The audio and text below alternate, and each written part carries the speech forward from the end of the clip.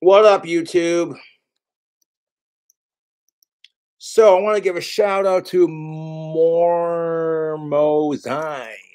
I was hanging out with him on Crystal's stream last night. He paid me some money to do a video review. Oh, what's this? Oh, you better not be late for your own stream and show up with a drink, Cobra, you fucker. Shout out to Jerry Blake, who said if you can finish this entire bottle of Fletchman's and mix it, drink it all on stream, I'll give you $100. And I'm like, okay. Let's see if he's legit. Because I'm a man of my word. He said you have to open it on stream and drink the entire thing. So this I can do. This isn't going to kill me. Trust me. This, I got the liver of a fucking rock star. This isn't going to kill me. So cheers to Jerry Blake. It's after 5 o'clock. Listen to it.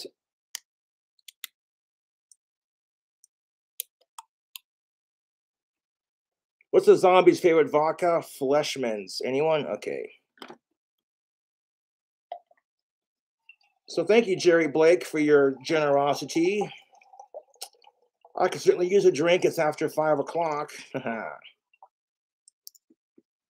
So we'll be drinking Mountain Dew and Fleshman's vodka. We'll call it a green zombie. How's that sound?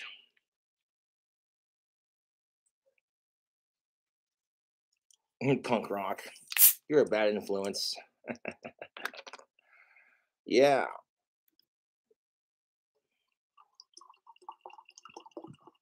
I got the red one painted. I did send the tip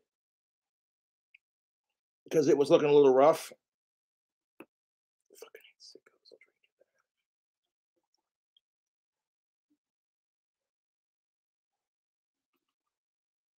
Oh.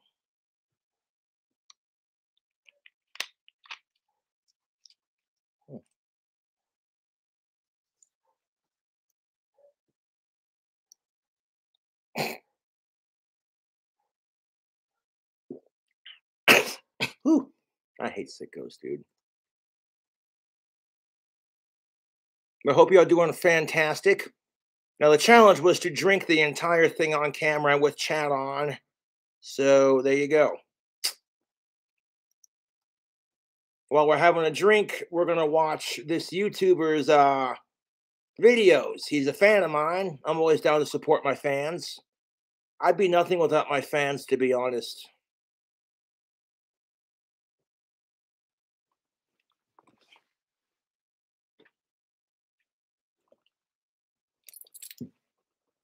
We got to put on the Aussie shades, man. Fuck it.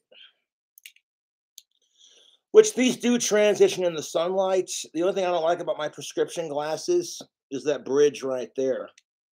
These are the closest thing they had to Aussie shades when I got them at Walmart, mind you. If I had a pair like this that were green, like lightly tinted green, and then got super dark green in the sunlight, that had my prescription, I'd be set. So, how to make money with art cards? I would suggest Etsy, my friend. That's what I'm doing with mine. Turn your low energy into big fitness energy in 2023. Join Planet Fitness for $1 down, $10 a month. Oof, Lindsay Lohan in that Planet Fitness commercial be like, bam! Hello, friend Mormo here, the horror host who loves to learn and be sure to check out my buddy's YouTube channel and subscribe to it. He's a fan of my videos. It help him out, you know what I'm saying? It's the Autistic Aussie. Check out that tactical soap. Coupon code KingCobra. Get yourself some of that deodorant, their body butter, their God of War beard oil, and their amazing soap and cologne. Bitchin'. to earn money online, and today we're looking at how to make money with art cards, and this is something I'm really interested in. Now, before I start painting my wands, I inspect them with each stage. You know what I'm saying? That's just how I do. It's all about quality check. Ooh, that's got some burn to it. Ooh. So I'll do my best to drink this entire thing on stream for Jake. Or for Jerry Blake, I mean. I used to collect art cards when I was young. My first drug dealer was really into art cards. Yeah, I could tell you're from that generation. And I remember me and my friends would get high and look at all of the art cards and stuff. And High on what, good sir? Acid or shrooms? I like acid, but I haven't done it in a long time. You gotta give your brain a break from doing hardcore psychedelics like that. Otherwise, you could totally fucking fry yourself. Pro tip, you don't want to do that. one year I went to San Diego Comic You know, if you're Con. gonna do acid or like magical mushrooms, you want to be in the happiest of moods. No depression, no anger, no stress, none of that. Otherwise, your trip's gonna suck balls, dude. And got a bunch of pro And when you start tripping balls, remember that's you're tripping and that the shit you're seeing is not real. cards and stuff like that, and then traded them to this guy. And they're really fun, and art cards are awesome. Let's just watch the video. Today, I want to talk with you about eBay for a minute. You know, good old eBay has been around since 1995 and is still going strong as ever. Every platform has hidden markets on them. If you Yeah, eBay's been around for a long time, but I use Etsy for my wands, so I'm sure you could use Etsy to sell art cards too, man. study them close enough, you can find those markets. On eBay, there's a market that has been going strong for years and shows no sign of letting up. It's all about these little 2.5 inch by 3.5 inch trading cards. I'm not talking about baseball cards either. I'm talking about something called ACEO cards. This stands for art cards. Now, before YouTube gets pissy with me, this drink combo is for 21 and up. And originals, and these Fuck sickos and fuck underage drinking. cards are small original works of art that are released as either one-off pieces or editions. They must be 2.5 by 3.5 inches. This standard size is widely recognized by collectors. Any size larger or smaller would not qualify as an ACEO. But if you go to eBay, go to advanced. I dig it, dude. Art cards are pretty sweet. Even if it's not Christmas or like your birthday, you know, just a little, you know what I'm saying? Search check sold listings, and you My birthday's not till March. I'll be 32 on March 26th. search for ACEO cards. You will find that multiple cards are being sold every single day. Not only that, you will find wild price variations. You will find these ACEO cards selling from anywhere between 99 cents all the way to a few $100s in some rare cases. There's truly no rhyme or reason to it. What we have is a market full of artists, and some of them just do not know the value of their own art, so they list it very low. A good average price for these cards is between $5 and $15. However, you'll find tons of great looking cards for between $1 and $3.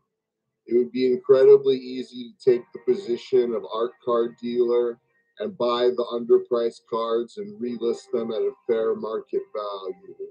Simple arbitrage. The beauty of it is you wouldn't even need shipping supplies. The cards would come to you when you purchased them, and you could resend them out to the new buyer in the same packaging when you sold them. This is minimal effort, minimal investment, and maximum return on investment. Are there other markets like this one? Of course. But this one is such a solid, hot little market. It's just unique right now. Very easy money, in my opinion. Of all these side hustles and quick cash strategies that I have talked about with you today, I saved this one for last because it was the one that seemed the most fun to me. Everybody. Well, life is full of get rich quick schemes, you know, but you got to be willing to put in the work. A lot of people are super jealous of my wand business. And keep in mind, I've been making wands since junior high and studied in the occult for that long too. I'm like almost 32, and I've been practicing magic since I was like 12 or 13. Different. I wonder which of these side You know, the kind of shit that Black Sabbath would fuck with. hustles and quick cash methods resonated the most with you. Which do you think you might try? Be sure and comment back and let me know. Okay, so there you go, friend. You can buy the art cards and buy the undervalued ones, hold on to them for a while, or immediately. Oh yeah, if the art cards are like made by an undiscovered artist, and then that fucking artist becomes famous, one of those, oh, you got one of the pieces before they were famous kind of thing, you know. That's the thing of it, man. That's just how it is. Like, if I become super famous as a musician to the point where I'm doing world tours and shit, all these deathbed tapes that I've been making are going to become collectibles. Upload them at a higher price, and it's simple. Which I'd love to do tours and perform for people. I think that'd be just a blast. Going up on stage, blasting some fucking weed. Like, all right, you fuckers. Arbitrage, and this could be a real. Like, that'd be fucking just amazing to be able to do stand-up comedy and like mix it with you know, the whole rock star thing. That'd be fucking a blast, dude. Oh. Fun little side hustle, and they'd be easy to ship, and you can just do it all on eBay. eBay is the first place I made money online back in the 90s. I worked in a thrift. I'd spend my downtime making magic wands and just hanging out in my dream house, and then like I'd go on tour and I'd entertain my fans, dude. 110%. I'd be nowhere without my fans. Nowhere. I wouldn't have that bitchin' lathe, you know? And I'd buy stuff at a discount and then list it on eBay. And back then that was before PayPal, so. Oh, eBay? Yeah, that was before PayPal, Cash App, Etsy, etc. I would get checks in the mail, and I would just have a stack of checks every week that would supplement my income and stuff. And Hey, as a starving artist, I totally get it. it was really good while it lasted. When I owned a bookstore, I used to make side money on eBay selling paperback books, and I just started having problems with the post office, so I had to stop doing it. But eBay is definitely a good way to make money, and flipping art cards would be really fun. Like, how fun would it be to be an art dealer and have an art business and everything? I'm also interested. Honestly, sickos depress me more than my trolls do, you know? A side note, I know it's completely off fucking topic, but that's what the alcohol's telling me. The kids should be kept safe, and anyone who tries anything disgusting should have their dick chopped off, in my opinion. I'll say it again, man. Kids are more precious than rock and roll. That's the future generation. And I have friends who have been through some shit as kids, and I see how it messes them up as adults, and it's a fucking plague, dude. The fact that there are people out there trying to make it into a sexuality is just so fucking disgusting. There are people out there trying to normalize sicko shit, and to me, that's more depressing than my YouTube trolls. Creating art cards and being artistic and making my own art cards and selling them and flipping them and stuff. I think that would be really fun too if I could figure out how to make the art Sing some cards. Aussie. I don't I'd want to get really copyright enjoy struck, that man. too.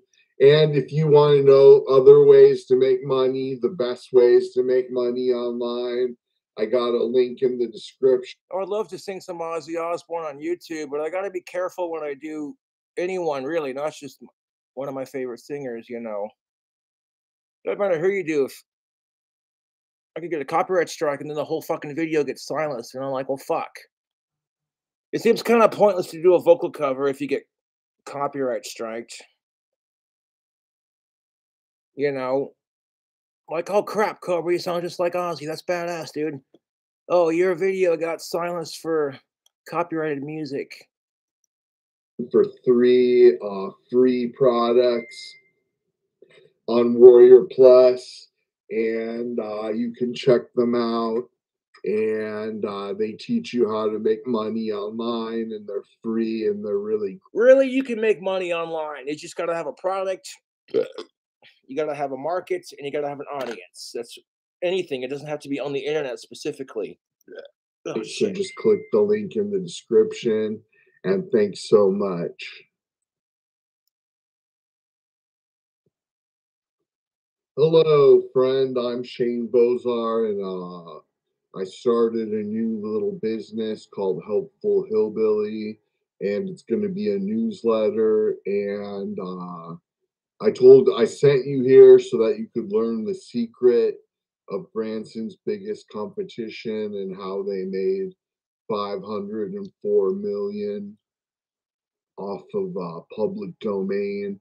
And the secret is, or off of a free resource that's available to everybody. And the secret is Disney made $504 million off of the movie Aladdin.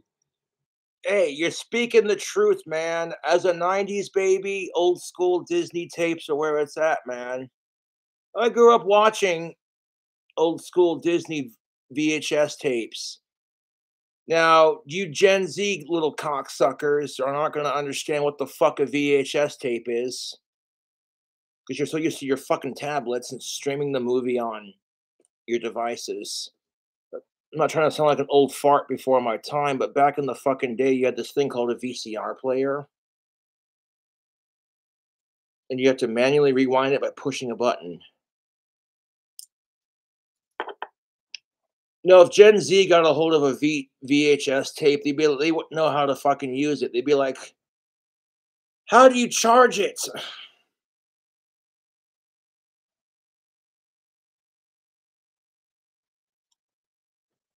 And Aladdin was one of my favorite Disney movies growing up, next to Alice in Wonderland. No surprise here, but my favorite character in Aladdin, of course, was Jafar, that Cobra staff be pimpin'. You know, the voice actor who played Jafar passed away. So did Gilbert Gottfried, who played the voice of Iago. And it's really kind of sad, you know, because it's like pieces of your childhood are just slowly fucking fading away into time.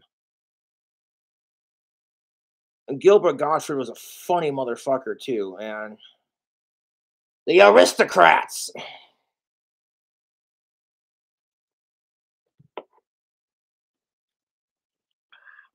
One of the reasons why I don't talk shit on Jewish people is because a couple of my favorite celebrities are fucking Jewish. You know what I'm saying? Bernie Sanders, Gene Simmons, Gilbert Gottfried, Bob Saget, Larry King. You know, they call me Dr. Love.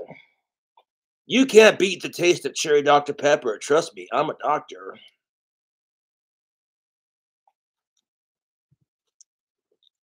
You cannot tell me that the fucking cherry Dr. Pepper commercial featuring Kiss wasn't fucking epic, dude. Yeah. So yeah, check out that dude that we're watching here. He's a pretty cool dude. I'm always happy to support my fans, 100%, dude. I'll give this video a like too. Give you your first like. This dude doesn't have a whole lot of subscribers by the looks of it. Oh wait, maybe I have a hard time seeing any of these because they're not prescription. Hold up. Okay, yeah, you got about 4,000 200 some odd subscribers. So yeah, not as many as I do. And you know what? This is what YouTube's all about. It's a community. As far as I'm concerned, YouTube's a fucking community, dude. We should be here to support each other as fellow content creators. It's not about who's got more subscribers or what have you. It's about supporting each other and keeping this platform alive, man. Woo! That vodka got a little bite to it. But yeah, this is where I'm at with it. I will, in fact, drink this entire thing on stream. Now, Mr. Jerry Blake said, if you drink this entire thing on stream, I will give you $100. I'm like, challenge accepted, friend. You send the liquor and I'll make it quicker. Yeah. I had kind of a stressful day today. I was trying to get some shit set up on the internet, and internet on my phone's being stupid, so it's like, whatever. Then my account was in the negative almost 400 fucking dollars, but I got it down to about 300, so that's good. So believe me, that $100 I get from Mr. Blake is gonna come in handy. I'm done. Like, if I can't afford DoorDash, I don't care who it's for, then I'm not gonna order it. I'm tired of my fucking account being in the fucking negative. It's a shitty feeling when you're broke all the time, dude. You know?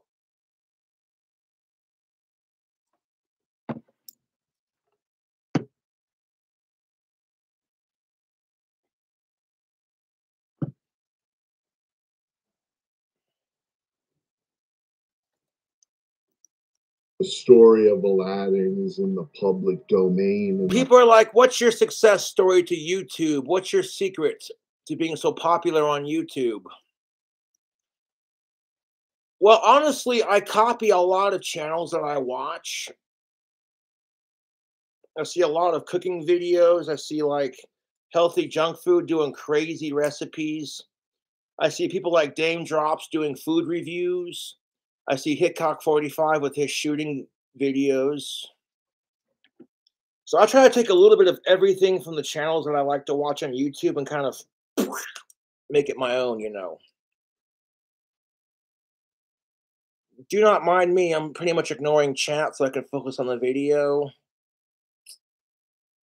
It's not e-begging when you're offering a business exchange. You call me an e-beggar, it shows that you're fucking jealous, to be honest.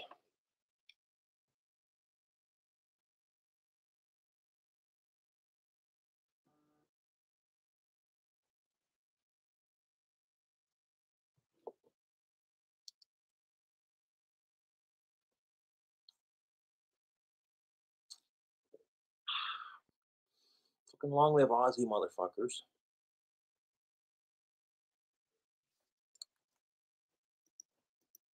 that anybody can use the story and the But character. here's the thing of it, YouTube.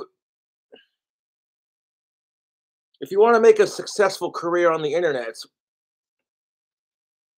I've got almost 50,000 subscribers on the internet. You have to work at it, man. My biggest challenge becoming a famous YouTuber is that my content is not very family friendly. I bitch about sickos. I fucking slam alcohol. I bitch about our society. I bitch about women and men treating each other like shit.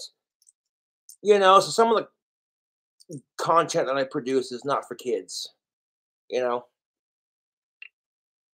And that's a tough market to get into. You know, if you make more kid-friendly videos, you tend to get more views.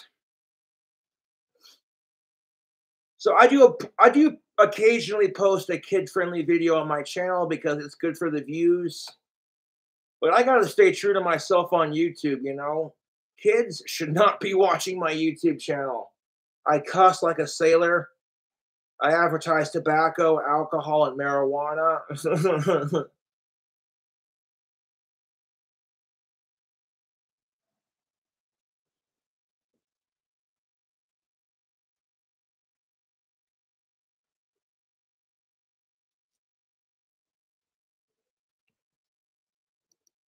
speaker however they want. It's this really cool thing called the public domain. And I made a full feature-length video about public domain. He had And this other video that talks about how to make money making punk rock. And yeah, man, you just got to find the website to list your music. There are plenty of, back in like Ozzy Osbourne and Black Sabbath's day, if you wanted to like get discovered, you had to go out and play gigs, go to bars, have people throwing cigarettes and beer bottles at you, like, yeah. These days, it's a piece of piss. All you gotta do is set up a Bandcamp, or SoundCloud or freaking TuneCore account or whatever, and you make your music, you convert it into an MP3. So I like GarageBand. It's very convenient. However, sometimes when I'm recording music, the sound when I'm recording it cuts in and out, and it's a pain in the ass for deathbed tapes to edit. However, one of my fans who came to visit me, unironically, gave me a microphone setup. So my next album, I'm going to try recording it with this microphone, see? Shout out to Cousin Matt. That's what's up. Well, somebody had sent me a DoorDash order a couple weeks back, and the dude who brought it was DoorDashing from state to state kind of thing, and he took one look at me and he was like, "Holy shit, you're KingCobraJFS." And I'm like, "Yeah, what's up, dude?" Like, "Dude, I love your videos." Thanks, man. I'm still getting used to that. I'm not going to lie. At 50,000 subscribers, I have such a huge impact on the world, and I fucking love it. Oh, God damn it. It smells like rubbing alcohol. I fuck with Fleshmans. I don't care if it's Potters or Fleshmans. It's cheap, and it gets you, you know what I'm saying? 1 second.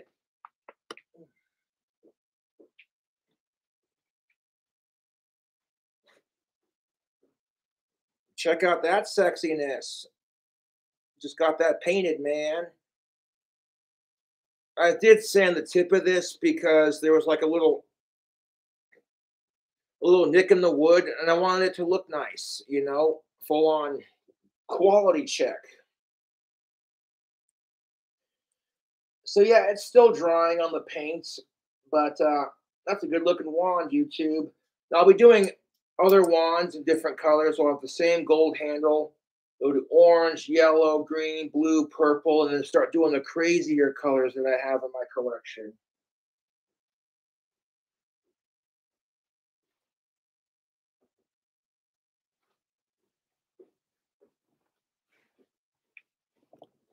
So if you want to get into like the music industry, you're not going to get discovered right away unless you're really fucking good. You got to put effort into it, dude. I mean, yeah, I don't know. It depends on who you talk to because there's so many SoundCloud musicians out there. And music is constantly growing and expanding into like unique sounds. The majority of the music you hear on deathbed tapes is classified as experimental noise. People are going, "Okay, Cobra, what influences your sound?" Danny Filth, Cradle of Filth, and Ozzy Osbourne, and like Hammerfall, taking the genres of music that I personally love to listen to and combining it into my own unique sound. If I had to like label my sound, it's satanic goth power metal, black metal mix. But that's just a mouthful to say. So of course, people just prefer to call it avant-garde metal because that just sounds more sophisticated and and fucking wider variety of it. I could currently say that we have generations of British music that just kicks ass. It starts off with the Beatles, and then we got Black Sabbath, and then we got Cradle of Filth. You see what I'm saying? Those are like fucking decades of just, you know what I'm saying? Awesome British music.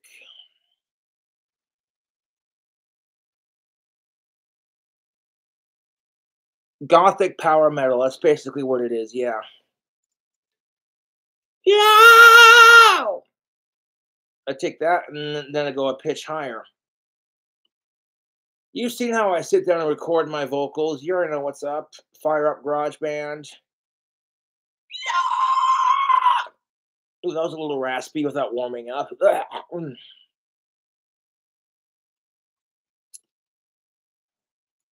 In my current albums because it's in a class of its own. I don't necessarily worship Satan so much as I idolize him. There's a difference. Me and Satan are, you know what I'm saying? And Satan's not really a bad guy. He's just misunderstood, you know. There are plenty of fucking assholes who ruin it for Jesus, so you can't let the fucking assholes ruin it for Satanism.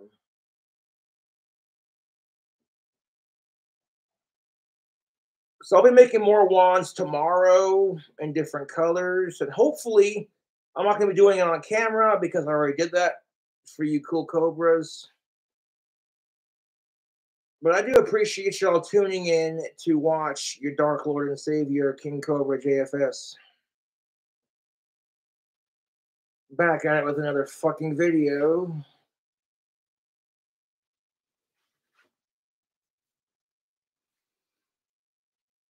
That's kind of funny how things happen because when I was a kid, I discovered Cradle of Filth while looking up ghost videos on Google Video. Her Ghost in the Fog came up. I gave it a listen, and I like the goth aesthetics of it, you know, and I became a fan ever since. And Danny Filth was like one of his idols is Ozzy Osbourne, so I'm like, okay. At the time, I never, I heard of him, but never really. And then I got into Ozzy, and I was like, dude, yeah. So like, I'm saying, so yeah. Now I'm like one of Ozzy's biggest fans, next to Danny Filth. And Ozzy's a huge fan of the Beatles, dude. And I'm like, okay, you know what? If Ozzy Osbourne likes the Beatles, I'll give him a chance. And now I like the Beatles because of Ozzy Osbourne, to be honest. My two favorite songs from the Beatles are Here Comes the Sun and Don't Let Me Down. I'm in love for the first time. Don't you know it's gonna last? Don't let me down. Hey, Jude.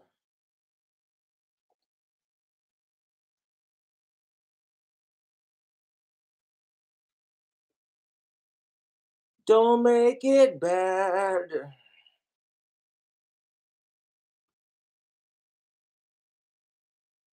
I got that creepy, serious face, so when I put on the goth makeup, it just works.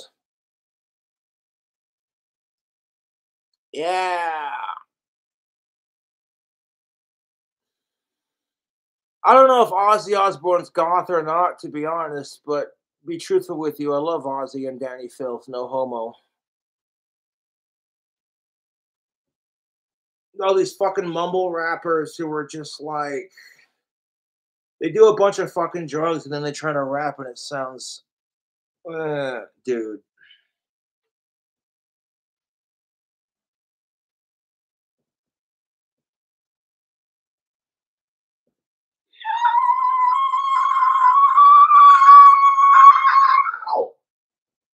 Okay, that wasn't as bad, but I could hear the hints of raspiness in it.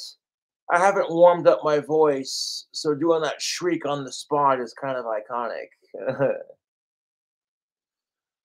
Honestly, when I was a kid and I got into Cradle of Filth, I was born in 1991, so like the same year Cradle of Filth was established. I wanted to be able to shriek like Danny Filth. That was my goal when I was younger. And I watched a bunch of how-to tutorial videos on how to throat sing and, and I'd work on it. You know what I'm saying? And I would spend hours in my parents' basement jamming Cradle of Filth and singing along to the songs and trying to like find that sweet spot. I remember the day when I belted out a pretty decent Danny Phil shriek for the first time. I was spurging out hard. I was like, yeah. I saw Danny Filth gave me another shout out. I thought that was pretty fucking sweet. I was like, yeah. I can guarantee you that both of my idols have definitely heard of me. Oh.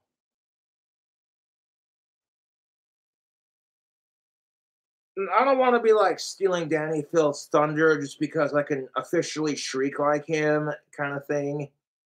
And I'm not really, because not a whole lot of people can do that.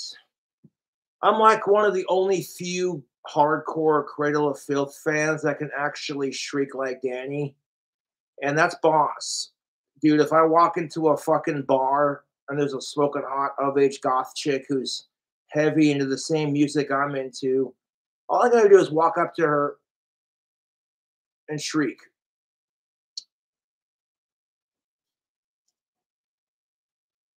Oh, dude, my fucking parents hated listening to Cradle, me listening to Cradle, dude.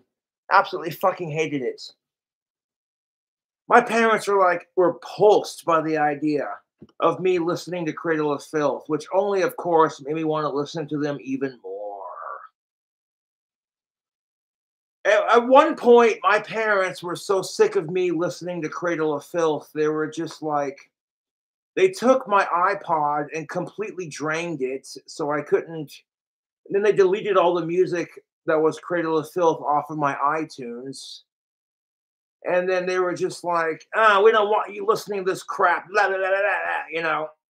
But me, being the sneaky little bastard that I am, I took all the Cradle of Filth I had downloaded at the time and I burnt them onto CD-ROMs and labeled it COF1, COF2, etc. So even after my parents deleted the Cradle of Filth from my goddamn iPod when I was under age of 18, I get that. Cradle of Filth is a bit controversial, so I get why my parents at the time were a little skeptical about it. But needless to say, I put the music back onto my fucking iPod and then labeled it something different so that way I could still listen to my Cradle of Filth and fucking. Then my parents were none the wiser.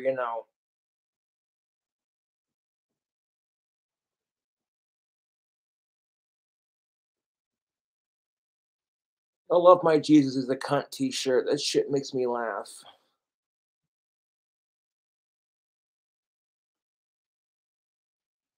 Danny Filth's like 48 and Ozzy Osbourne's like 74 and they're still kicking. I love it, dude. Fucking love it.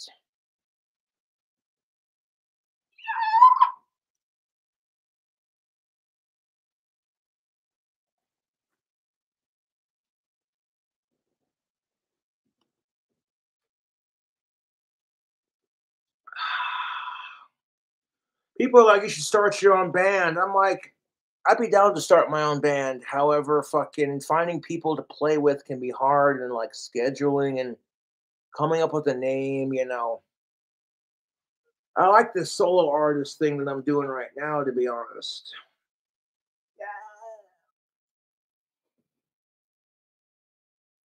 Appreciate you all tuning in to watch the stream.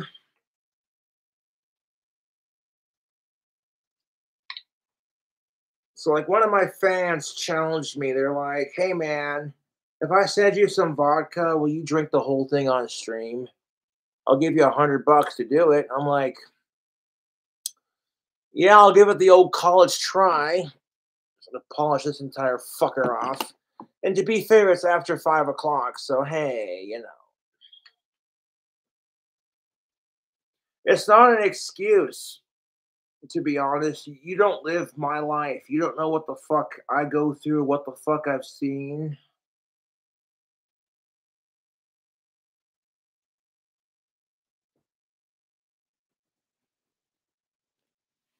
Dude, if I got to collab with Danny Filth and Ozzy Osbourne on a fucking bitching ass track, that would just complete my life, to be honest.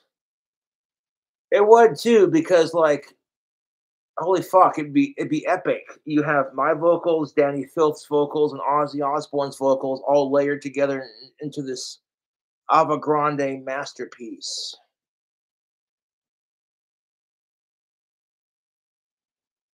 The thing I love about Ozzy Osbourne, to be honest, is he's extremely humble. You can see it too. You know, when he's talking about all the guitarists he hired for Patient Number 9, he immediately said, I didn't think they'd fucking want to work with my ass. And then, you know, and that's just the way to be. Like, both Danny Filth and Ozzy Osbourne are very humble about their rock stardom kind of thing. And that's something I admire about them more than anything, is because nobody likes a cocky asshole. You know, if it makes you cocky for the right reasons, that's one thing. But just going up like, yeah, you know.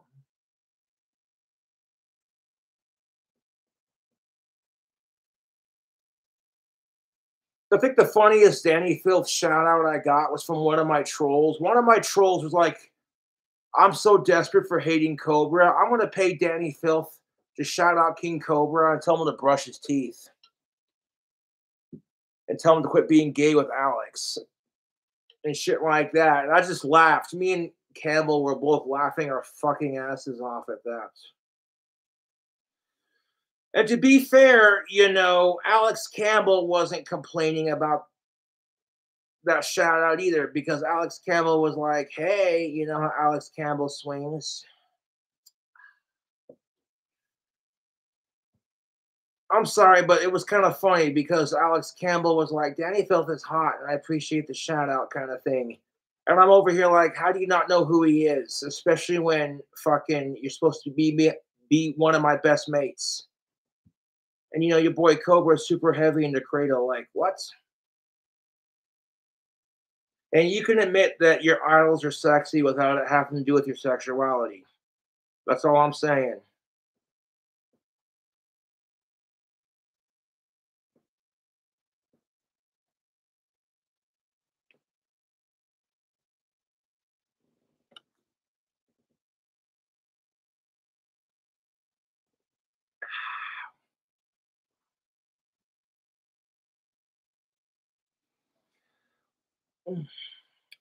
I've seen Ozzy Osbourne twice in concert, and I can't wait to see him perform again. It's going to be awesome. You know, and if I could see Cradle of Filth perform in concerts, that would be just a fucking treat, in my opinion. Last time I saw Ozzy Osbourne perform in concert, it was in Denver, Colorado at the Pepsi Center. This was the last show Ozzy did before he got a staph infection in his thumb, mind you. And like 4 years after that, it was just living hell. And watching him go through it, it made me sad, dude. It made me worry about him. But he pulled through because he's Iron Man. And here's the thing of it. This fucking new trend on TikTok where you tell people that celebrities they like have died is fucking disgusting. Like, you know what I'm saying? Like, okay, if you're like, okay, let's just say you're a Justin Bieber fan, whatever. You know, who cares? Okay, you walk up to somebody who really likes that. Keep it PC here. I don't particularly care for that person because Justin Bieber spits on his fans, and to me, that his music sucks. On top of it, I'm just like, oh, dude. I would never spit on my fans, even if they asked me to do it. I'm like, you don't spit on somebody. That's just rude. But could you imagine, you know, and that's what people are doing. They're going up to people and being like, hey, your favorite celebrity died, and filming it just for a reaction for TikTok. And I'm like, people are so fucking desperate for clout. It's fucking disgusting.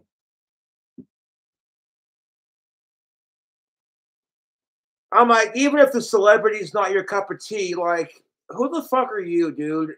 You know, I'm a pretty mild celebrity. I'm starting to get recognized by a lot of people. And it's awesome, dude. I love doing what I do on YouTube. However, People are just, you know, the more famous you become, the more haters you're gonna have. What helped me get over my obsession with hating Justin Bieber, to be honest, was becoming a celebrity myself, albeit mild, and dealing with a small taste of it. And I'm like, yeah, what's the point? You know, and at some point I matured and grew the fuck up, and I was like, oh,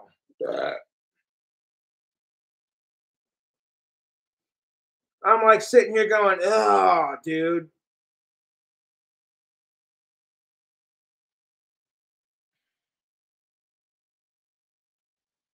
what the fuck's a Bieber?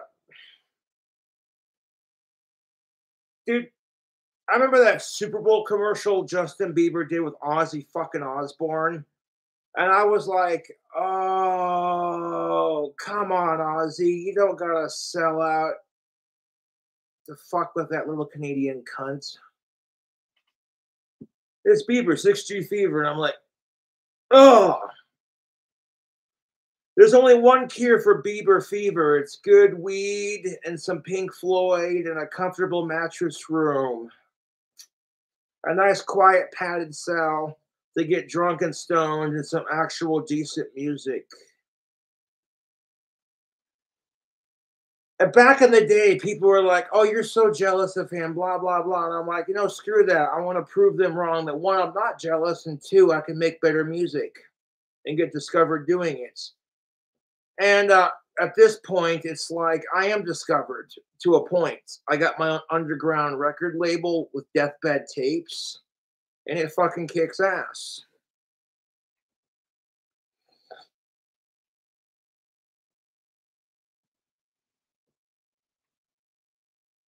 And I'm like, here's the thing of it.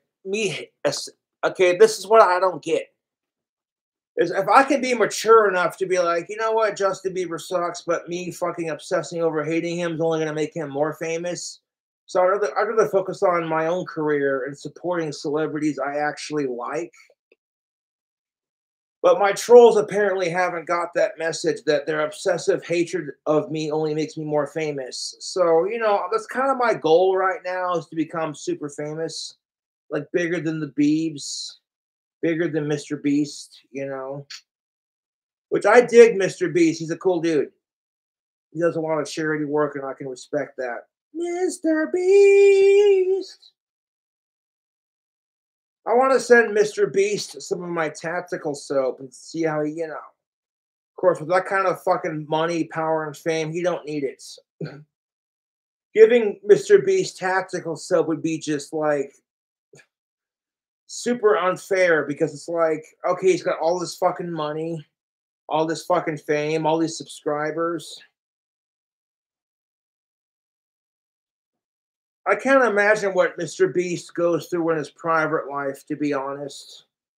It's not about kissing his ass, it's about respecting him as a fellow YouTuber. Because we've all done that. We've all been through you get a small amount of fame and you're gonna have haters, dude.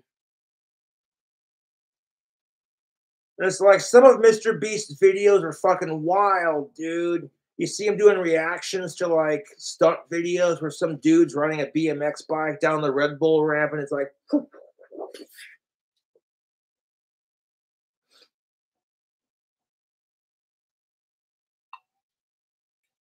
what the fuck's a Bieber?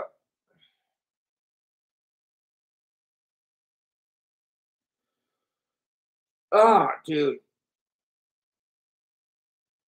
I mean, Canada has some pretty sweet Canadians, like you know Jim Carrey. They're about to catch a bad apple every now and then.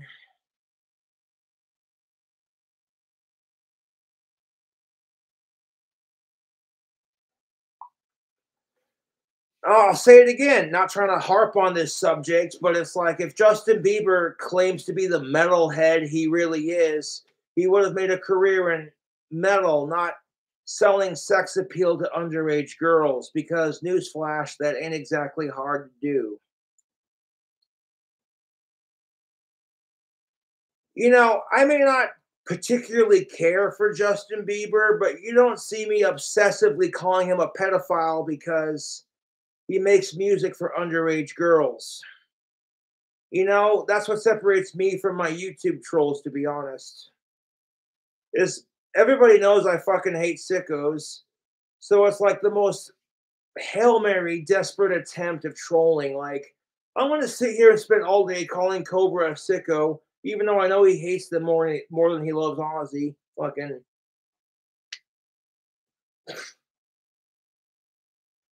at some point it's like, hey man, I'm getting free alcohol from my fucking fans. I get the generous occasional donation. My fans are sending me cool things like that wood lathe and the shop vacuum to vacuum it up, you know, kind of thing.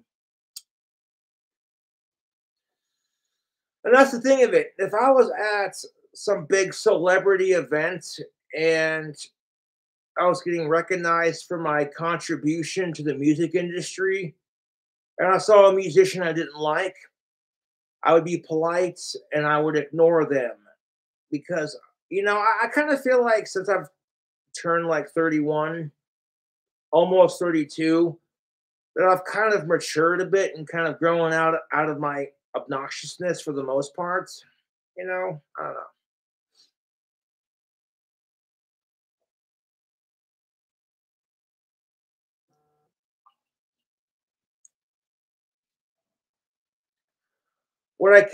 Would I give a shit if Justin Bieber wore tactical soap? Honestly, no, because you're supporting my favorite soap. So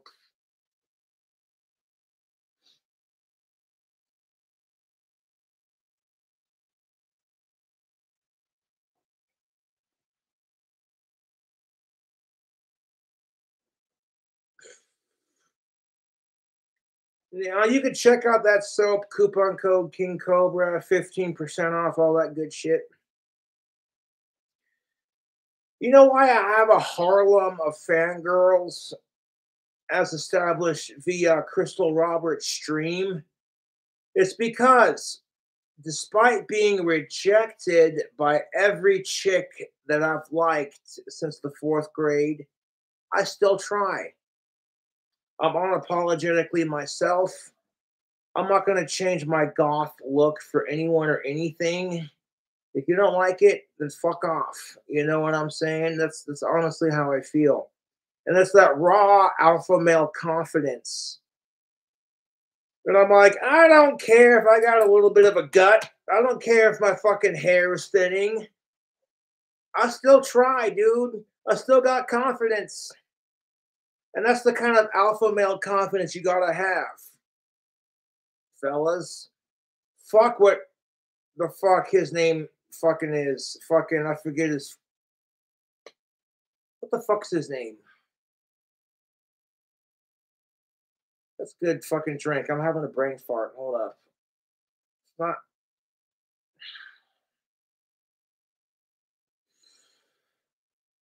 He just got arrested for sex trafficking. He's a fucking sexist male pig. Fucking. Isaac Butterfield did a fucking video on it. I'm trying to fucking. It's not. Andrew Tate. There we go. Took me a minute. I call him Andrew Taint because he's a fucking asshole. I'm like, dude, are you so fucking like Andrew Tate has the most fragilest masculine, like the most fragilest masculinity. You're gonna let some little autistic chick fucking trigger you into making a video response?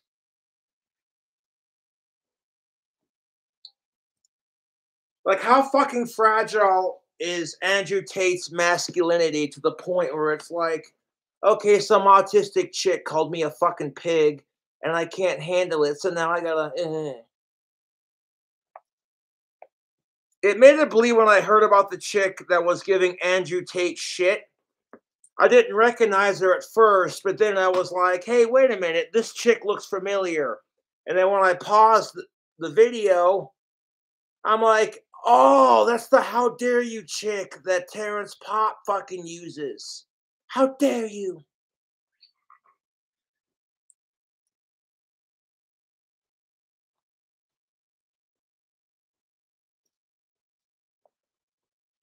You know, Andrew Tate, honestly, in my opinion, spreads a very toxic male message.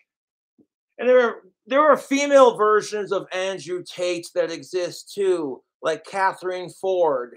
And it's just honestly, it's a cycle of women and men just hating each other.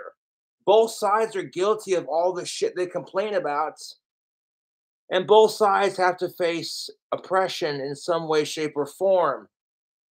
Instead of using that to unite us as people and be like, power to the people, gender and racial equality and that kind of thing, it's nope, your side does this. Well, your side does that. Well, your side's privileged. Well, your side, shut the fuck up.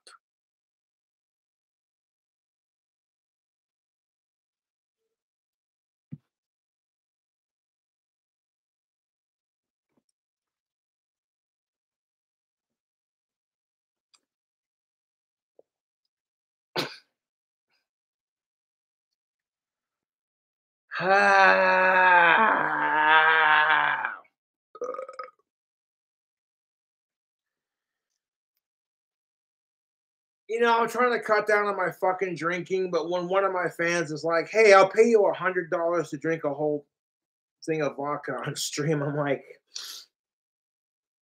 "Well, I kind of need the money, so yeah, okay, why not?" And he said, "Hey, how big do you want the bottle?" I said, "Nothing too severe because I don't want to get stupid. This bottle is plenty, YouTube. If I drink this entire thing in one sitting, I'm going to be feeling, you know what I'm saying? It's just a little schnockered. Cutting down on your drinking tends to do that to you. Your tolerance goes down just a wee bit.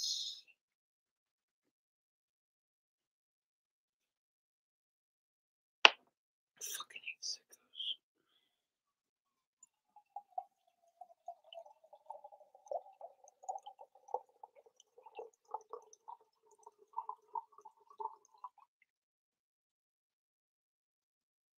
There it is. A little bit more. Beep. Okay. So I could probably have this fucking bottle polished off in like maybe 4 to 5 drinks. Ah. Oh, that's the stuff. There's the warm, relaxing, giggly feeling of alcohol coursing through your veins. It's after 5 o'clock, so sue me.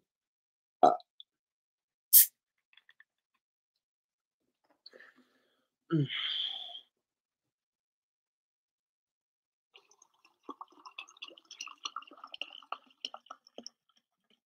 Drink combos! Which a drink combo is basically slang for a combination or a mixture or a mixed drink. It's just a different way of saying the same thing, like mixed drink kind of thing, you know. Remember that Danny Phil shout out? He was like, drink combos, right. I was busy entertaining my family for the New Year's and I'm a bit hungover at the moment. You know what's really great for fucking hangovers? Cannabis. Sprite soda pop or another shot. I found that those tend to work the best. In my experience with heavy drinking, what works best for a hangover is Sprite soda pop and or cannabis. I was watching a video with Noah Galutin from Tasted, and he was like, "Hey, you got a hangover? Drink some Sprite soda, some Sprite fizzy water, and it'll help with the hangover." And back when I was still working at Wendy's, I drank off the clock, but when I came to work the next day, I was like, "Oh, my head." And because Wendy's offered their employees free soda pop, I was like, "Yo, let me try this out for a second."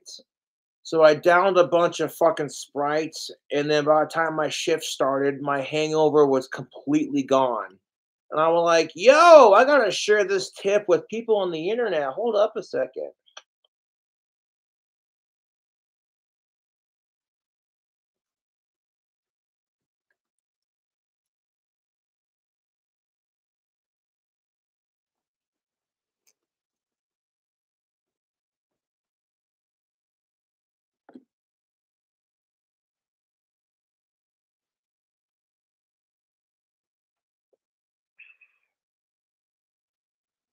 Oh, my teeth are disgusting.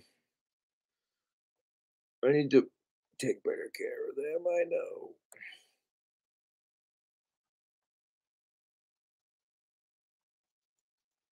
No, I love wearing my Aussie shades even if I can't barely see out of them. Like, I can see enough to, hey, GMT, thank you for plugging my PayPal, I appreciate it. When I do these streams, it's not about the money, it's about entertaining my fans.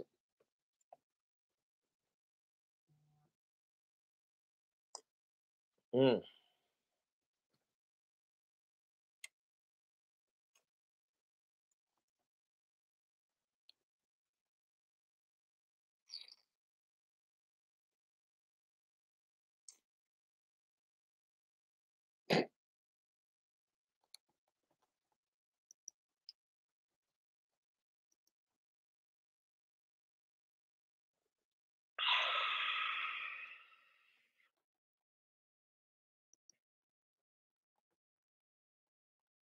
Oh, hey, one of my favorite harp players is live. Fucking seriously cute Asian chick. I'm like, yo, Emily, how you doing? She's clearly taken, but I'm not gonna try anything. I'm just saying, harp is one of my favorite musical instruments. It's just something so majestic about a concert. Oh, fuck me. About a concert harp. If I had to pick my top three favorite musical instruments, it would be a carillon, an electric guitar, and a harp in that order. Church bell carillons are just don't even get me started. I'll spurg for hours. Huh, you know.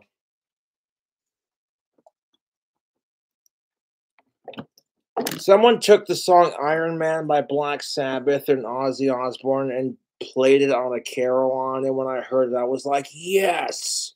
They couldn't do the string bend at the opening, so they had to like play the two bells at the end, you know. You know when you just like you either go up here on your stock and you're like boom.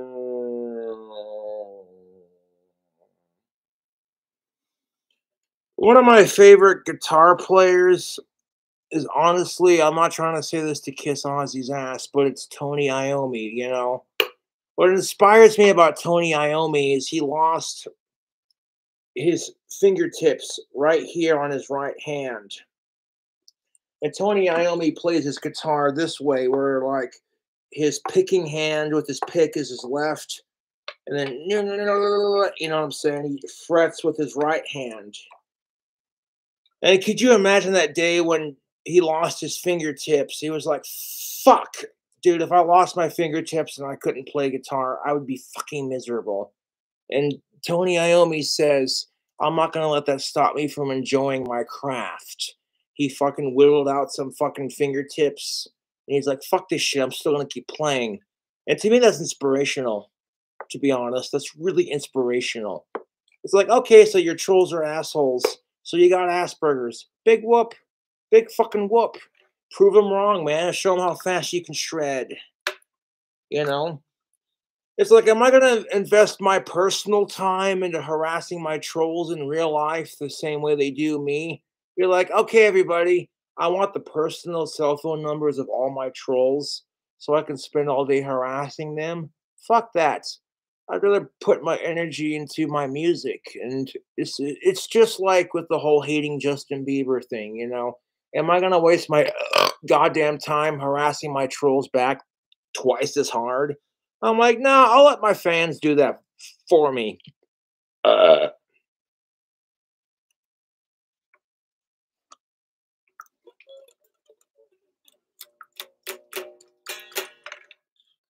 BC Rich guitars are always going to be a first love. Show that logo. Because when I was a kid, you know, getting into like Ozzy Osbourne and Cradle of Filth and all that sort of thing, I wanted to get an electric guitar. So one day I'm at my dad's job looking up guitars on the internet. And I stumbled across the BC Rich Bronze Warlock Series guitar from way back in the day that has like the skulls right here and like one or two pick. You know the one I'm talking about. And I had a paper route in Valley City, North Dakota for the Times Record. That's what's up. And I delivered papers. I would get a paycheck every month. It wasn't like 1 to 2 weeks. You know, that was my first job. And once I got the hang of it, dude, customers loved me. I went out of my way to help my elderly, I had customers who were senior citizens, and I didn't want them to have to bend over to pick up their paper. That's just, ugh, dude, you get to that age where you're just like, I don't want to bend over. Do I have to? Eh. And I'm the kind of guy that's just like, hey, man, if I can make it so you don't have to bend over to get your paper, sweet. And that little extra detail that I put into my job, people appreciated that. And I literally saved up all my paychecks until I got the guitar. I paid $177.77 plus $20 shipping and handling. And I remember when I smashed that guitar on my YouTube channel. God, I wish I wouldn't have done that. That was my first electric, dude. Fuck off. But I still have a small chunk of it laying around here somewhere, so there's that at least. Cobra, you're gonna turn on the fucking amplifier or quit teasing us.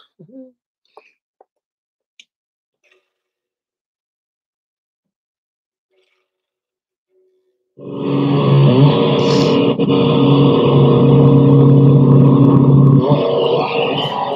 think that's loud enough for the video.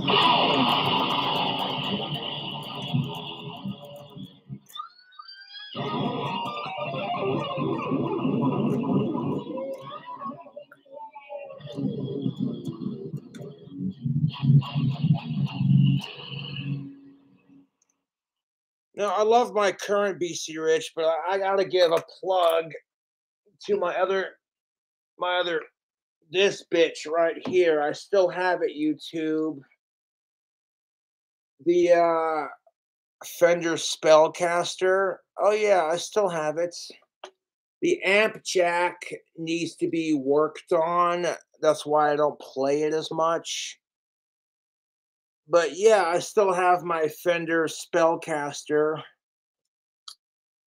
We got Cradle of Filth and Ozzy Osbourne right there on the guitar, plus like 3 stickers from some really hot of age goth chick. And on the back, it's got an Anxiety Wars sticker right there. And then this custom made whammy bar that I did myself with the skulls. You see that? You see that? Of course, if you've been following King Cobra for a hot minute, you already know this guitar very well. And the custom made whammy bar with the skulls and the chains. Oh, sorry, gorgeous.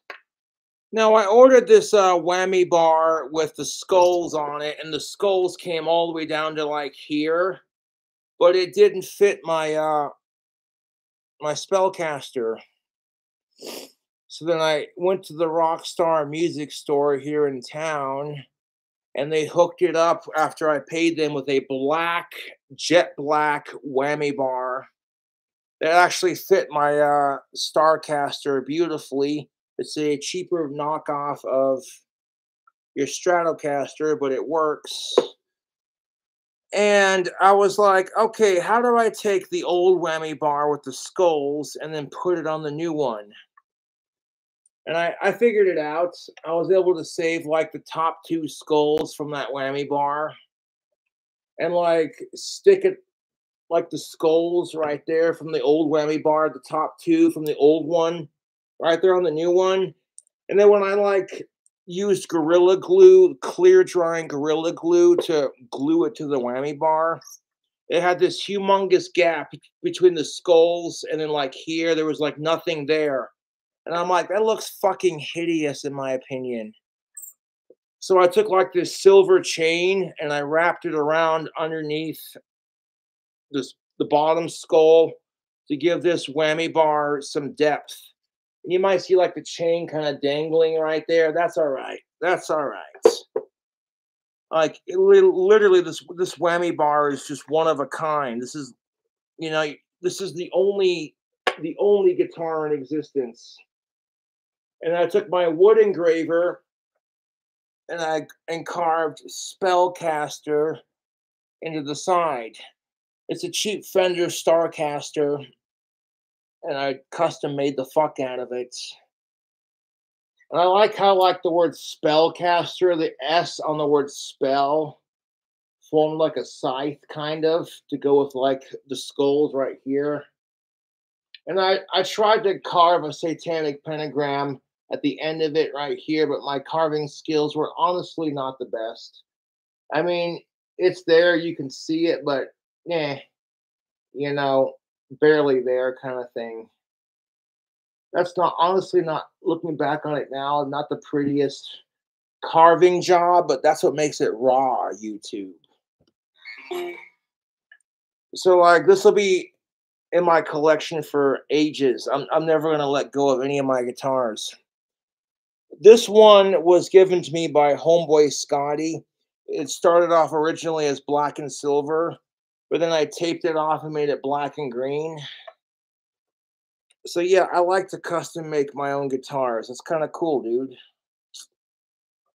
Check this out. It's this fucking Fender Spellcaster. Yeah, dude.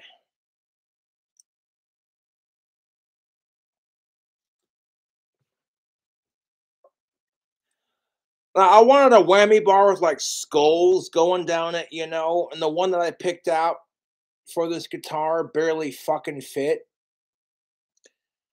It didn't fit at all, to be honest. So I took it to the Rockstar Music Store, and they were just like, "Well, here's this black one that fits like a glove."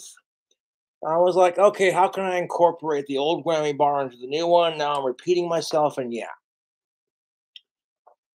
a little bit of Mod Podge that I use for my wands, and of course some clear drying Gorilla Glue. That was a fun little project. So I don't even care if like a small portion of that silver chain kind of dangles off the end here. It adds character to it, you know?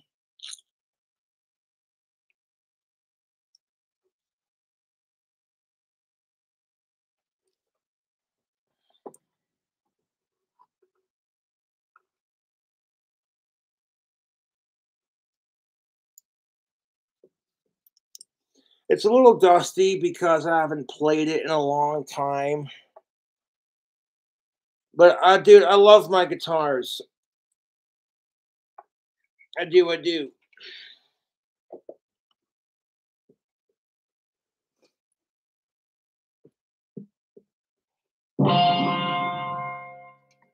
I have two more guitars. I have the Carver banjo and this Jack Daniels guitar, and then I have the acoustic that my grandparents gave me 1 year for a gift. So yeah, I got like 5 different string instruments. So I got my banjo, I got my Jack Daniels guitar with the whammy bar, got my Spellcaster, and then of course my acoustic.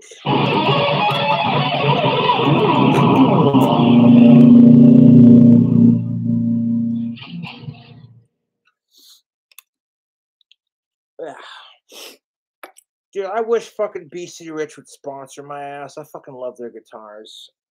If I could create my own BC Rich guitar, it would have this piece right here on the end, right here. It would be over and flipped parallel to this side. This piece would be right here. And then, like, as it kind of comes down and up, the downstroke right here would flail out into a BC Rich Draco. So you'd have like this piece right here mirrored over here like that. And then like the curve of the guitar comes up. And then right down as it goes down, like right here, it would fan out into a BC Rich Draco.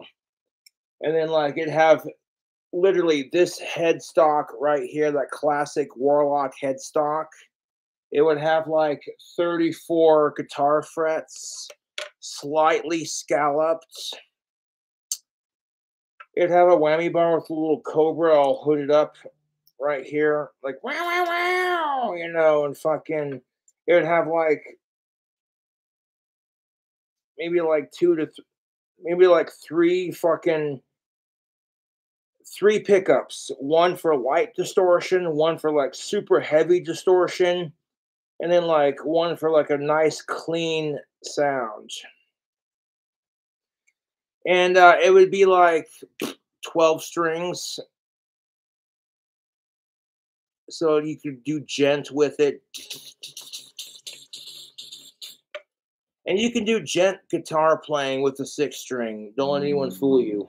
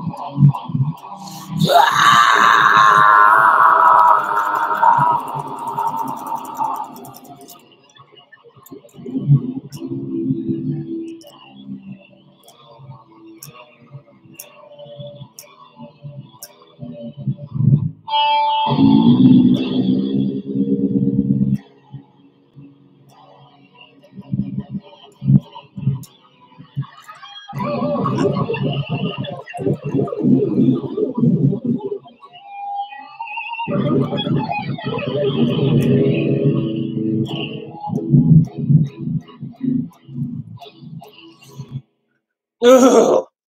You can't tell me though. The sound of a BC Rich Warlock Revenge series guitar plugged into a Fender Mustang amp with built-in effects. I have this amplifier for my guitar. It's a Fender Mustang amp with built-in effects. People are like, "What's your get up, dude?"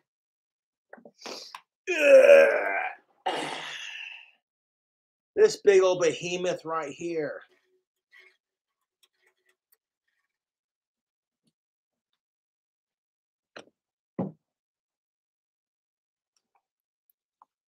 Now, what would I call my dream BC Rich? I would call it a BC Rich demon.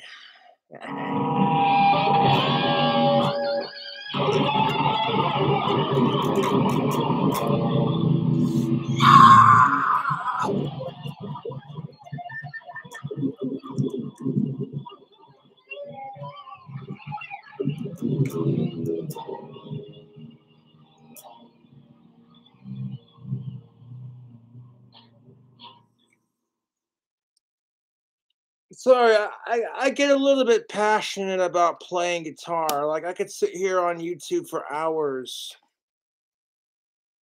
and shred guitar. I really could, you know.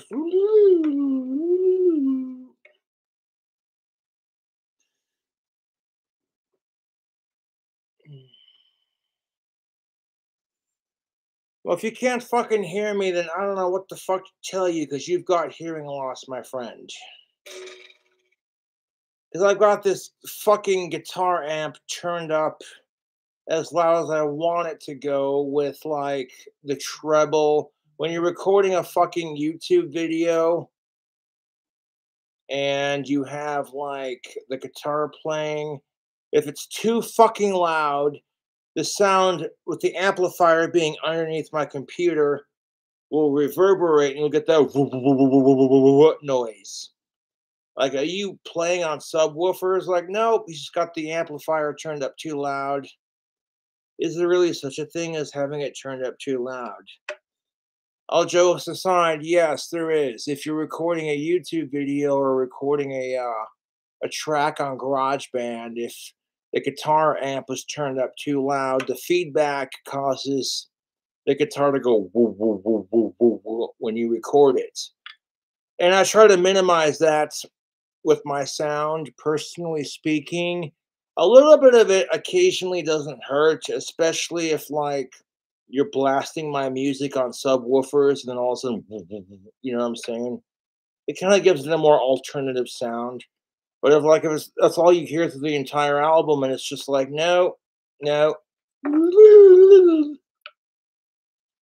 like 95% of At the Gates of Hell, the actual song is just me soloing and going fucking nuts on the guitar.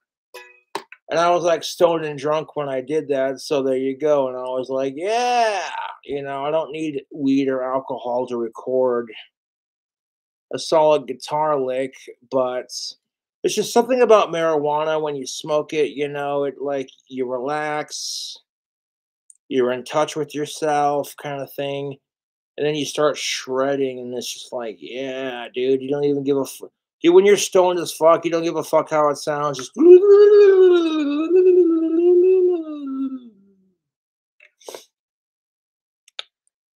one of my other favorite guitar players is Michelangelo Badio. I remember the first time I watched this fucking video of him from the 80s where he's just like, I want to give you the keys to the Lamborghini. He had this like double neck guitar where he's like,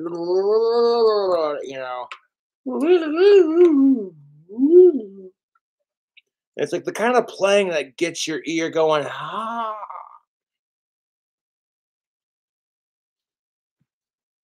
Now, here's the thing of it. Like, I'll take inspiration from all my favorite singers and my favorite guitar players and just kind of mold my own style with it. Would I call this a cheat pick? Not really. Realistically, this to me is the perfect guitar pick shape. That point on the end is extra defined. And literally, there's not a whole lot of bend to it. The guitar pick is thick enough where it has little to no bend. You see that? That's how much bend you want in your pick. Because if it's super bendy, we can like literally fold the pick in half. Now, if it's so stiff you can't even bend it with your finger, then you know what I'm saying? This right here to me is the perfect balance of guitar pick action. It has a little bit of bend, which will give you some like, when you go to like sweep pick and like shred and shit, a little bit of bend will give you that, like, people will use an extra bendy pick when they want to sweep lightning fast. However, if it bends so much that it doesn't grip the strings, then you have to be like really pushing it in there to make it happen, kind of thing. The nice thing about this guitar pick is that there's a little bit of bend, but immediately, see that? Boop. See that?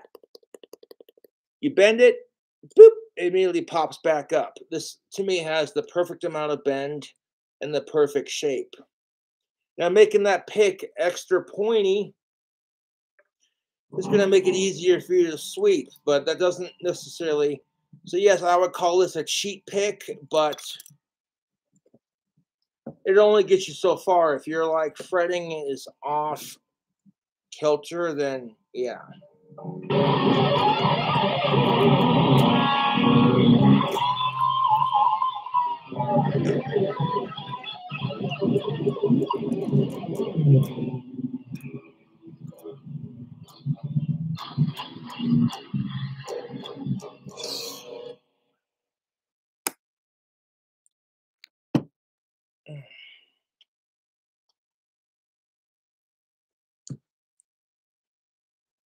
Now, when Jake... Oh, excuse me. Now, when Jake donated the bottle for the stream, he was like, no time limit, man. Just go on stream with your chat on. You can mix it if you want. I said, okay, man, cool. I haven't had a fucking drink all day, dude. Excuse me.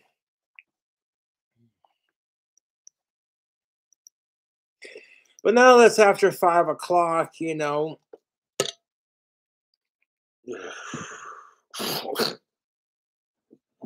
honestly have no idea how long it's going to take me to finish this, but I will do it. I'm not going to check PayPal or Cash App shout outs until towards the end of the video, because when I go live, it's not about the money I make, it's about entertaining my fans with the wacky drink combos and the sick guitar shreds.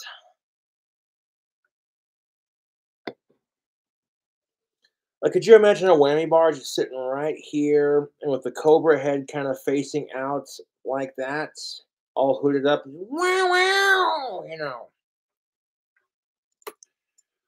There's a couple of female guitar players I'm subscribed to on YouTube, and I forget the name of this fucking. There's so many hot female guitar players on YouTube, but there's this one who's sponsored by the brand she loves most, and I'm like, that's kind of the goal, isn't it? You know, to get sponsored by BC Rich like Larry King, yeah.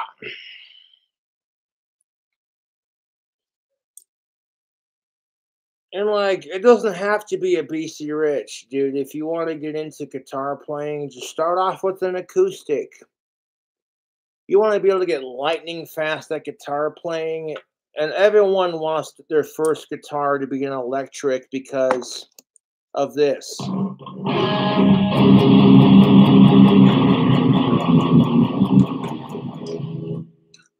Okay, they want the that classic dun, dun, dun, dun, dun, the distortion sound that's associated with metal and rock.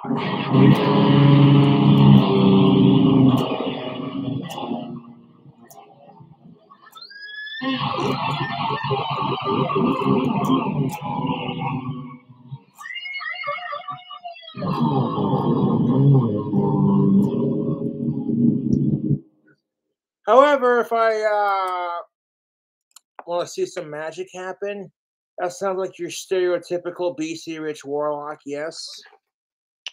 Watch what fucking happens.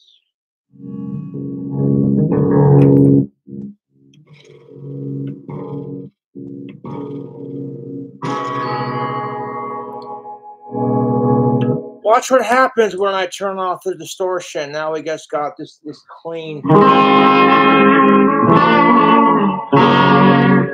Holy shit, that's loud.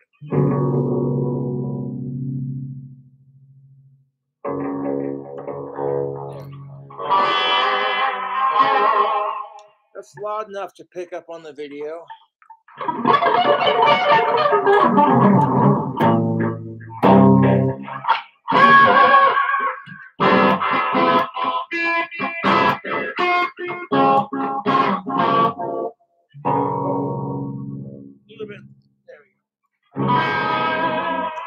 That's loud enough for the video. I don't want the fucking feedback from the amp to bounce off the video and all you hear is whoa, whoa, whoa, whoa, whoa.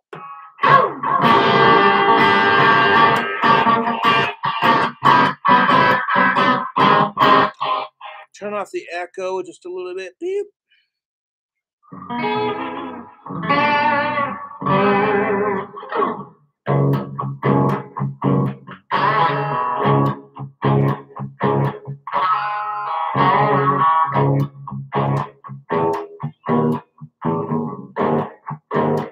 Oh, hold up. We're gonna do that. Fucking.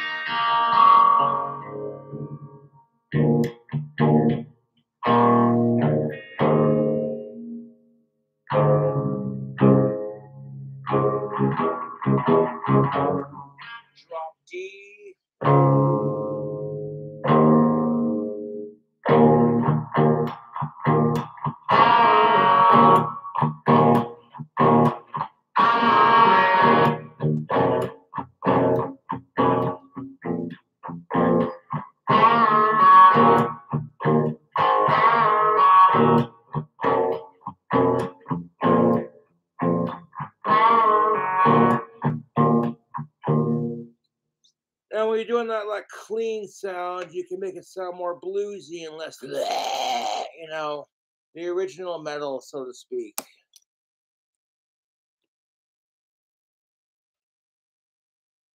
And like the fucking clean sound on the guitar versus that heavy distortion, it's got a completely different sound, dude.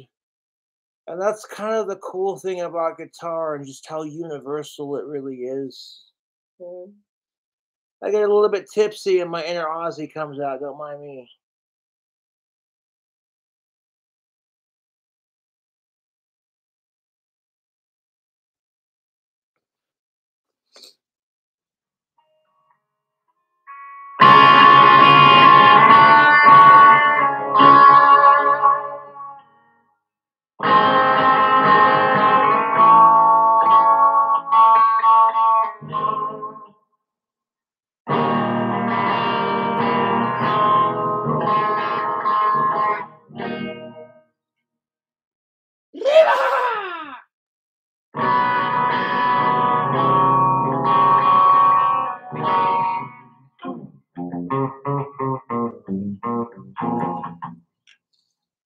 You know what the cool thing about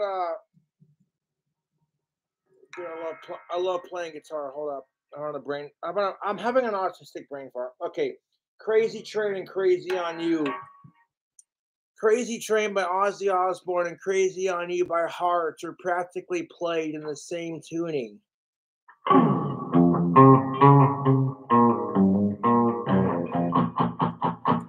Get your Crazy Train and hold up. There we go.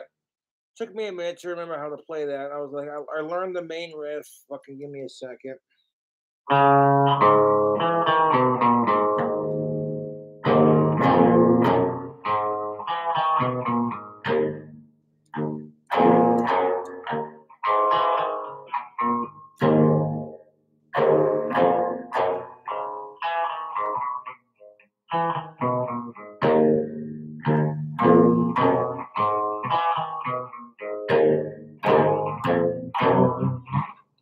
If you haven't heard of Heart, oh, dude, you want some fucking chicks that fucking rock a mean guitar? Crazy on you! I'm gonna go crazy on you!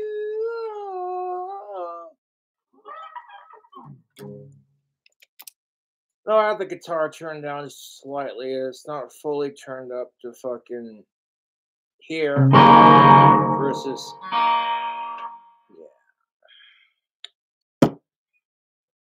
That's the cool thing about how universal a guitar is, you know. Like you could play Ozzy Osbourne's Crazy Train, like,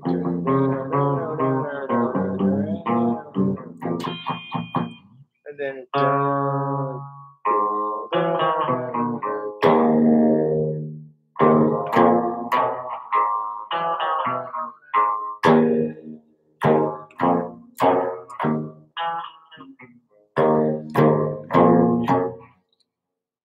I don't know, like a lot of the songs that I know how to play on guitar at the current moment, like just like the main riff, even if it's not the whole thing all the way through. Uh, a lot of these songs I grew up listening to as a kid, so there you go. I'm very fortunate to have a dad who grew up in the 80s, so yeah, I got exposed to rock and roll.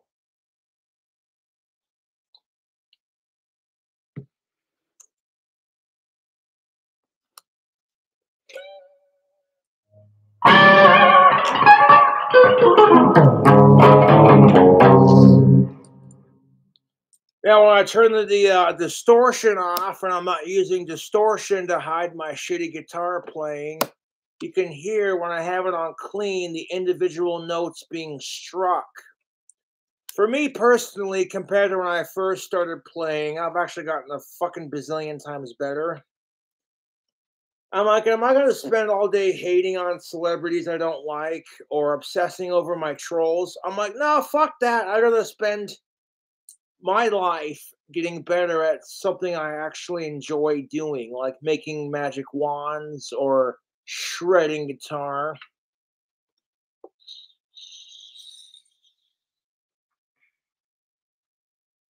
Got my Anxiety War sticker over a Death Wish coffee sticker. Sticker. Nice fucking pronunciation of words. Sticker. And a medical marijuana sticker right there. And we got the Cobra with the rose sticker over a Chiba Chews sticker. And on the back, it's, oh, look at that. Where my fellow skateboarders at? Check it out. Spitfire. Oh, I'll get you some. I don't care if it's Blind or Spitfire. I like them both. When I was a kid, I honestly wanted a Blind Iron Cross mid-complete blind skateboard. I seen it on the internet, and I was just like, oh, that is just, mwah. Where are my skateboarding nerds at? That's what's up. Excuse me. However, I did get a customized skateboard from Evil Twin Skateboards over in Valley City. I still have that skateboard. That's what the fuck is up. I was like, hey man, I want my initials on one side, and then I want King Cobra on the other side, and then I want some disgusting rotted corpse fucking face in the middle of it, you know, black metal as shit. And they're like, it turned out so fucking good. They were just like, hey man, can we use these for Halloween t-shirts? And I said, yeah, dude, 100%.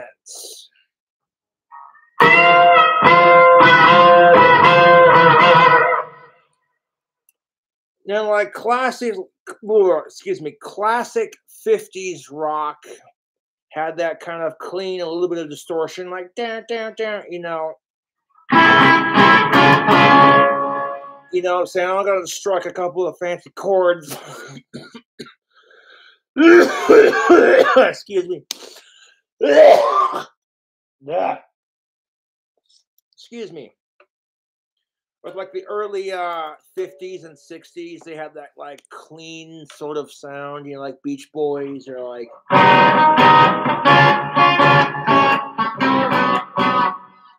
Even if I'm not playing like songs specifically, you recognize the sound, that clean. And then people are like, that's not heavy enough, god damn it. And then people started stabbing their fucking amplifiers to give it that sound. I actually looked up the history of how distortion on amplifiers became to be a thing. A lot of the guitar amps would offer this clean, you know, that particular clean kind of jazzy sort of bluesy sound. And distortion was never even heard of. So a lot of musicians from that time would take like a knife and just stab the fuck out of their amp. And then it caused their amp to break and then make this dun, dun, dun, dun, dun, dun, dun sort of sound that we're familiar with today when it comes to like rock and heavy metal. And then when that became like the new sound, all of a sudden guitar amplifier makers are like, hey, you shouldn't have to stab your amplifier to get that sound. We'll just incorporate it into an amp. All right. A little bit of rock and roll history for you cool Cobras. Oh, that's good stuff. Got ourselves a Green Zombie, which is a mixture of Fletchman's vodka and, of course, the good green stuff of Mountain Dew. Not a sponsor. Mountain Dew is a product of PepsiCo and not a sponsor.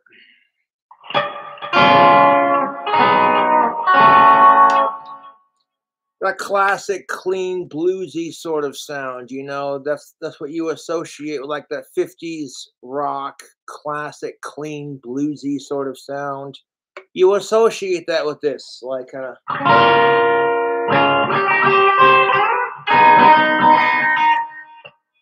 I can make up a fucking song on the spot right now. Check this out. Going to the malt shop. You know, like you could write a song about going to the malt shop, chopping your ride, hot rodding it up, and sticking it to the man. You know, fucking, oh, hey, your hand's covered in grease from working on your car. Fuck it. Pomodoro that bitch.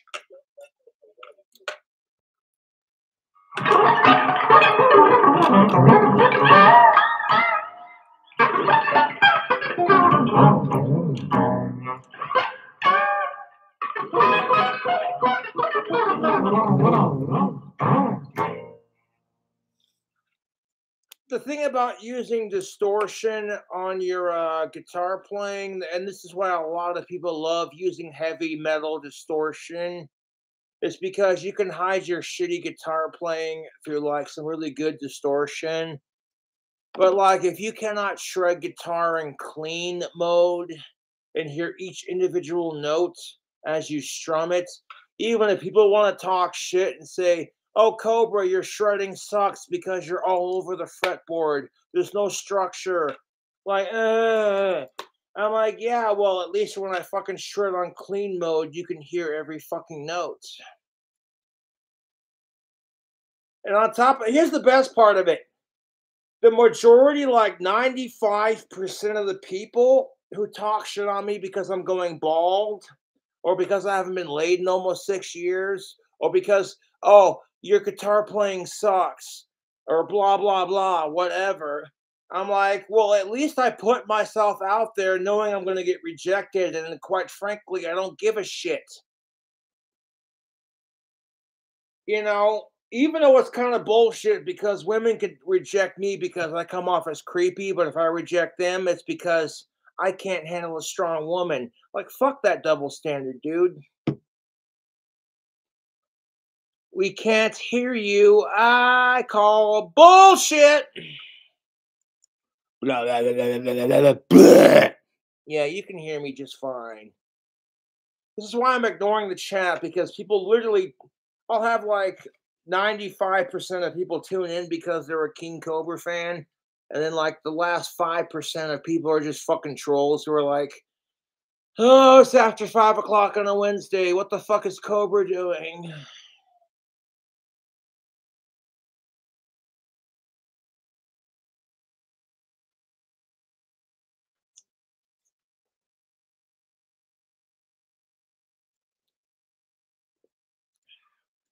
Rocking them Aussie shades. The Lemmy Killmeister sideburns. Get you some. Once my testosterone hormones balanced out as a man, and I discovered that I can grow some wicked facial hair, I'm just like, let's go. Let's do it.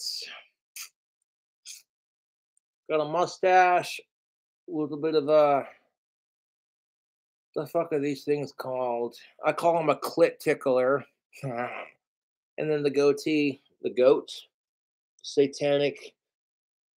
You know, being as Jafar is like my favorite Disney villain, I'm like, I want to grow a goatee out just like that. So I kind of got a Jafar goatee going.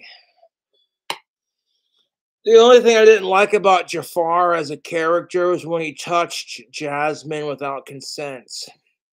I saw that in the original Aladdin, where he's just like, his long ass fingers are just like, and you see it touching her boobs without her consent, and she just gets up like, ah! And I'm like, nah, dude, that's like horrible.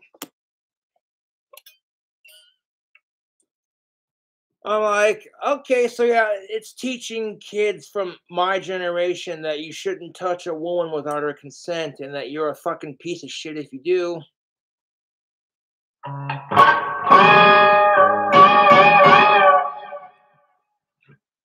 A little bit of echo right there, and another like that.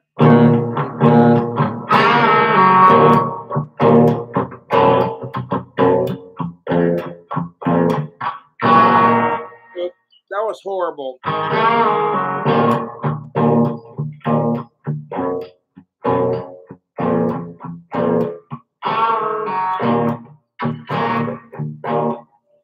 That's a very classic bluesy sort of guitar riff. You throw your electric guitar on, just unlike free of distortion, back in the good old days kind of thing. You want to take these two strings, one right there, one right there. When you strum it, pull off and bend it. You strum it, finger it, push it up, and let go. Like that. And then you slap an E minor on there.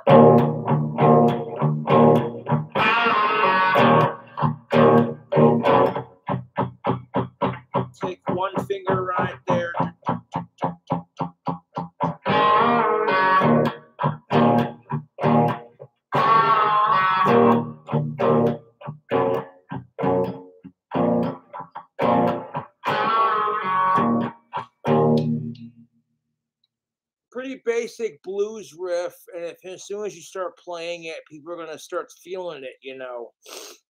And the thing of it is, you wouldn't have Ozzy Osbourne or the Beatles or Cradle of Filth if you didn't have the blues. So it's all about musical appreciation, YouTube. All these fucking wankers who are raving about Harry Styles. I'm like, I'm more of a fan of Harry Potter. Thank you very much.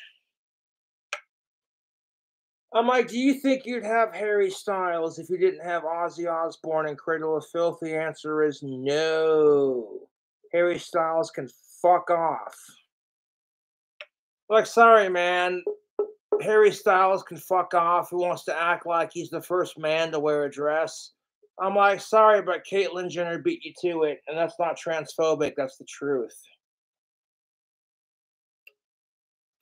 No, I'm not going to get. I totally support trans people, but I'm not going to get into that right now. I'm not going to ruin that with politics. I totally support trans people, but I'm not going to ruin this fucking video with my personal 2 cents on politics regarding this issue. Because a lot of people would agree with me, and a lot of people would be like, oh my God, Cobra, you're a fucking asshole. And it's like, really? I think with logic and my natural male thinking brain. Oh.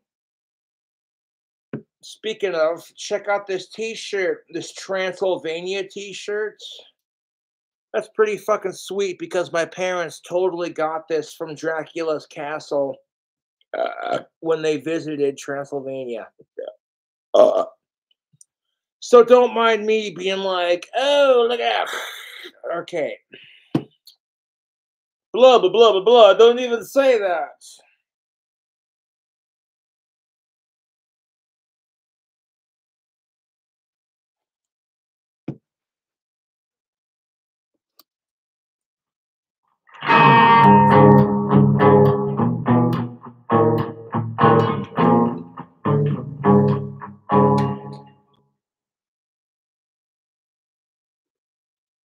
So like clean sound on a BC Rich. Woohoo! There's the fucking bite.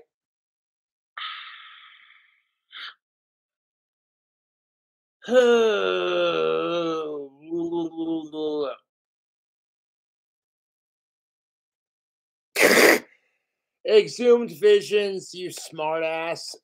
Count Dracula's not trans. He lives in Transylvania. There's a difference. I see what you did there. You made a trans joke, Exhumed. I see you in chat. That was fucking great. I don't know, like, if as long as the transgender joke is tasteful to a point, it means you're being included. You know, when I see Dave Chappelle make fun of me as a white person, like making fun of whites, I'm like, you know what? I feel included. I feel included. You know, when Dave Chappelle fucking makes fun of white people, I laugh my goddamn ass off. I'm like, yeah, some of it's kind of accurate, to be honest.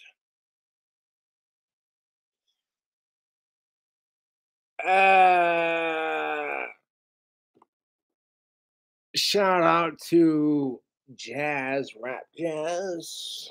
Yeah. It just depends on the style of music you're playing. If you want like a more of a 50s sort of rock, jazzy sort of sound, or like blues or whatever, you switch the guitar to like some clean, you know. This particular pickup is for clean. This one is for like distortion and heavy sound because this one's closer to the strings. And here's the thing of it, when you're adjusting your pickups, okay, my main pickup is like, okay, you see that? Look how close that is. Okay, it's so close, it's like one more turn and they're barely touching the strings. I do that to get the most maximum amount of distortion out of my guitar as a heavy metal guitar player kind of thing.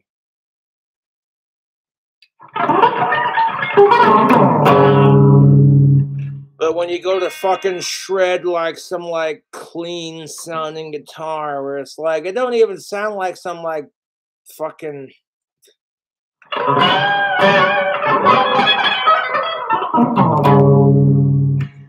You know what I'm saying? Oh, look out. Cobra's getting better at guitar playing.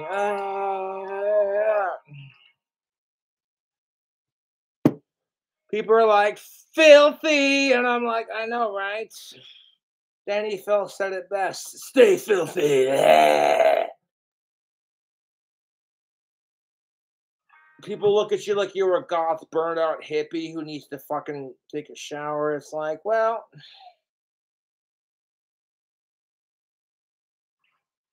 I will admit that sometimes my hygiene habits are not the best, but I'm a guy, so sue me. Not trying to crap on my own gender here, but being as it's winter time and I very rarely, I pretty much spend all day watching YouTube videos. And if I find something that sparks my interest for a good topic for what I'm planning to do with my channel, as far as improving gender relations, and I feel like, okay, hey, you know, then I'll do it.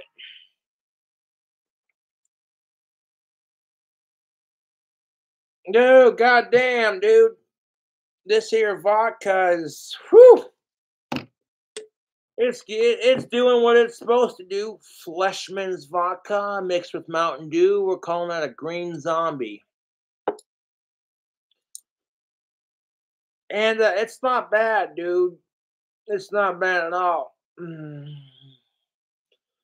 It's fucking after 5 o'clock. It's like 7:23 from what I can see from my. Nope, 7:32. Okay, I did like look at that real closely.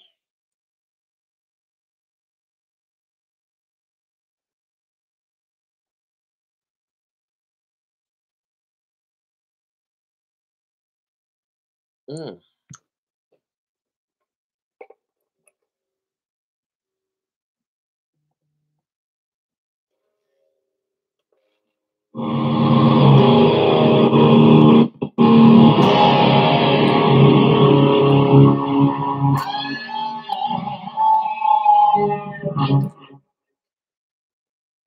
Oops. Did I take the clean sound off and put distortion back on? Aren't I a naughty bastard? And like turn the knob over here to give it sort of like a different echo, and then like the knob over here to give it extra echo to give it that sound.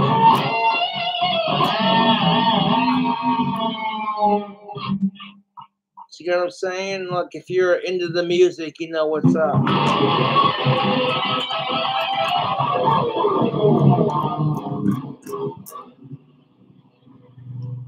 Oh yeah. All I know is that whenever I'm stressed out about some shit, I don't need alcohol to relieve my stress. You know, I don't even need cannabis to relieve my stress. If anything, carve a couple wands out, shred some guitar, and I feel better about myself. Even if I live in a world where I can't control all the bullshit that's happening and I just want to make the world a better fucking place, you know? It's like, okay, if you want to be trans, that's your thing. You do it up, but there's got to be a fucking line that we shouldn't cross.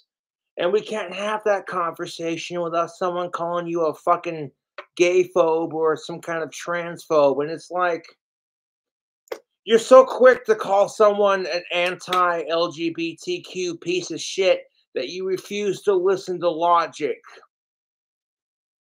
And it's like, you could have people who are on the same side as you, but you refuse to listen to them because they dare speak out against, like, oh, hey, this person over here wants to chop their dick off and turn their ball sack into a fake pussy. That's what they do. They'll take your penis and they'll chop the head off and then slice the sleeve in half, and then they'll turn it inside out. And then they take your testicles and then they rip it out. And then they use your empty ball sack to form the pussy lips. And that's how they fucking make a transgendered woman's pussy. And they literally have to have, for the next 6 months after that surgery, they have to have a thing inside their fake vagina that keeps it from like getting infected and like healing over. And so for like the next 6 months after getting that fucking surgery, they have some bullshit inserted inside of them that keeps the wound from them slicing everything open and stitching it back together open. And so that by the time that 6 months is done, you keep it clean, you keep it sterile. You know what I'm saying? And it's like, that's got to be some kind of hell, dude. I cannot begin to imagine what trans people go through. Me personally, I love being a male. I love having testosterone, and I'm proud of the dick I got between my legs. So I can't begin to imagine what that's like. As somebody who's been bullied for just doing my thing, this is exactly why I don't go out of my fucking way to bully somebody because you're trans or LGBTQ plus or whatever. This is what I've been saying on my fucking YouTube channel. As long as you're not a sicko, who gives a shit? You want to judge somebody for anything else outside of that? Go fuck yourself.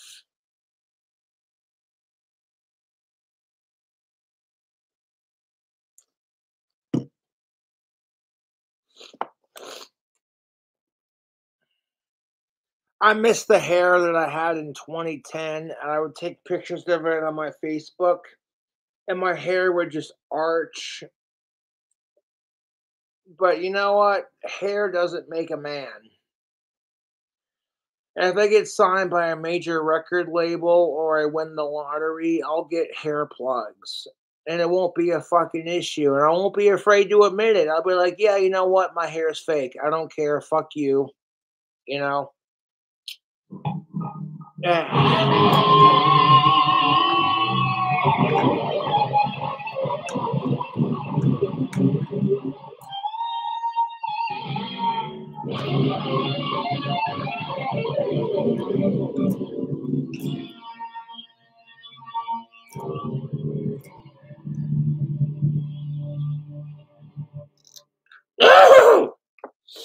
I don't even, you get to the point where you're a little bit, you know what I'm saying? And you don't even care if it sounds good. You're just like, ooh, distortion. Okay, easy does it. Easy does it.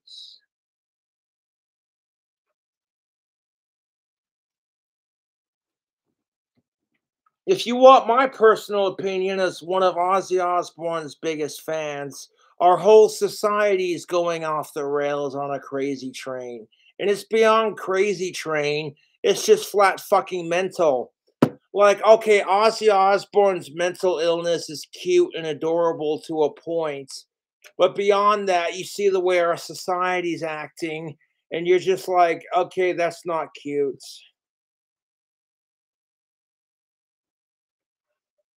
I'm sorry, but that's just the truth. You see Cobra's little psycho bullshit trying way too hard to be the next Ozzy Osbourne. And it's like, okay, don't hate me for it. I'm one of his biggest fans and I'm super autistic.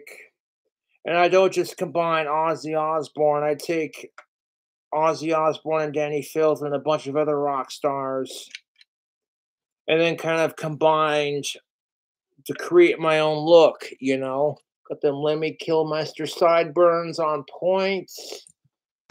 When I did that a fucking Hellraiser cover where they're like, we're gonna take Ozzy Osbourne singing it and then Lemmy Kilmister singing it, and we're gonna make it into a badass song and then a badass music video.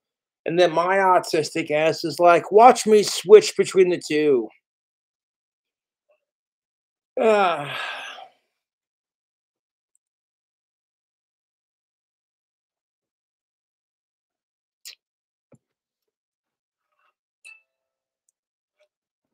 We're gonna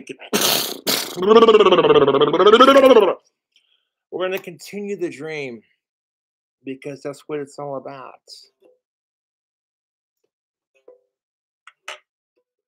When we all have dreams, and aspirations. Oh, fuck me. Yeah, this is definitely enough for someone who's trying to cut down on drinking and doing uh I certainly hope my internet doesn't crap out while I'm doing this. Uh, oh, fucking hell. Oh, I fucking hate sickos.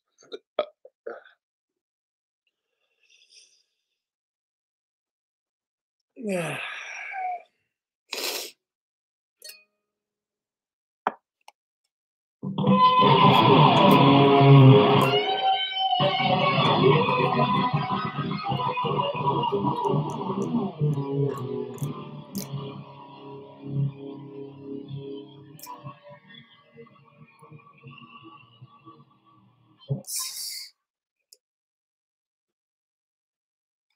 One of the things that really caught my eye about Ozzy Osbourne, to be honest, was when I was watching this Ozzy Osbourne documentary.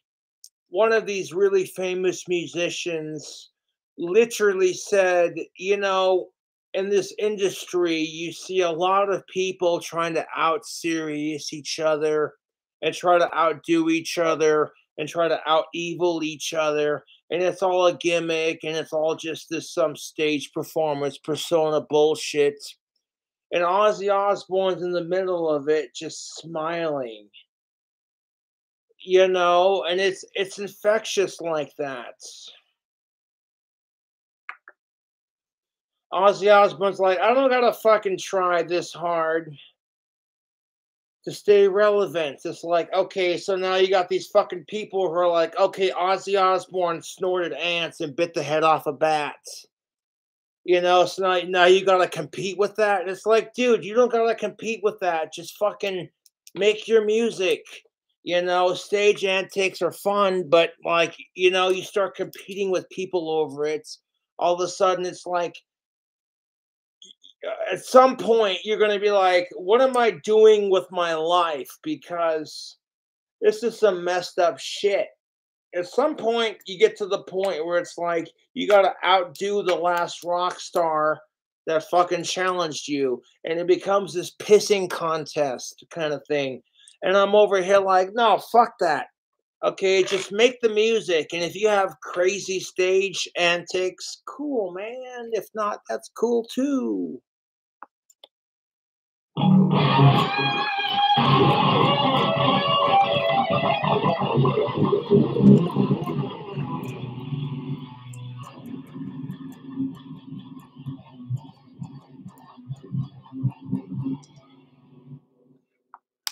Like one of my favorite Cradle of Filth songs is Nymphetamine.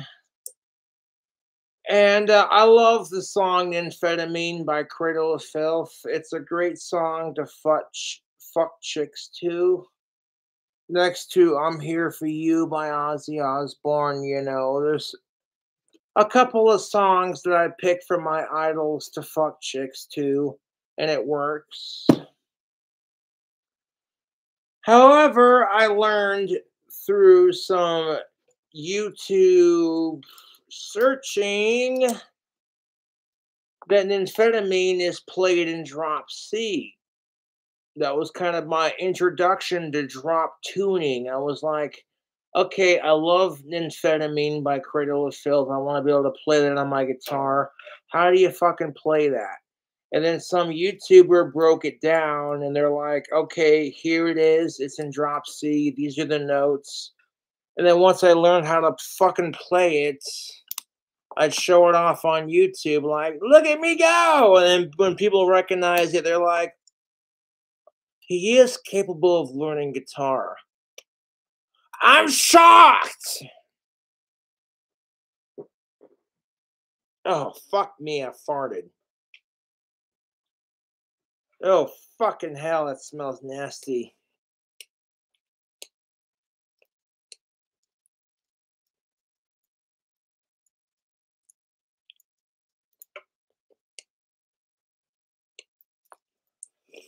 Oh, fucking hell. I'm not trying to disrespect Ozzy like that, but fucking goddamn, because you're rocking the shades. Oh, dude, that is some righteous. I remember when Ozzy Osbourne farted on Conan, like Conan O'Brien. I know the fucking. Okay, if you're an Ozzy fan like me, you know the fucking video I'm talking about. Or Conan O'Brien's just like, oh, Ozzy.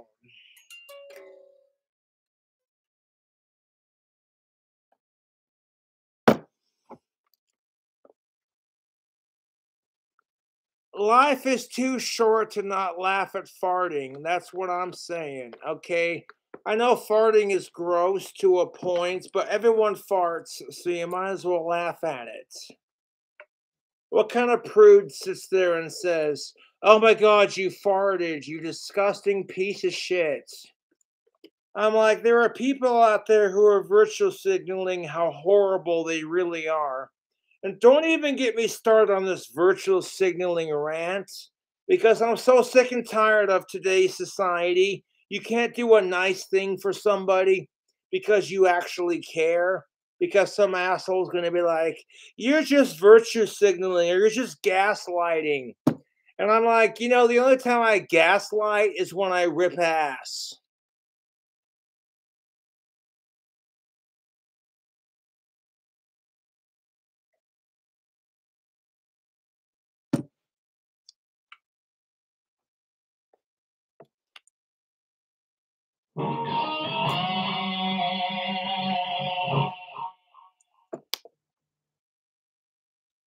It's like if Wayne's World went goth.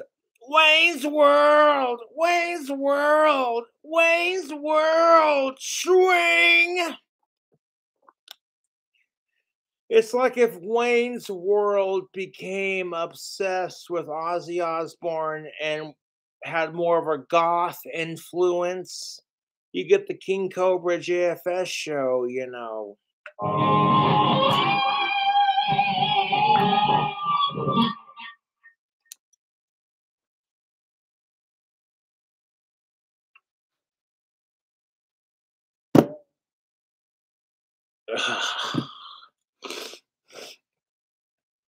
Because people are sitting there going, hey, Cobra, do some Ozzy Osbourne vocal covers, man.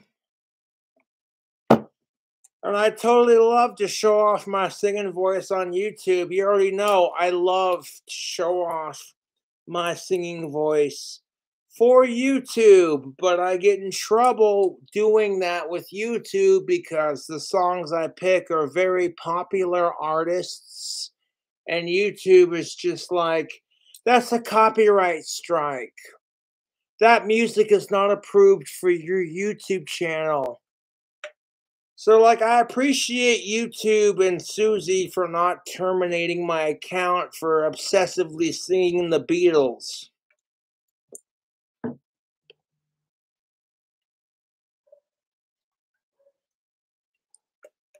The best part about living up at the best part about living up where I live is this apartment complex is very dog friendly.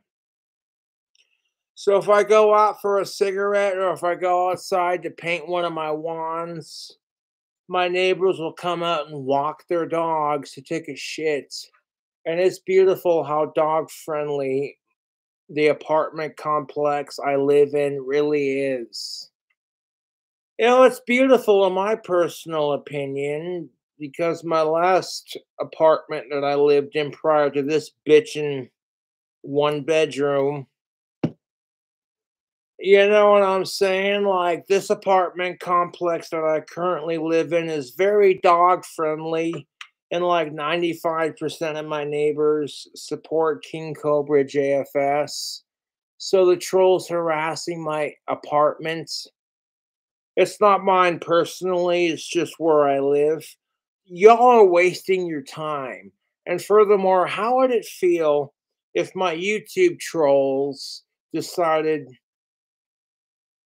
oh, hey, we're sick of Cobra, but then, like, all out of nowhere, my fans were like, hey, we're going to give King Cobra's trolls what they've been given him only twice as bad. Y'all couldn't handle it. Now, I'm not asking my YouTube fans to break the law just to fucking harass my YouTube trolls back. But at the same time, give them hell, man. I don't even care if Ozzy Osbourne signs my ass. Y'all gonna harass Ozzy and Sharon because I'm a huge Ozzy fan? It just shows you how pathetic my trolls are.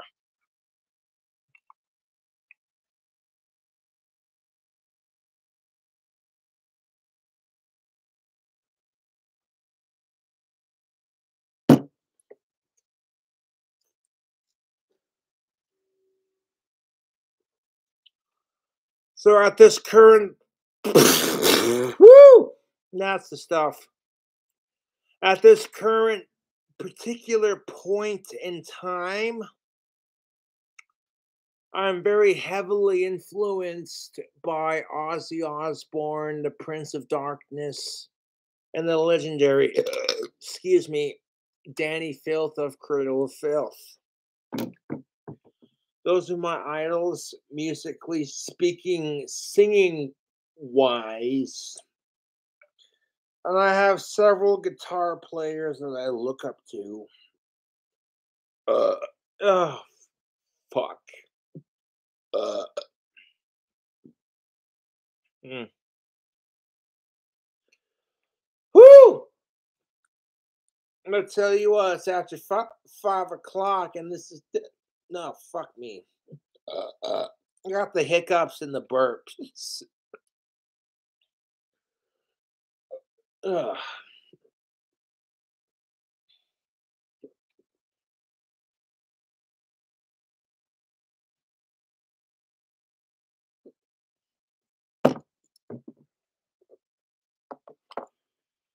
You're like, oh hey, look at me. I play guitar.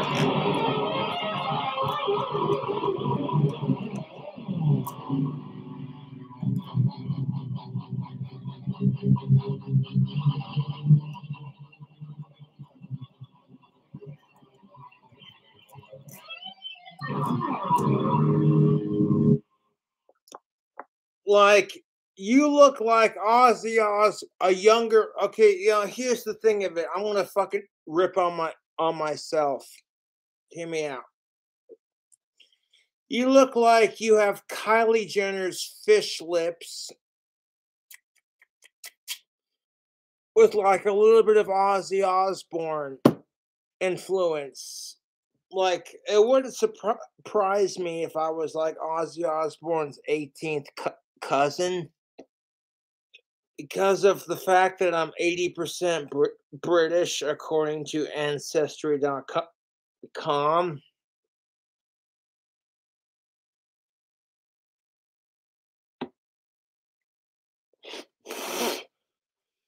Like, if Ozzy Osbourne had Kylie Jenner lips.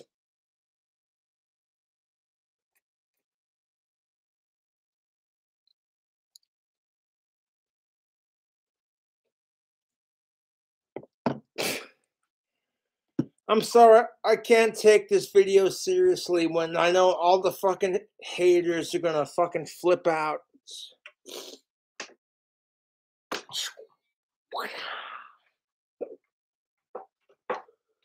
Dude, I love playing guitar. Turn it off. 1 second.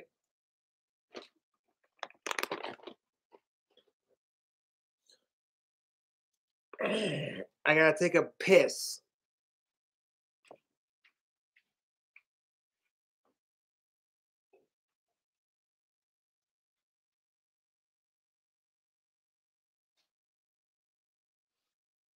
This is what the fans want.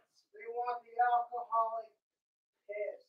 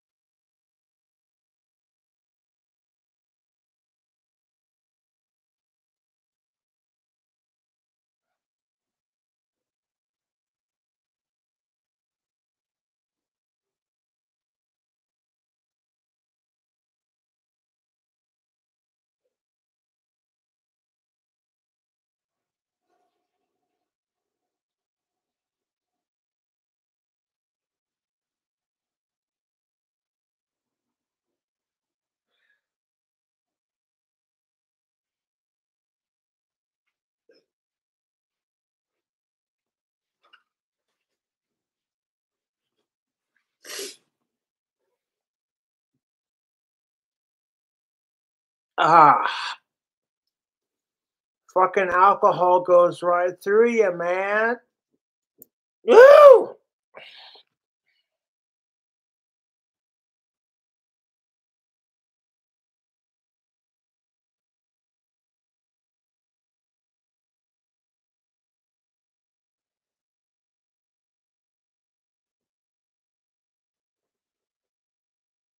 It's empty. We can fix that.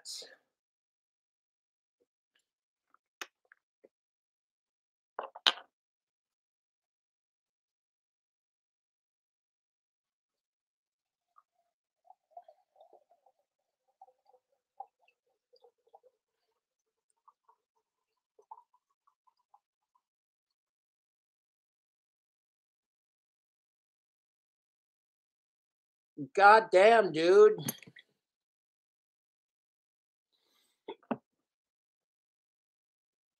I had a fan who literally bought me alcohol. They're like, I'll give you $100 if you finish this bottle on stream. And I was like, challenge accepted.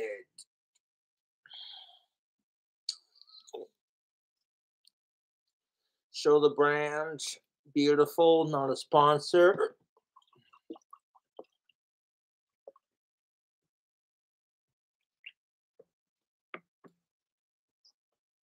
Got some Fletchman's vodka,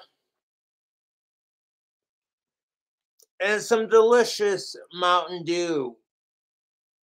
It's kind of okay, I'm not trying to be a dick, but it's kind of an American sort of thing when you're just like, Mountain Dew, you know, that's like one of America's top favorite soda pops, and I'm here for it. I can hear the carbonation inside the bottle.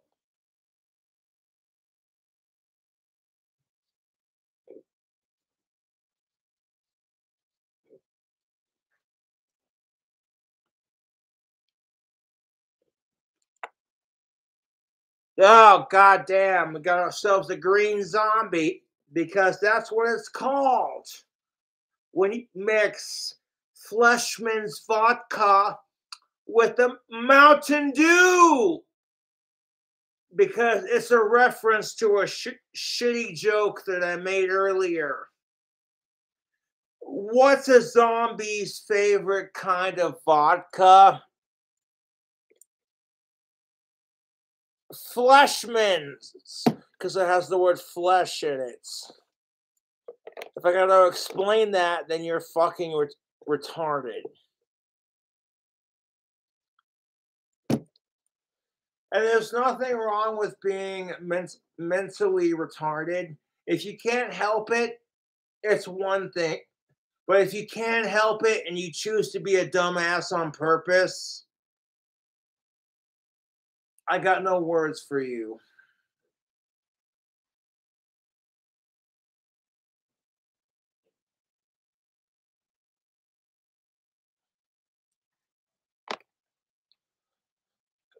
I'm sorry, but I throw on my Ozzy Osbourne shades and my goth makeup and I feel complete. I'm not just saying this to kiss Ozzy Osbourne's ass, because quite frankly, I get sick and tired of that being the narrative. That I can't support Ozzy Osbourne as one of his biggest fans without it being like, oh, you're just kissing his ass because you want to get signed. And it's like, fuck you. I already got a record deal. You don't have to sign me if you don't want to. And furthermore, it's up to his wife because she's the one that fucking owns the record deal, you know.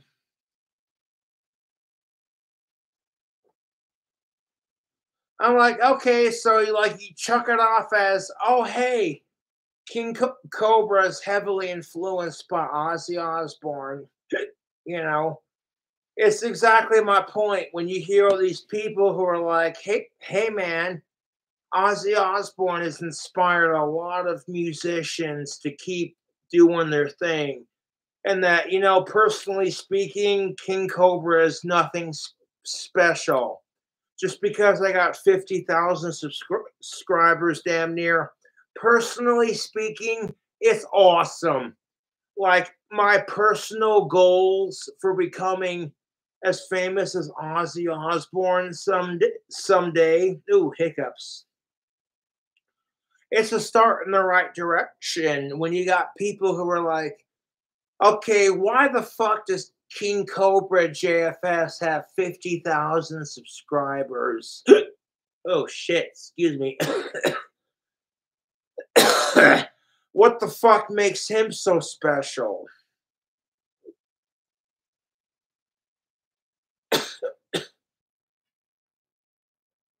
No, when people are like, "Hey, Ozzy Osbourne, do you do anything fun?" And he's like, "No, I don't smoke, I don't drink, I don't use tobacco. I'm quite boring these days." It's kind of like when people are like, "Hey, Danny Filth, what's your secret to singing?" And he's just like, "Oh, you know, copious amounts of masturbation and I'm having a wank right now." I'm like, you know what? No, no, no, no, no, no. The way I look at it, if I would still support Ozzy Osbourne, regardless if he's sober or not, you know, a lot of my fans want to see me clean up my act. And I'm over here like, even I personally feel like I drink too much sometimes. So it's like, hey, you know what? You have a small amount to your name. Oh my fucking god, who the fuck? I don't want to cause any fucking drama for the record.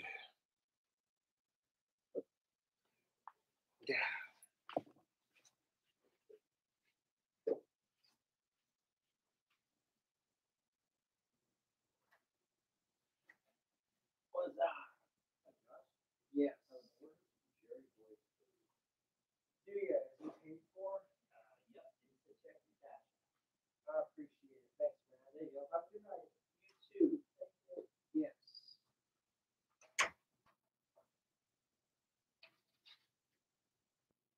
Goddamn, Jerry Blake.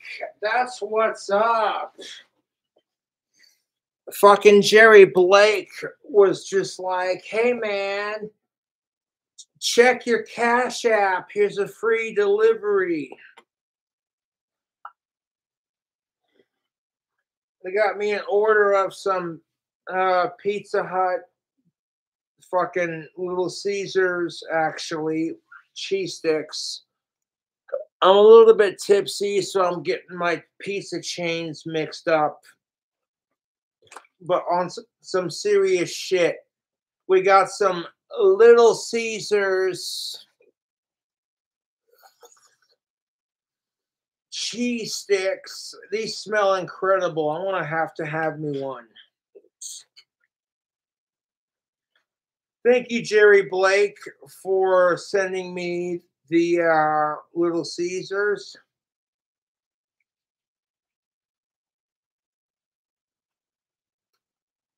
I didn't ask for it. Oh, YouTube. Oh, I've never tried. Mm.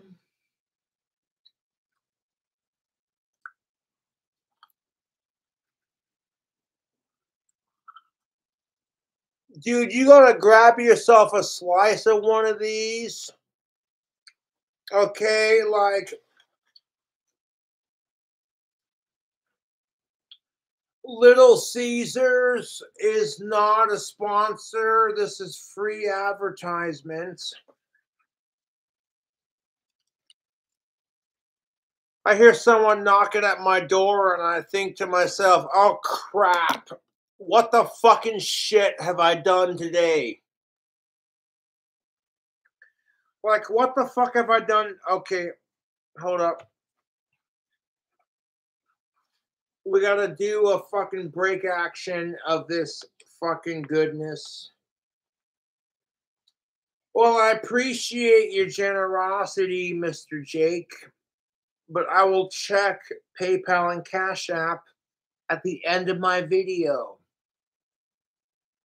because it's not about the donations or the alcohol or the food hacks. It's about entertaining my fans.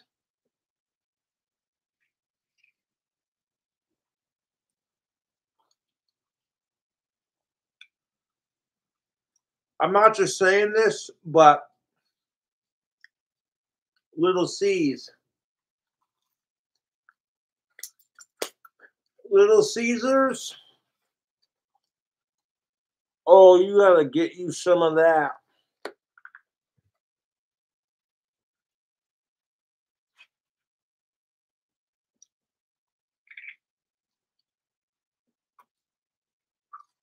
Oh my god. You know, when you get on a drunken rant and you just keep going off and you kind of forget about the world around you. And then someone around you is just like, hey, Cobra, I know you're super broke and you love pizza. So check this out.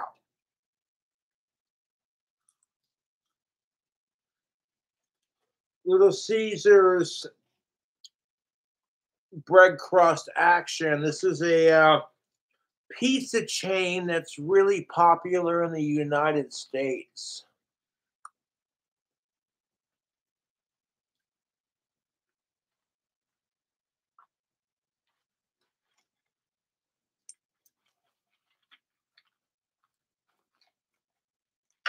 Get off of there, you fuck. So we got 2 pieces left before we eat the other half. I want to save the other half for later. But I want to put Little Caesars on blast and be like, dude, you little cheese stick bites.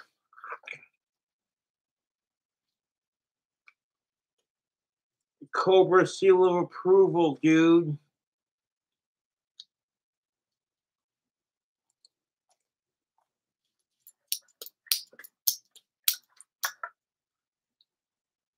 Mm.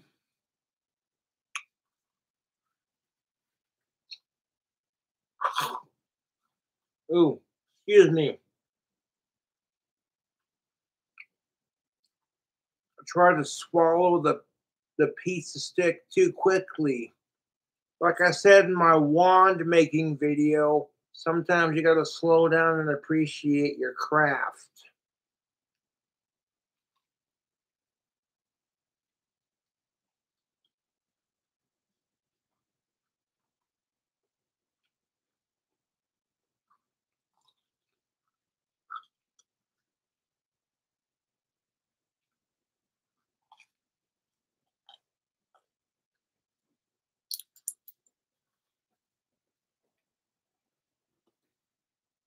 These little cheese stick bites from Little Caesars.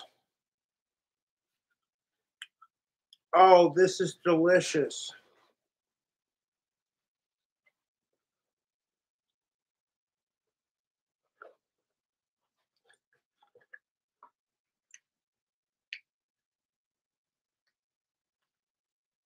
Get the fuck out of there with that. Okay, let's grab another slice of it.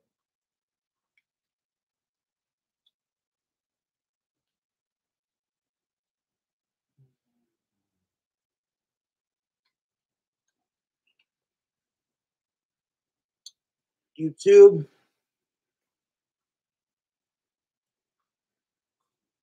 This Little Caesars cheesy bread.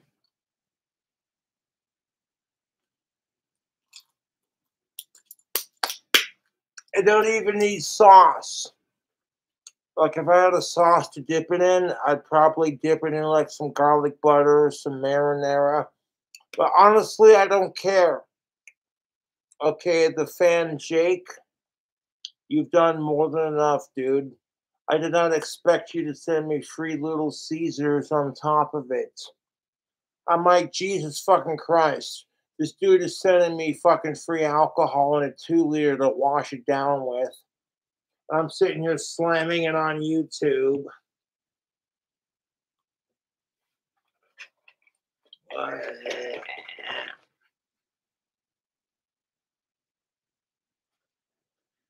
I wasn't expecting it, to be honest. I'm like, the generosity from my fans. And I could turn that generosity into more content for my YouTube channel. That's kind of how I'm doing, If my fans are like, hey, you know what, Cobra, here's 20 bucks because we dig your content. I look at my account. If my account's balanced out and I got all the money that I need to keep it fresh, and I don't have to, excuse me, worry about overdraws or being a fucking poor, broke piece of shit kind of thing. I can take, okay, it's like, okay, your fans donated money.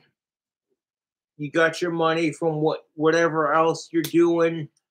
It doesn't have to pertain to your fans. People are buying your t-shirts, buying your tactical soap. And people are just digging your vibe in general, Like, who am I to argue? I'm thinking, honestly, I thought to myself, oh God, it's going to be a fucking troll. When I answered the door, they were just like, oh, hey, Cobra. Jake says, check out your Cash App. Here's a free Little Caesars fucking treat for your sick entertainment. Okay, these little cheese sticks bites. I got about 4 left. I'm gonna have one more because I can. Okay, YouTube, let's just pull it apart for that sexy foodie action. Oh, get off of there. Get off of there, you fuck. Okay, there we go. Now we got the bread and the cheese and the seasoning. Okay, that doesn't look right when you do it like that. Like, hey, have some Little Caesars. That doesn't look appropriate. I'm sorry. No, I'm not sorry because Little Caesars is the shit.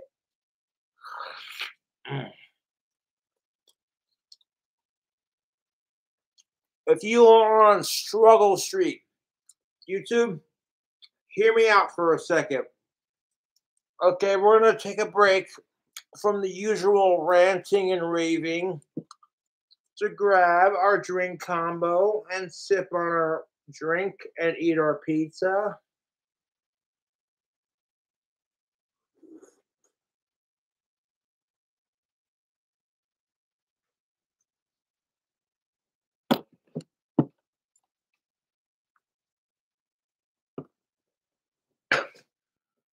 Now that Fleshman's vodka with the Mountain Dew has definitely got a nice burn to it.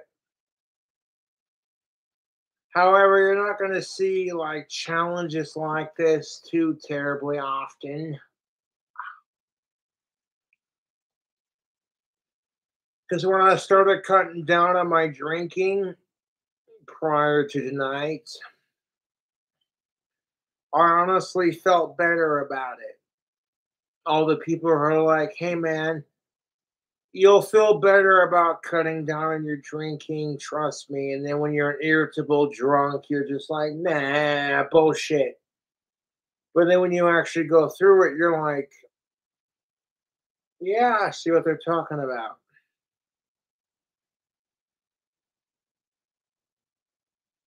Mm.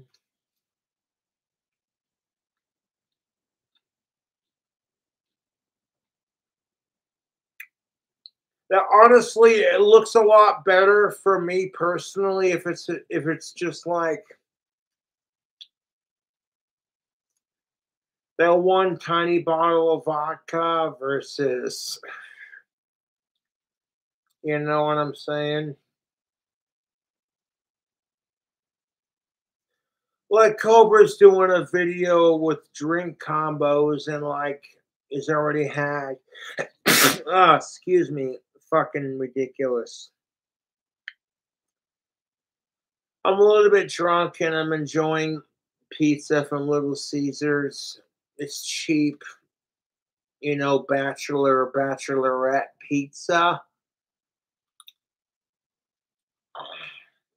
And it's so good. Oh my god. YouTube, mm, fuck the haters. Okay, you see this? See this? I got 3 fucking pieces after eating the 4th one. And a little bit of food in my stomach, so I'm starting to feel better. Not that I wasn't feeling shitty to begin with, because be honest, I was on a fucking roll. I'm like, hey, this is how I feel about shit. I'm gonna speak my mind, and if anyone doesn't like it, fuck them. I don't care. And the same badass YouTube fan who sent me vodka and Mountain Dew to do the rest of the chug, they're like, hey, Cobra, it's the guy who sent you vodka and Mountain Dew for your latest live stream. You should totally check your Cash App and PayPal. And I'm over here like, you know what? I appreciate that 100%, but I don't want to make the video about me checking my money situation every 5 minutes. Honestly, it's rude as fuck to the fans who are just as broke as I am. And then fucking they watch KingCobraJFS and they're like, you know what? I feel that struggle. And that's what makes me honestly so relatable to people. Is they might be like, oh my god, did Cobra just put sushi on bacon and nacho cheese Doritos? The fuck's wrong with this sick bastard? You know. I'm like, okay, so the taste combination's not your cup of tea, but that's why the internet fucking loves my ass. It's because I'm not afraid to do some random fucking food combo, food hack, where it's like, did this motherfucker just put sushi slices on nacho cheese Doritos? Oh my god. And like add bacon bits to it. This motherfucker. While the rest of the internet is going, oh, that's disgusting. Why the fuck would you do that? The fuck is wrong with you? You know, my true fans are going, hey, you know what? Cobra likes bacon. He likes Doritos. He likes sushi. So he put it into a dish and posted it on YouTube. And if people don't like it, that's their fucking problem. Like, I'm just saying, okay, like this Little Caesars action is not a sponsor. But I'll tell you what, my dad used to work at Little Caesars, and my dad's a hard-working man. My dad's a good dude. He worked very hard, as well as my stepmom. Both my stepmom and my dad worked very hard to provide for us kids. And I cannot begin to express how grateful I am for my childhood. Even though I might have gotten bullied and rejected by every chick that I've liked, it's not about that. You know, it's about the decisions I've made when I was younger. And I could go back in time and be like, you know, I could have done things differently a little bit. you know.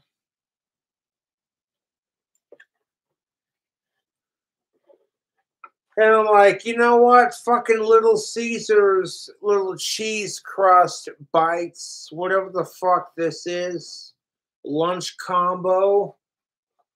Okay, these are fucking delicious. It don't even need sauce. Like, I feel like if I were to order these and I had some like garlic dipping butter, it would be a bonus. Like, oh, okay, these are good without sauce. Okay, you want the that's just kind of how I do, you know. When I order like Pizza Hut or Domino's or Little Caesars or whatever, or order some like garlic butter to go with it, kind of thing, you know, to flavor it extra, make it extra unhealthy, which automatically makes it extra tasty. And it's just like at some point you have to be like, okay, you know what? Stop making it about how unhealthy and how many calories you can stuff into your throats. And be like, if it tastes good without the extras, then fucking go with it, dude. And I'm telling you right now, okay, this Little Caesars, not a sponsor, but these cheese bites, cheese sticks, whatever the fuck this is, it tastes good without the sauce, dude. I don't gotta order. Whoever ordered this, okay, Jake, thank you, because you're adding fucking content with layers of content. And it's just like, dude, I'm not even stoned. I'm a little bit tipsy, but I'm not even stoned off some good weed. Ugh. And I tried a couple of bites of these bastards. And I'm like, okay, that's good. Little Caesars is cheap. You don't got to spend an arm and a leg to enjoy some good food. You get over your snobby attitude if it's gonna cost a minimum of $100 before you review it. Fuck that shit. You get over that snobby attitude and be like, hey man, it's life. We all struggling to feed ourselves. Honestly, the only thing that makes me feel bad about my donations that I get from YouTube, and let me take a huge drink of this potion before I do it. I know people are like, hey, Cobra, check.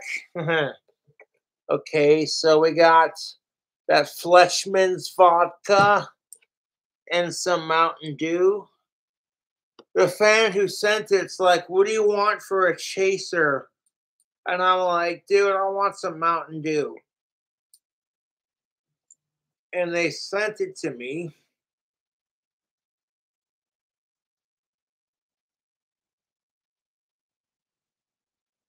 I'm like, oh my God, this drink combo is fire.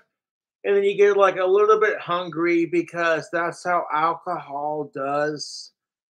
That's the only similarity that alcohol and marijuana have to each other is it makes everyone super giggly, like everyone's laughing at dumb shit.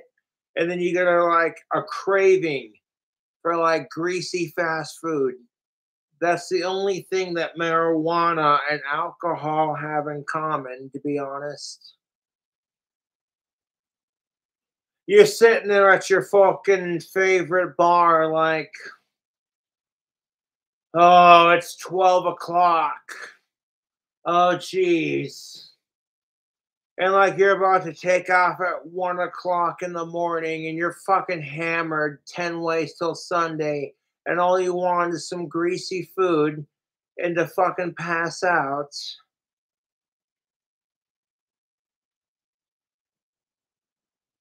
You can't tell me. That's exactly how it is, dude. As somebody who has been to the bar, I know what it's like. You get super wasted on your own dime.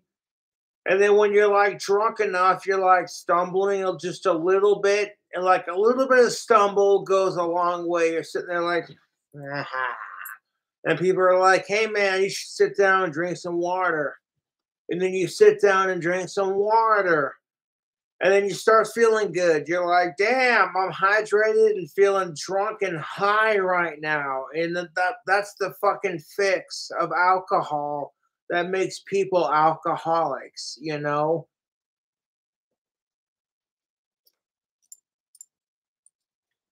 And then you look past that and you're just like, oh, hey, everyone at the sandbar is fucking drunk as shit. Hey,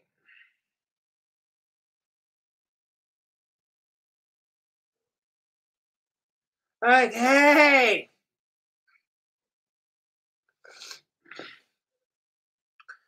it's 2 o'clock in the morning, the bar is closed, and you're drunk as shit, and you really want some greasy food, and you just want to pass out, and you don't want some shitty bunko fucking bullshit food. You want the real deal, you know? But like every fucking restaurant you want to go to at like 2 o'clock in the morning is fucking closed. But then you find that one Mexican restaurant that's open 24/7 and makes the best goddamn burritos you've ever tasted. You're like, Ponchos!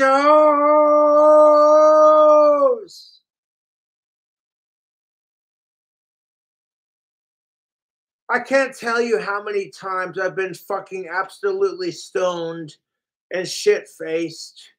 I'm at a bar, like I'll sit there, okay, and smoke a bunch of weed and then get fucking super fucking stoned. And I'm like, okay, I'm feeling pretty fucking stoned. Then I'll go to a bar and drink a bunch of alcohol until I'm like shit faced. To the point where all I want to do is masturbate, fucking pass out, and eat some delicious, greasy food. Not necessarily in that order.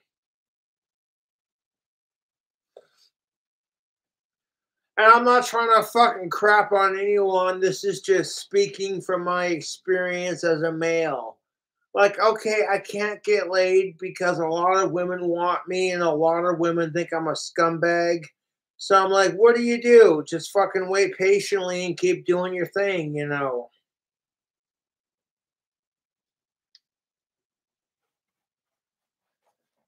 Fucking Jake was like, hey man, check your PayPal and your fucking Cash App. See, when I go live, it's not about checking my money situation. It's about entertaining my fans. Okay, like one of my fans sent me some delicious Little Caesars, and I can try an item I've never tried before, review it on YouTube. I'm giving these Little Caesars cheesy little breadstick bites, whatever the fuck these are called, the Cobra seal of approval. Mm. Dude, mixing cheese with bread can't fail.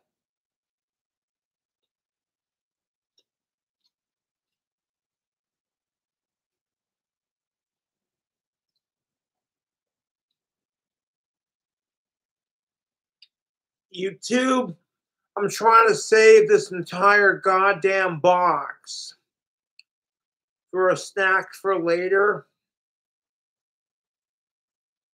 But Little Caesars, you are doing some serious voodoo hex magic with these little cheese sticks.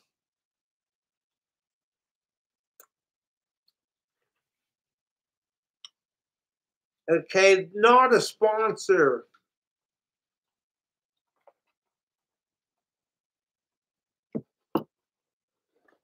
Like, dude, I've got like 2 little slices left. And I might end up eating those too if I don't be careful.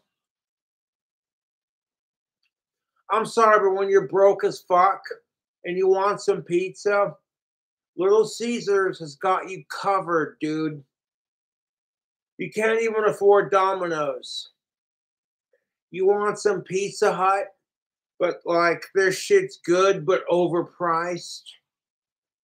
So you're like, oh, what do I do? You go to like Domino's Pizza because they're a little bit cheaper and they give you more options to customize your own personal pizza. But then what do you do then when it's like, okay, you can't afford the slut and you can't afford the Domino's? You go for something just exquisite, a taste of your childhood. If you're a 90s baby like I am, you're not going to complain when somebody sends you free fucking pizza, especially when it's from Little Squeezers, because your money's tight and you got to squeeze a couple bucks together. That's why it's called Little Squeezers. Okay, this is why my affectionate nickname for Little Caesars is Little Squeezers. Because you gotta, you know what, Little Caesars, they make pizza for your budget that's a little bit cheaper. And you know you gotta squeeze a couple bucks together to make it happen. So be it. Worth every penny. Because this right here, delicious. I got like 2 slices left. And I'm over here like, okay, I got to stop eating these and save these for later. And because the fan who donated this generous donation of booze, I will check my Cash App and my PayPal just for you. Oh, fuck me.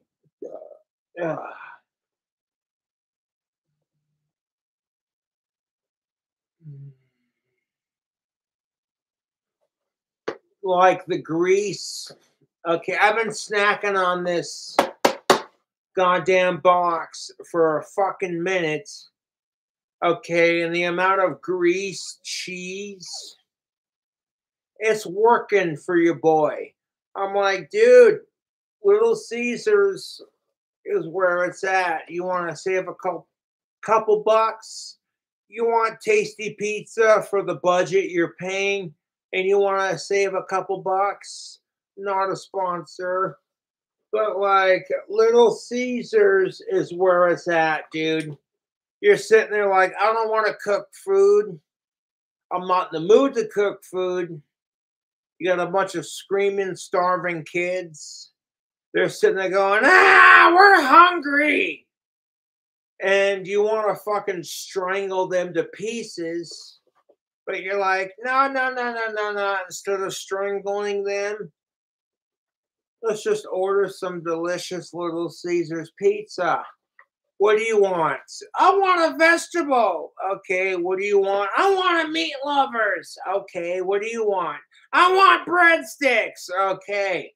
So you got 3 different people. One wants vegetable, one wants meat, and one motherfucker wants the cheese sticks.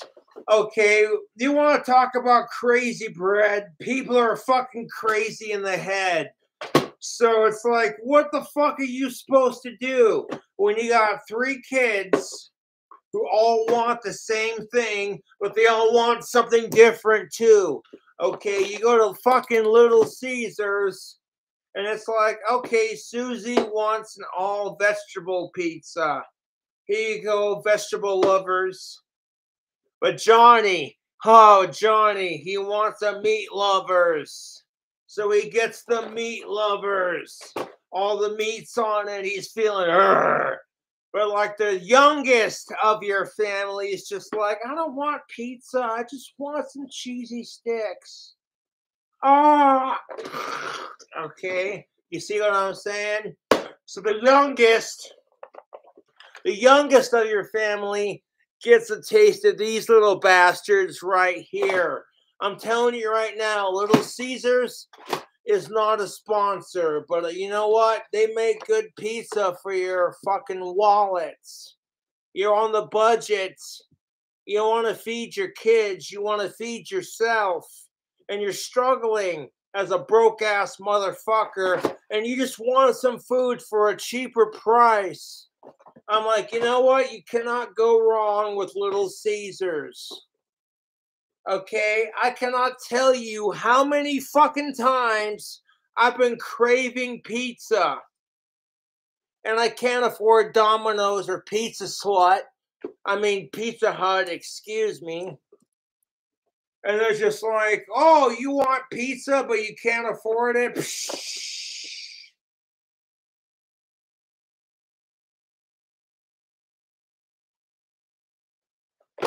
Okay, I'm telling you right now, my dad used to work at Little Caesars. And growing up as a kid, that's where my love for Little Caesars, that's where my love for Little Caesars comes from. You know, it's from my dad working an honest, hard job, making Little Caesars pizza from 9 to 5. He'd come home and he'd be like, okay, who's hungry? And then me and my sister Tiana would be like, oh, me, you know. And then my dad would bust out a fucking Little Caesars pizza and be like, sorry, it's not much, but there you go. And I'm just so grateful for my childhood, YouTube. Even if I've gotten bullied my entire life, even if I've been rejected by every chick I've liked since the 4th grade, you know, that's the only thing I have to complain about my childhood. Then honestly, my childhood wasn't that bad.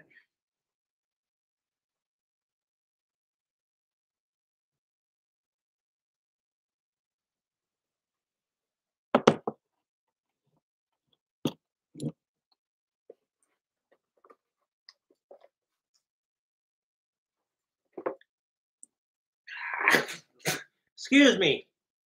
Whew! Ah, that's what's left.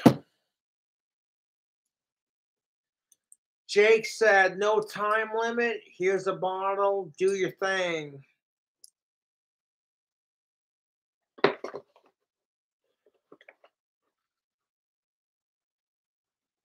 But check out this little squeezers.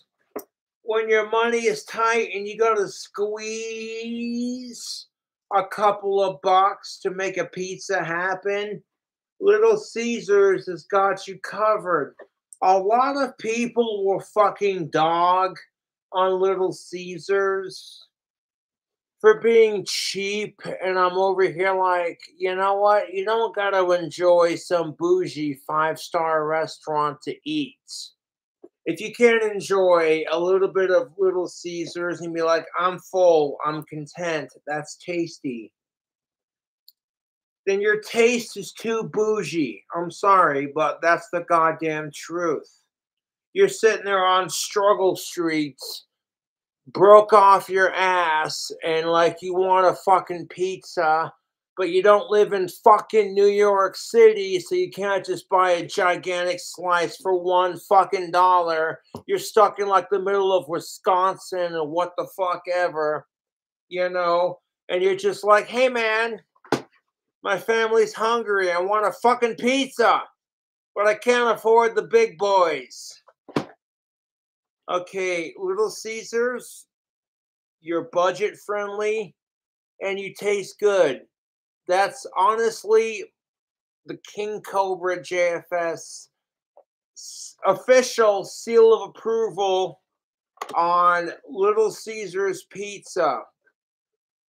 Okay, y'all are cheap, you're budget friendly, and despite being budget friendly, y'all taste good. Okay, if you have not tried Little Caesars crazy bread, you motherfuckers are missing out.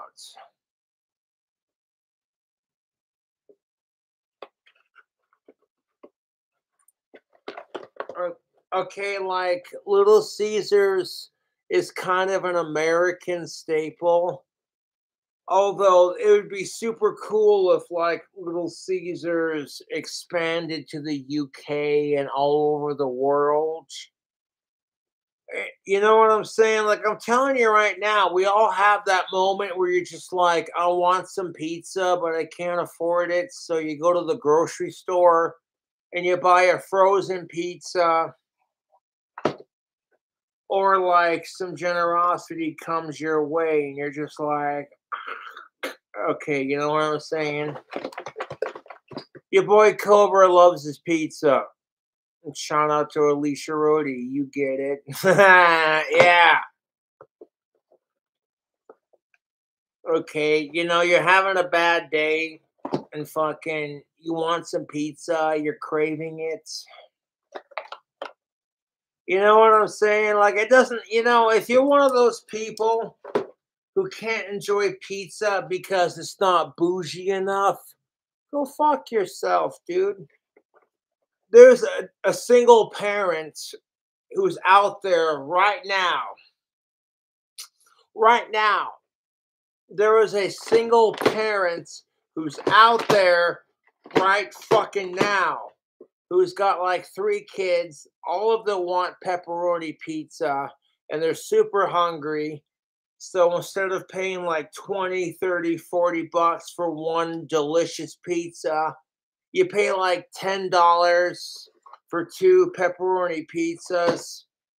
You know, like okay, $5, $6. So maybe it's 11, $12 because the price has gone up. I don't care.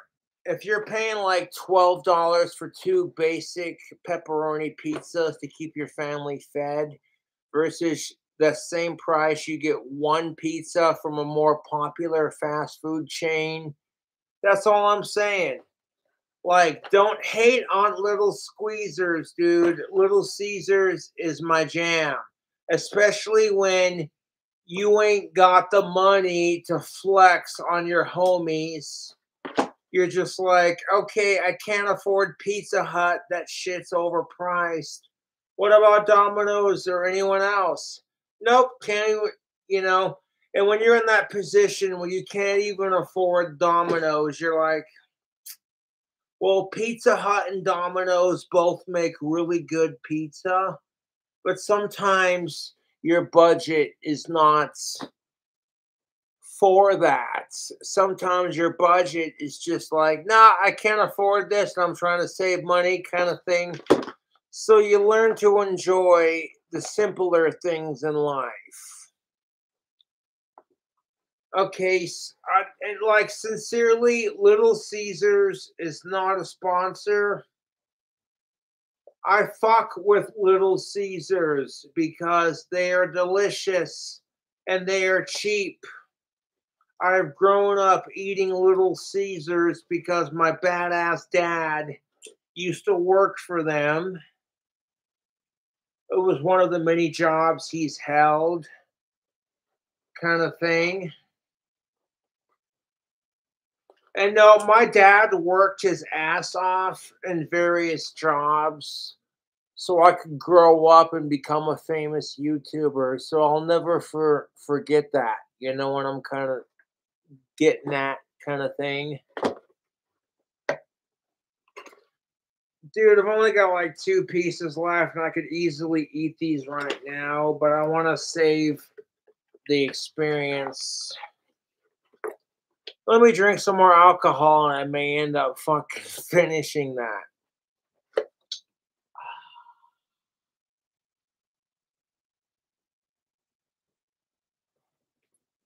I'm like, dude, if you want tasty pizza that's budget friendly, chains like Little Caesars or where it's at. You got to realize I'm a pizza connoisseur. My second job, apart from the Valley City Times record, was making pizzas in Pizza Corner Pizza Factory. This was before Dave sold his Pizza Corner pizza, frozen pizza, to some off-brand.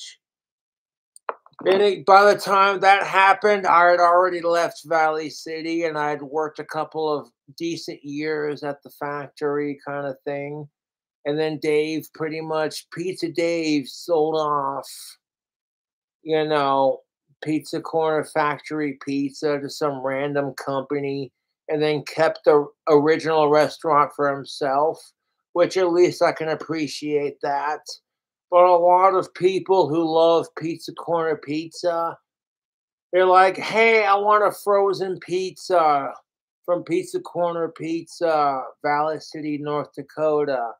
And ever since Dave fucking sold it off to some random company, a lot of people have said it don't taste the same. And I'm like, yeah, I can't begin to imagine. You know, when I win the lottery and build my clock tower dream house, I'm going to show up for Valley City's rally in the valley. I'll have my hot rod and I'll be hanging out with my buds and my peeps. You know, that's kind of how that goes. And I'll do a food review of Pizza Corner Pizza, like straight up.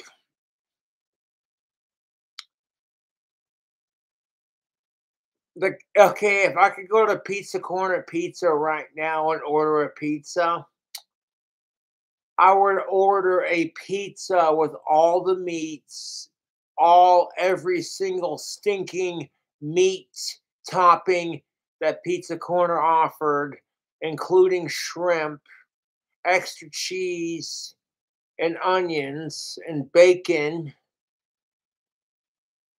And I'd have them bake the fuck out of it and then cut it like they normally cut a Pizza Corner pizza, which is in like little serving squares. I'm sorry, but I'm having a nostalgia moment. When I was a kid, you know, growing up in Valley City, like, oh, dude, Pizza Corner Pizza is where it's at. You like that mom and pop shop vibe where it's a small town, locally owned restaurants. You know the feeling I'm jiving at? Those fucking restaurants kick ass. It's not some fucking sellout corporate food chain like McDonald's or Burger King. It's a locally owned shop. And those kind of restaurants, in my opinion, they make better fucking food than the local fast food chains. So, like, say Valley City gets a Wendy's and a McDonald's and a Burger King and whatever else.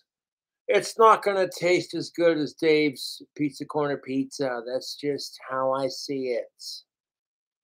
And if you grew up with me going to high school, whatever, and you want to disagree with me, that's your choice.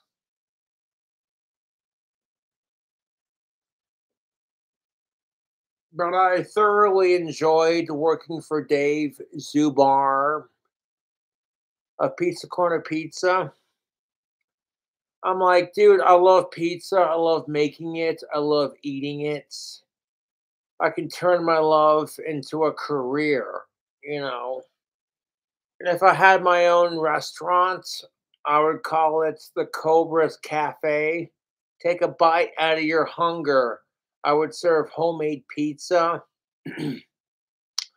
bacon cheeseburgers and burgers, homemade fries, homemade cheese sticks, and wings to start off. And then once my restaurant expanded, I would open up to doing pastas and ribs. And oh man, okay, the my restaurant would be so fucking clean. The health inspector would be like, dude, you're being anal as shit. You get an A plus plus plus. And then I offer them a free meal after inspecting me. And they're like, oh, dude, the food's so good. you'd pass out in your car after having a food gasm. You're like, I went to the Cobra's Cafe and had a homemade pizza and a burger. Holy shit, it's so fucking good that I literally passed out of my car with a boner and fucking food gasm experience. Like, oh, I'm so full. Oh my god, that restaurant was so clean. And so good. It's the ultimate trifecta.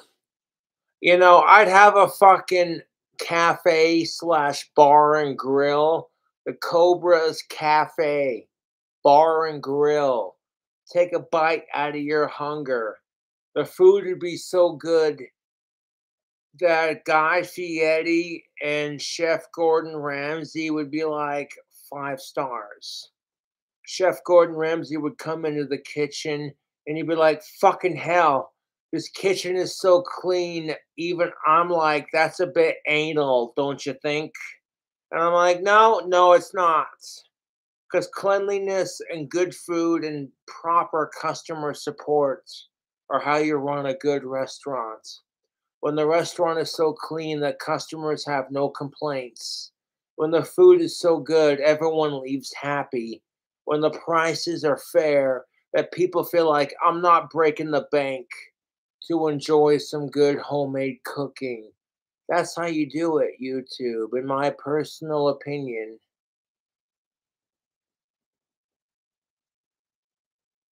I have no experience on how to run a restaurant, but from my experience of cooking and seeing how other restaurants are ran, I'm like, this is what people want. This is what people crave. An atmosphere.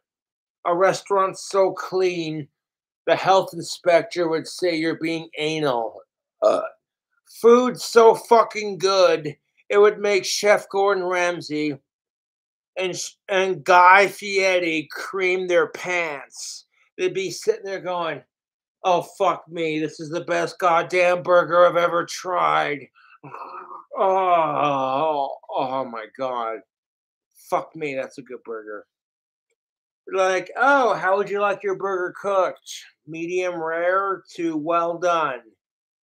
Raw, you can go okay, no. Okay, when it comes to burgers, medium rare is how I like my burgers. But some people like it medium well. You know what I'm saying? But personally speaking, the best way to enjoy a cheeseburger is to get it cooked medium rare. Medium rare is how I do it. And I'm not just saying it because that's how I am. I'm a carnivore. I want to taste the grease, the blood, and the suffering in my animal when I eat it.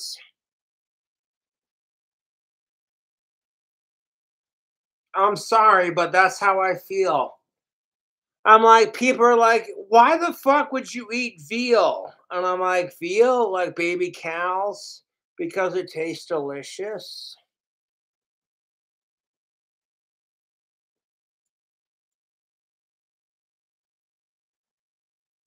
I'm sorry, but like, you ever have meat so fucking tender, you cook it medium rare like you normally would, or to that specification of it's medium rare, enjoy it. And you ever had it so fucking tender, it just melts in your fucking mouth. And like a part of you feels a little bit guilty because you're eating a baby cow. A part of you feels like sucks to be that cow because that was delicious. You know what I'm saying?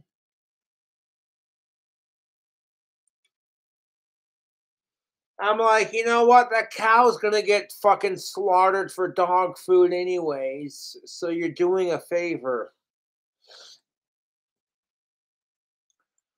There were several Middle Eastern countries.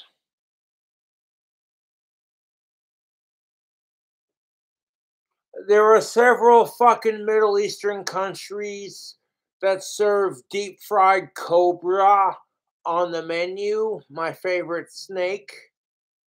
And would I eat deep fried cobra, king cobra, Indian cobra, whatever fucking cobra?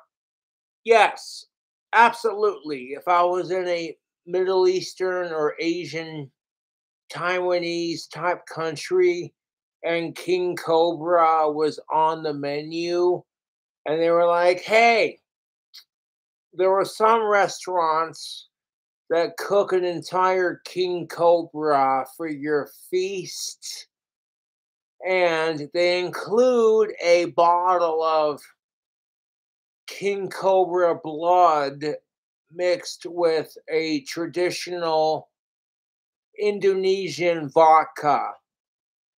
And they mix the king cobra blood with the vodka, and you have to drink the entire bottle with your meal, otherwise it's considered culturally insensitive. And I'm over here like, well, it may take me a hot minute, but I'm totally down.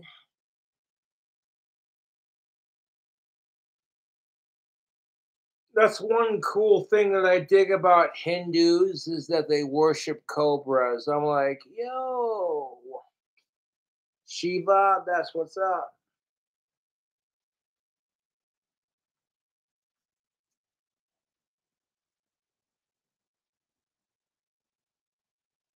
Hmm.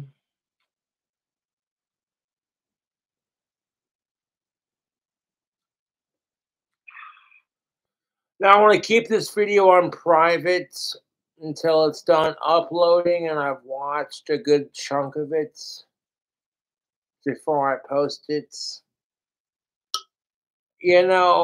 So like so far we've got almost 4 hours of solid YouTube content.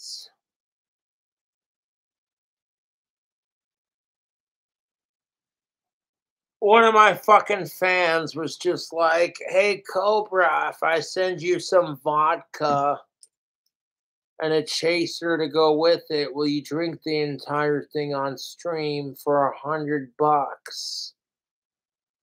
I'm like, and the fan was legit to a point. I still have to complete my end of the bargain. But they were like, I don't want you to overdose and die on alcohol. I'd feel bad. So I texted them back. I says, dude, you send me a big enough bottle. It doesn't have to be stupid big, but like big enough to get the job done, and I'll do it. And this is definitely big enough to get the job done, YouTube. This is like 750 milliliters of Fleshman's vodka. It is a cheaper vodka, much like Potter's. So, like, if you can't afford to, like, get smashed on pink champagne, and you drink some, like, Fleshman's vodka mixed with Mountain Dew, honestly, it tastes good. I'm not complaining. I get a little bit bougie with my booze sometimes because I love pink champagne. It has nothing to do with my sexuality or who I am as a person. To be honest, I love pink champagne. That's one of my favorite alcoholic beverages. You watch the Great Mouse Detective, old school Disney movie, and here's the rats at a party fucking busting out pink champagne and pouring it. So, like, old school Disney movies definitely glorified tobacco and alcohol growing up as a kid. But now that I'm older and much more wiser, today's Disney doesn't do that so much. It wasn't Disney inspiring me to drink and smoke a pipe. It was just the nature of the circumstances. I saw Roger from 101 Dalmatians smoking a pipe, and that's what got me into pipe smoking, was the hero of the story. And then once I tried pipe smoking for the first time, sometimes honestly, I prefer smoking a pipe over smoking cigarettes just because I like the taste of pipe tobacco more than I like the taste of cigarettes. But sometimes it's like cigarettes, like you don't got time to stuff your pipe and light it and smoke it. So sometimes having a fag is more convenient than you know.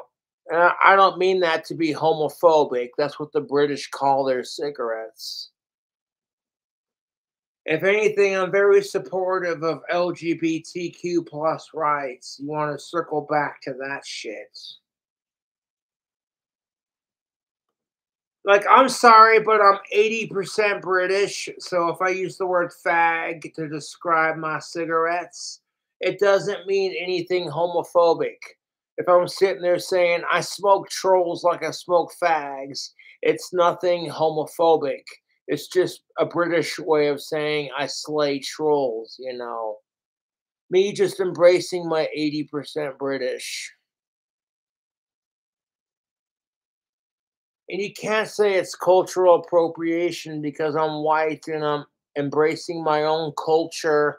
According to Ancestry.com, I am 30% Scottish Viking and 80% British.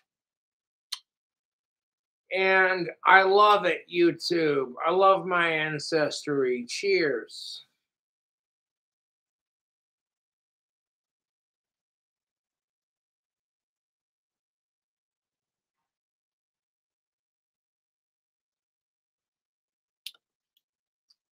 Mm.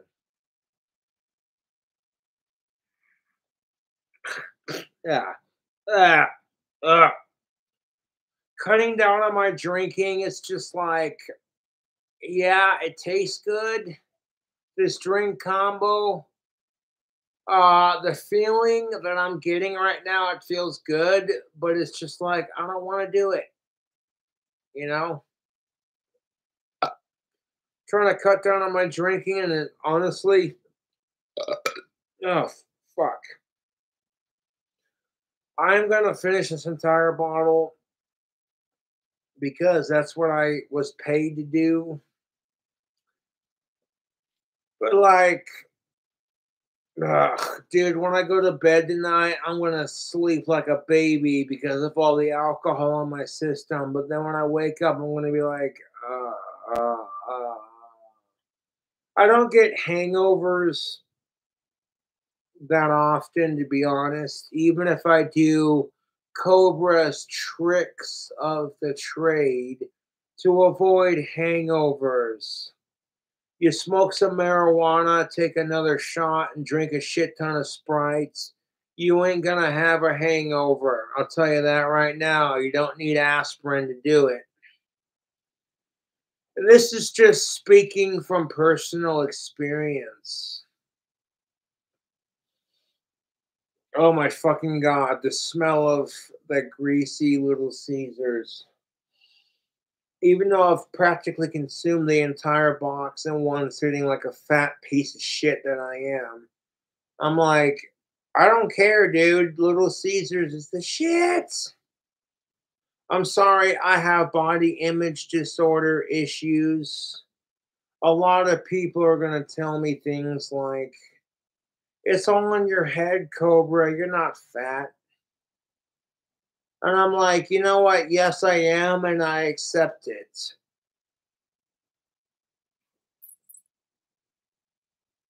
So much for having a six pack. All that right there, YouTube, is from pizza and beer. Pizza and beer. That's what built my gut. So go ahead, take it in. Take it in. Right there. Look at that. Kind of relax my gut. There we go.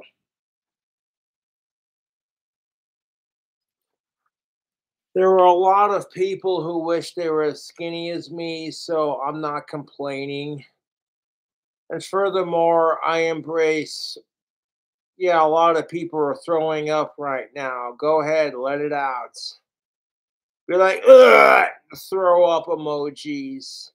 But like, I can't believe I just witnessed. And I'm like, I'm here to say, you know what? I don't care if I got a gut. I don't care if I drink too much. I am sexy as fuck. I don't care if I'm losing my hair. I don't care if I got a gut. I don't care if I'm extremely autistic. I am sexy as fuck. I am man. Hear me roar. And nothing can stop me from achieving my goals. And I want all of you, regardless of gender, to have that same attitude. That some dude rejects you because your tits aren't big enough. Fuck that shit, ladies. You'll find a man who doesn't give a fuck, who's just like, oh, they're big enough for me. You know what I'm saying? You'll find a fucking woman who's just like, your dick's big enough for her and she's happy with it. You know, and that's kind of how dating works. Woo-hoo! Sorry, it's a little late in the evening. I got my goth makeup on. Because normally when I do goth makeup, the bare basics is me putting on my guy liner. And if I really want to get into it, I'll put on some black lipstick and some corpse paint and really get into it. But this is the bare basic of what I do. You know, fucking rock the eyeliner kind of thing.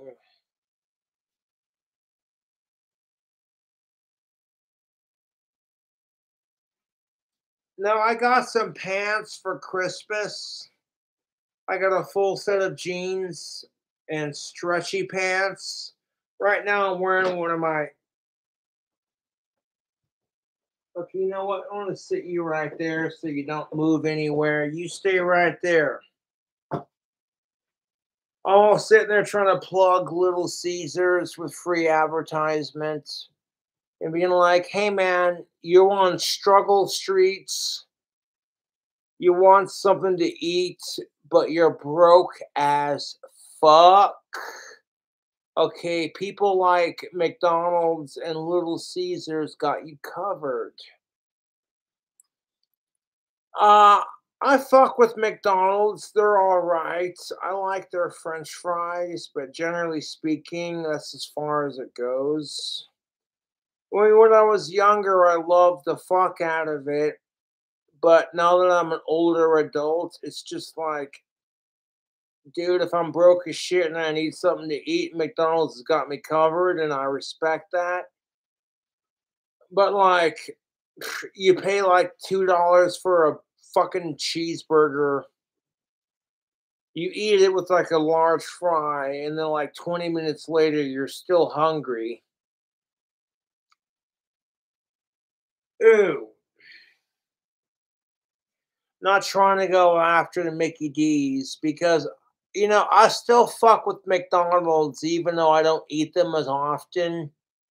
There's nothing wrong with enjoying fast food on occasion and treating yourself. Like, okay, you haven't had McDonald's in like 4 weeks and you're feeling kind of naughty, so you get a large strawberry milkshake and a large French fry, and then a couple of Mickey D sandwiches, and you just pig out like the disgusting asshole you are. And fuck what anyone else has to say. You have that moment of, I don't care. I want calories. I want to feel disgusting. Don't look at me.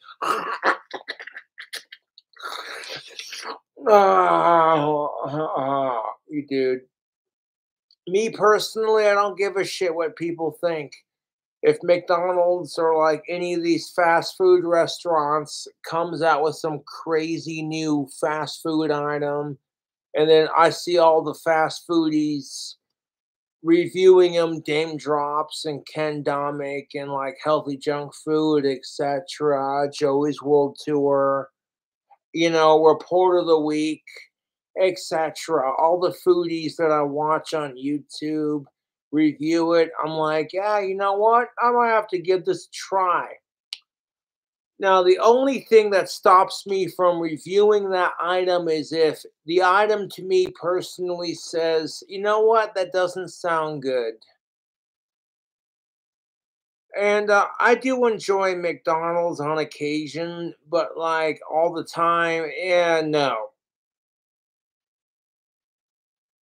It gets to a point, no offense to McDonald's, where, you know what, if I had the choice between eating McDonald's all the time or starving on occasion, I'd rather starve on occasion because just of how nasty, unhealthy McDonald's is for you, says the guy who fucking smokes tobacco and drinks alcohol. Like, you really gonna make this argument when you fucking sitting there risking liver and lung cancer failure?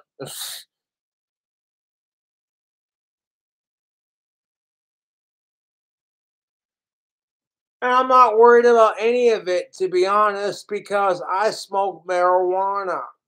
That shit prevents diabetes and lung cancer. So if you monitorize how much of it you eat and you smoke more weed than you do eating McDonald's, you'll be a lot healthier and a lot happier mentally.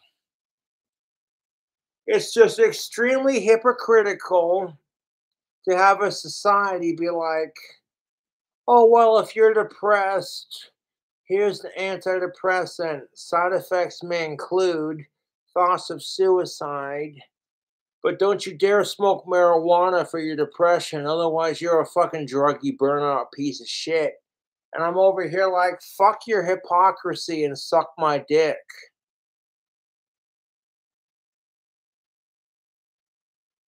I'm like, if it was up to me, I would legalize every drug on the planet except crystal meth and heroin, and I would tax the fuck out of it and regulate it. And if people have a problem with drug use, I would offer them treatment instead of throwing them in jail for non-violent drug offenses. But that's just me personally. I'm very progressive when it comes to drugs and alcohol.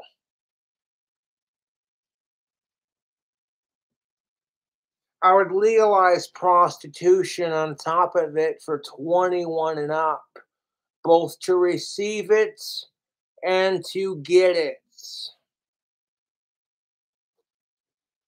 All of a sudden, you wouldn't have to go to jail for snorting 2 fat lines of coke and getting your dick sucked by a hooker and then smoking some weed. You know, people would be like, hey man, it sounds like you had a good Wednesday night.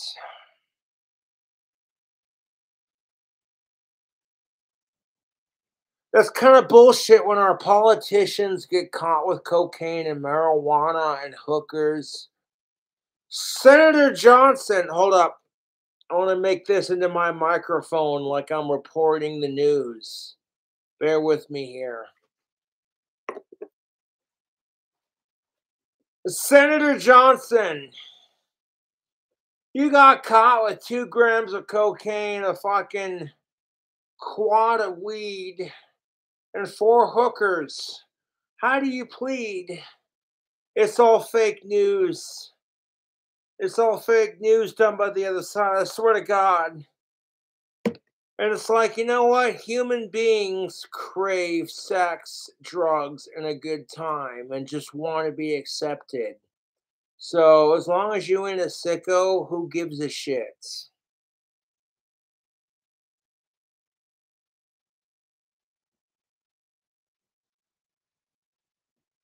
Like, you want to fucking judge somebody because they're black and then they smoke crack? I'm over here like, fuck your racism, dog. When you got some white trash piece of shit who lives in the trailer park fucking blasting meth into their system, how is it any difference? Uh,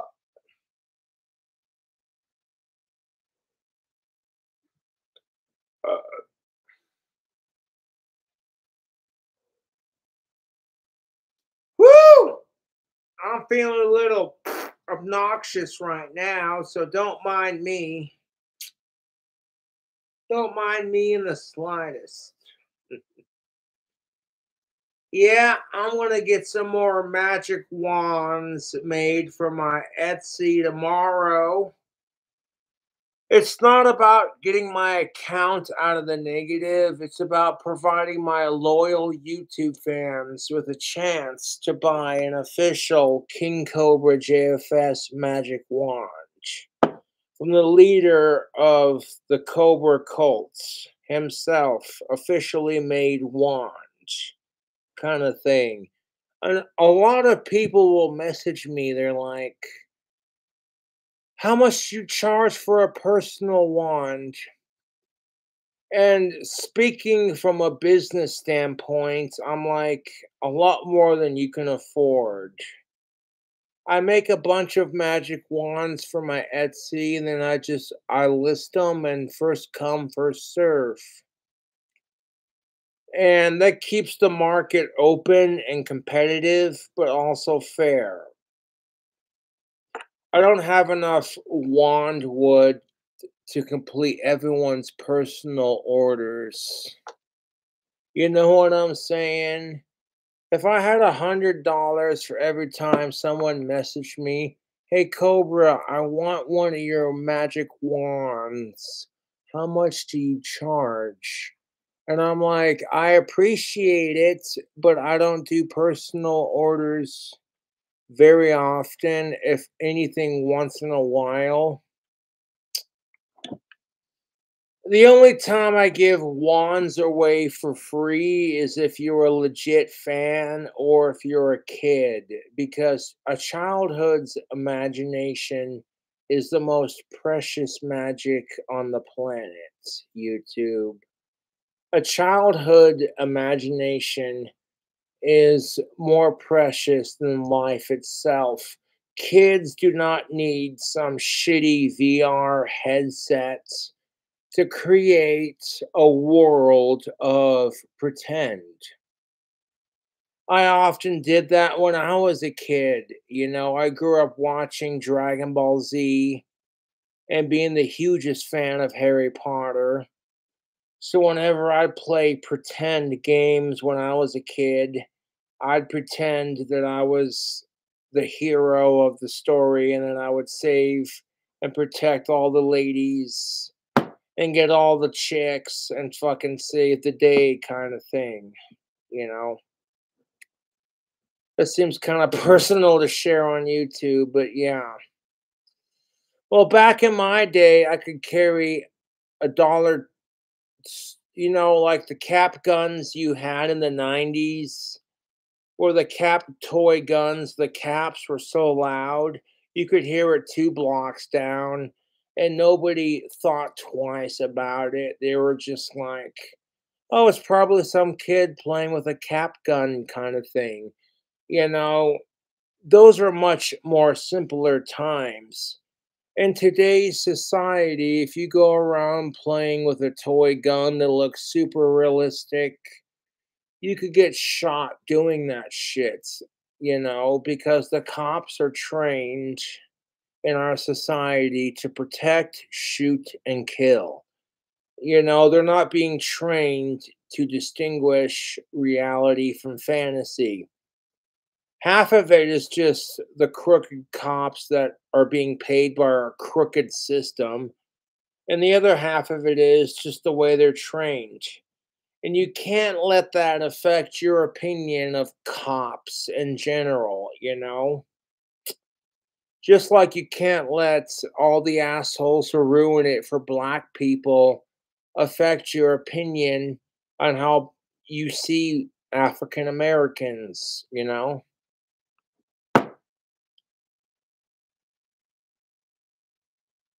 I tend to speak the truth when I drink, so don't mind me just kind of going off on my own little shtick.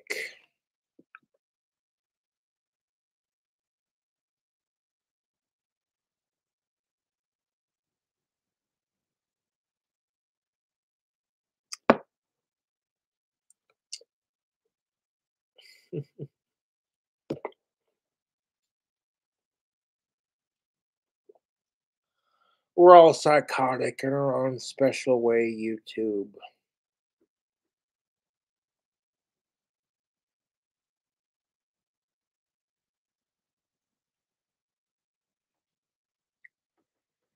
You live in Wyoming. Yes, I am live from my home state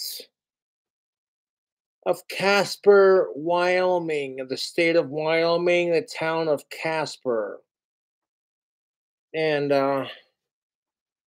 dude, I love Casper, Wyoming. It's where I live. It's my town.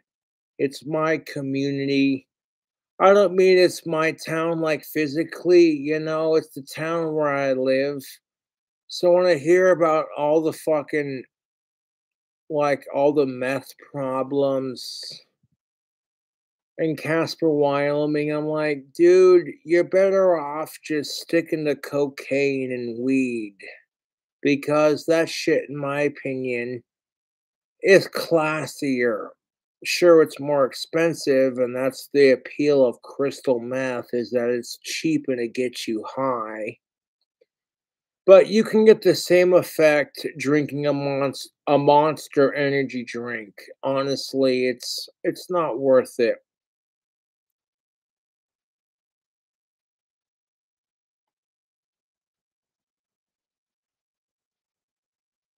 Fucking A, fucking 3 hours. Ozzy Osbourne vocal cover. Last video I saw, YouTube gave me an Ozzy Osbourne interview that I haven't seen yet, so I kind of spurred on my last video, like, ooh, an interview I haven't seen yet? And I watched it on camera, and you watch my entire autistic face just light up because Ozzy Osbourne's on camera and still kicking. Whenever I hear my older friends who are younger than Ozzy Osbourne bitch about how old they are, I'm like, honey, age is only a state of mind. Ozzy Osbourne's 74 years old and he has Parkinson's and he's still kicking ass. Okay, so age is only a state of mind.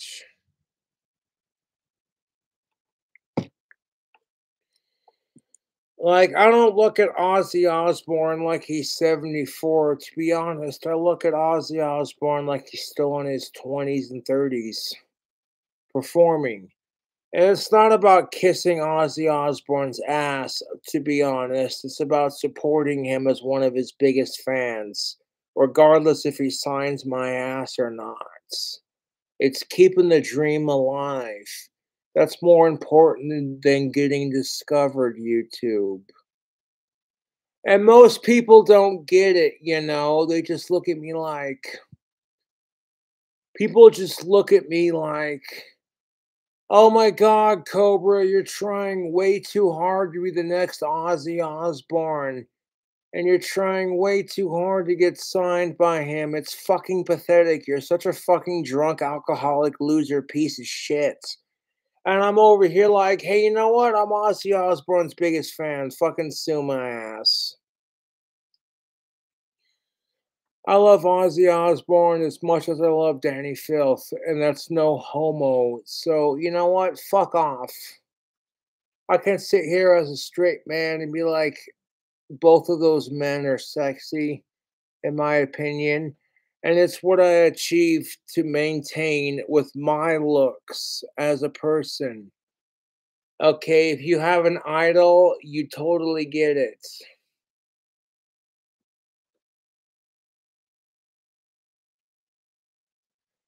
I'm not just saying that Ozzy Osbourne and Danny Filth are sexy, in my opinion. No homo is going to get YouTube pooped so fucking quickly. Like, I'm straight for of-age women, but I have respect for my idols.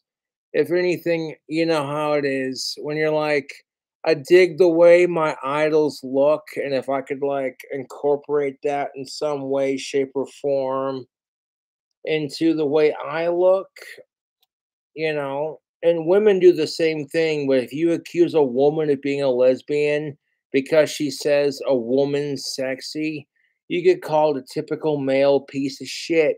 And don't you dare fucking put labels on a woman. How dare you, you fucking asshole? But if it's gender reversed, I find myself saying that a lot.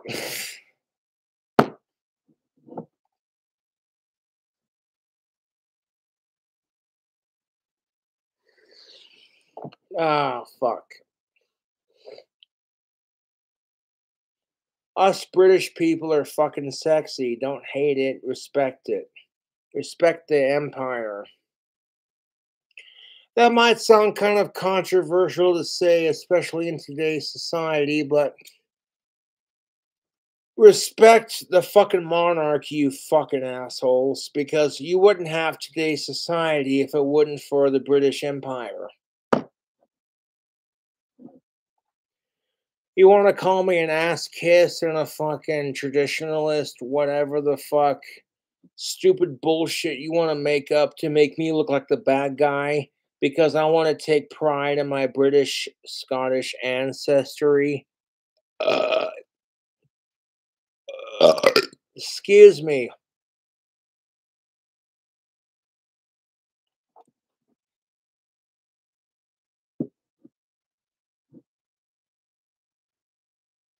I will be checking my PayPal and my Cash App here in a second.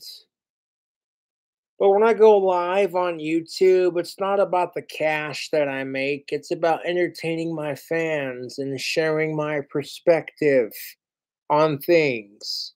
And if people relate to that, and they're just like, you know what, about time someone fucking said it, then I'm doing something right. That I, KingCobraJFS, can say Ozzy Osbourne, the Prince of fucking Darkness, and Danny Filth, the lead singer of Cradle of Filth, are both sexy, and it has nothing to do with my sexuality or who they are as people. It's just me acknowledging my idols for what it is. And that I kind of emulate both of them in my own special way, you know, and put like a little twist on it. It's more than just emulating Danny Filth and Ozzy Osbourne through your looks. Like, okay, that's predictable at this point. Put some spin on it. Be like, well, what about some Lemmy Kilmister? You know, put like a little bit of Lemmy Kilmister into your look. And it's like, look at these sideburns. I'm one shaggy son of a bitch, dude.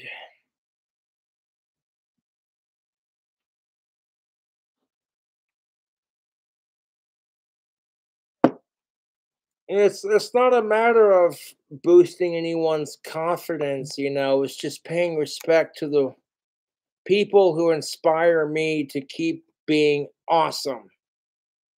You know, like you look at Cradle of Filth and some of their songs and some of their t-shirts. Yeah. If you get it, you get it. If you don't get it, it's whatever, you know. Goddamn, Jake. Here's where it's at, bud. I'm working on it. Fucking the dude who sent me the free alcohol and the 2 liter of Mountain Dew says, I don't care if you mix it. I don't care how long it takes you to drink it. I will pay you $100 if you finish the entire thing on stream. And I'm like, well, okay, I'm down for that.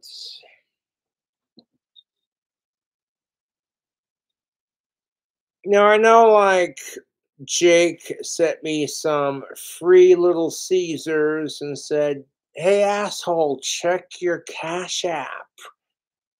I'll do that here in a second, but like, it's not about how much money I make on Cash App. It's about supporting my idols and supporting my fans who support me and continuing the legacy of metal and rock and roll, you know. There's times where I don't even have alcohol or weed to take the edge off, and all I have is Ozzy Osbourne's music. And I'll listen to it and maybe hit the cologne a couple times. What's a drug addict's favorite BMX bike? I heard it was Huffy.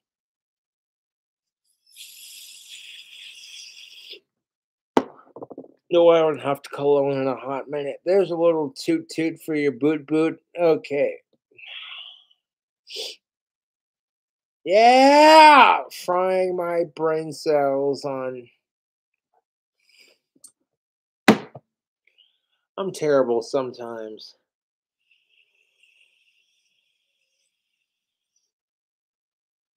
Okay. Just because you see Cobra doing drugs and alcohol and smoking tobacco, speaking from somebody who's living the lifestyle, you're better off just saying no to it. Sure, it can be fun when you get the exposure and the freedom and the rock star status. But if you're not like King Cobra and you're just doing it because you want to emulate me and you have nothing to contribute to society, then you're just doing drugs and wasting your brain cells for nothing instead of putting it into something useful like being creative, painting a picture, or creating your own music.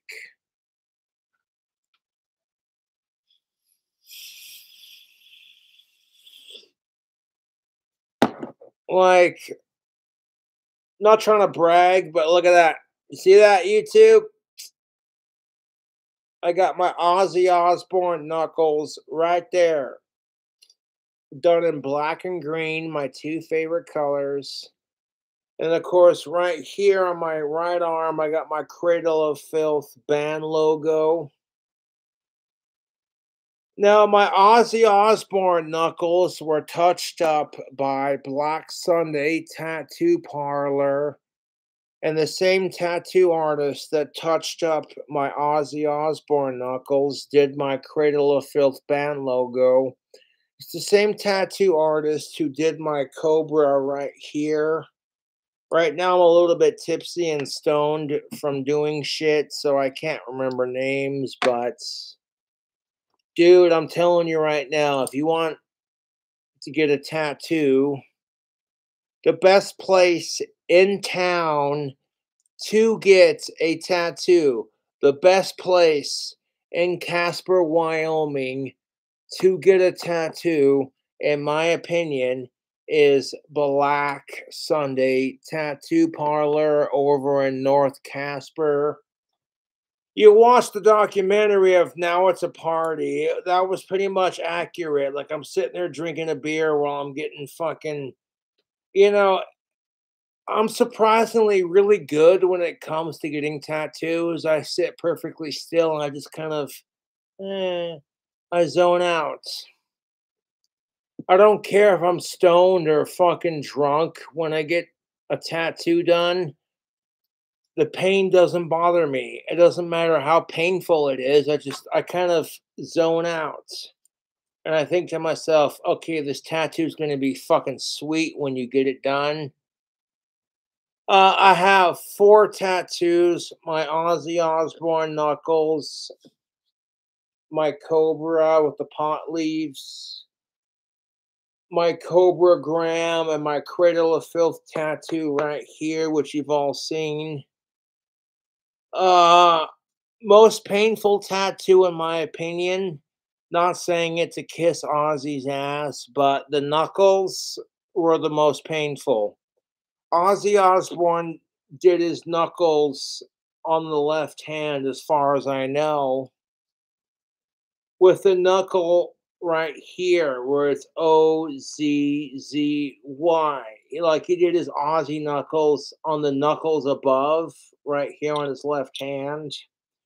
I didn't want to copy him exactly and kind of put my own spin on it, so I did mine in my two favorite colors, black and green. And then I did it a knuckle lower than the original. So it, you know what I'm saying? So that when I'm playing guitar and shredding, and that just kind of worked out in my opinion. I didn't realize it until after I got it tattooed on my knuckles. I'm sitting there shredding guitar, and it's like you can see my Aussie knuckles when I'm shredding guitar. And honestly, I fucking love it. It's like that's a great way to pay tribute to the Prince of Darkness while you're keeping the music alive, man.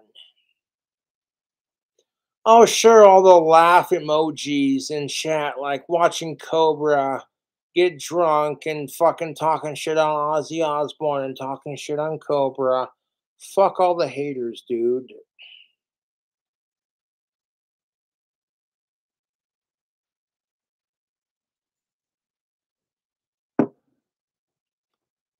Dude,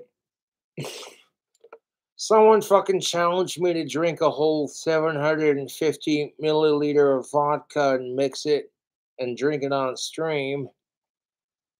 And I got a little too quickly into like getting towards the bottom of the bottle. I got there a little too quickly, so just because it looks better on camera,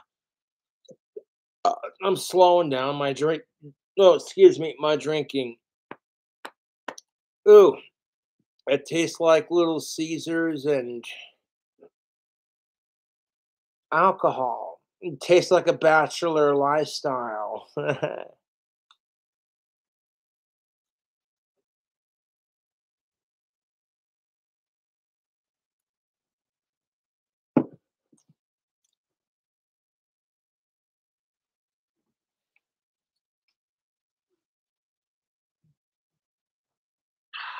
I had a breakthrough with my shit. Like, it doesn't matter what the fuck people say about Ozzy Osbourne or Danny Filth in the comment section of your live stream. It's all that matters is what you say, what King Cobra says. You know what I'm saying? It's like, if those are my idols, then that's all that matters. Fuck what anybody else has to say about it. I mean, when it comes to singing and like music in general, yes, Ozzy Osbourne and Danny Filth are my idols. But when it comes to like guitar playing, oh, dude, there are so many guitar players that I have respect for. And Tony Iommi is just the tip of the iceberg, friends. There are so many amazing guitar players that I look up to. I don't know who the fuck that is, so I'm not gonna answer it. Right now, I'm in the middle of a fucking live stream, so I want to finish that. And to the person who's knocking on my door, I don't mean to be offensive. Oh my fucking god.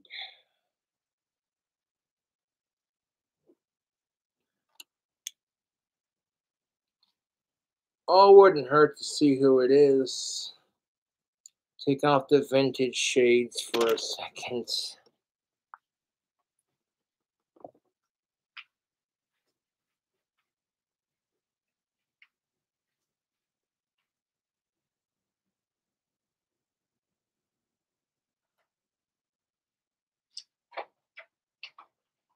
What's up?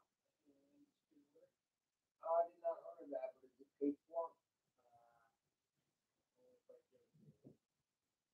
It's not paid for, dude. I'm sorry. My trolls are assholes.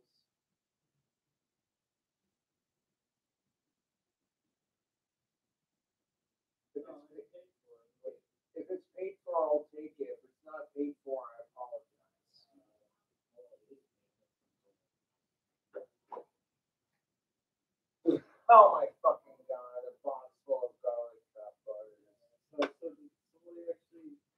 Oh my god, that is too fucking funny. I love to put garlic butter on my pizza, so that's just too goddamn funny. Yeah, I'll take that. It's paid for. Thanks, man.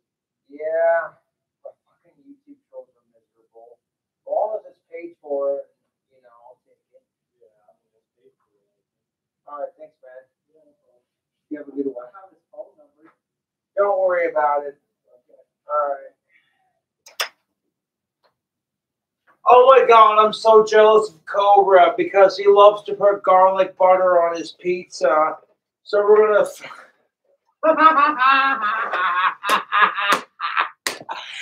Oh my god, YouTube, hold up. I gotta laugh at this shit. This right here is proof that I rule my trolls' lives. My trolls are so fucking jealous of KingCobraJFS that, oh my god, one of his legit fans sent him a bunch of alcohol to do a fucking video and then sent him some free little squeeze. You know what? Fuck this shit. I want to fucking, hold up. Oh, this is too goddamn funny. Oh my god, my trolls are fucking beyond sad. It's like, I'm so jealous of King Cobra, I'm going to send him. And it's like, is this your idea of trolling? I'm going to send Cobra a bunch of garlic butter cups from Domino's. Because Cobra loves pizza and he hates sickos. So let's spend all day calling him a sicko and then fucking send him free garlic butter cups. Because we're fucking losers. Let me just open this up for a second. Hold up, YouTube.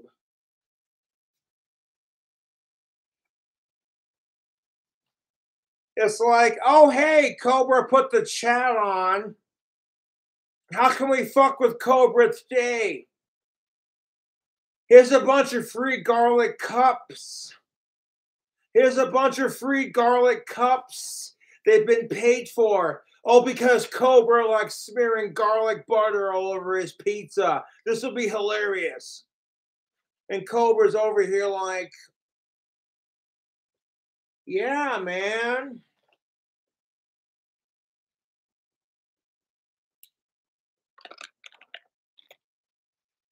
Like, oh my god.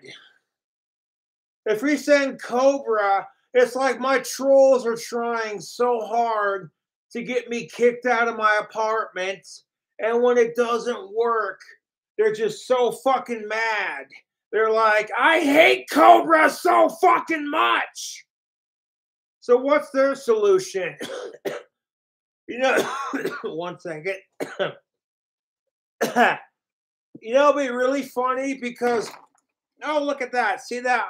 See that now? I'm not even getting mad because this is fucking hilarious.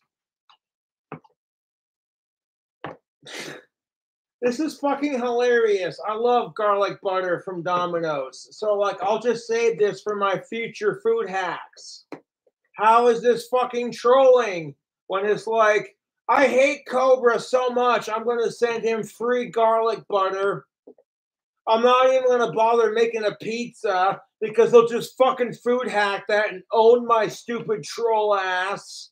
Oh, jeez. The only thing sadder than this box of pizza is my fucking trolls' lives. I swear to you right now. It's like, oh my god, Cobra loves putting garlic butter on his pizza. So, you know, it'd be really funny if we said screw him and we sent him a bunch of free garlic cups. That'll show Cobra. And if it showed up on camera, oh my god, that'll show that Boglum piece of shit how worthless he is. I'm like, thanks, guys. I love garlic butter, especially from my favorite pizza restaurants. So even if I don't have pizza to put it on, I can save the garlic butter cups for like food hacks and shit. You know, maybe I get my account out of the negative and I get some groceries to make bacon cheeseburgers. I can put that garlic butter on a bacon cheeseburger and like food hack it, you know? So like they're trying to send the fucking free buttercups to fuck with me, but I'm over here like, thanks, man. It's free food.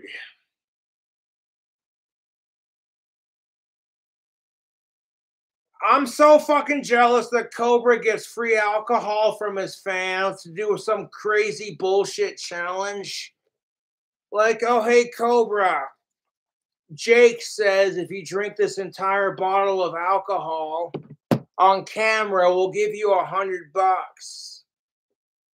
And my trolls are so fucking jealous of that kind of loyalty. They're like, okay, hey, I get to make $100 drinking alcohol while no one else does, like I do. Well, you know what? That's cool. I'll fuck with it.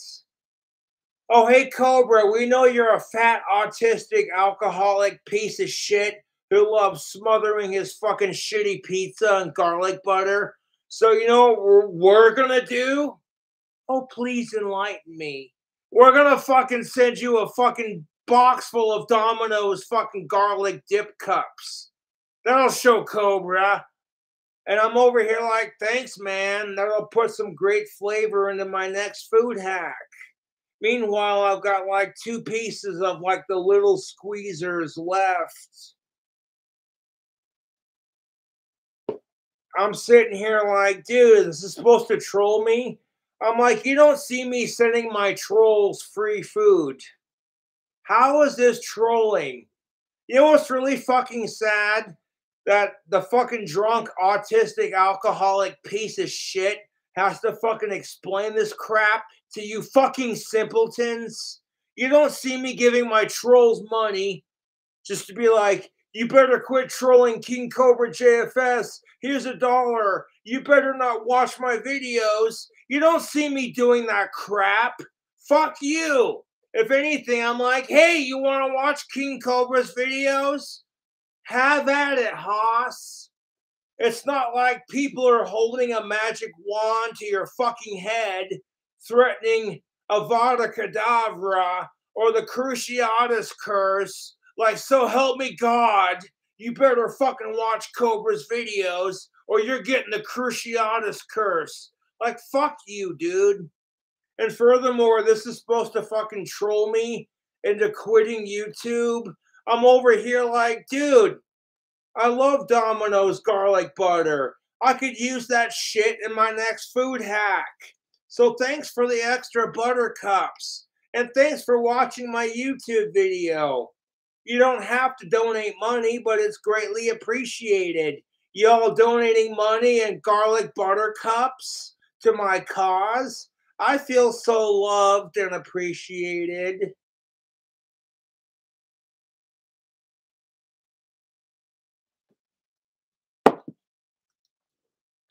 Like, oh, one of Cobra's legit fans sent him free alcohol to do a fucking challenge stream with. You know, it'd be really funny. Yeah, what would be really funny is if we took, and the same dude who sent me the free alcohol sent me some free Little Caesars to munch out on, and my fucking trolls are so fucking jealous that they think, oh, you know, it'd be really funny if we made fun of Cobra by sending him a bunch of free garlic buttercups. And then when Cobra gets it, I'm like, shit, something to dip my last 2 pieces in. Fucking A. Thank you, trolls. Thank you, YouTube trolls. I got some garlic butter to dip my last 2 pieces of Little Caesars in. Hold up.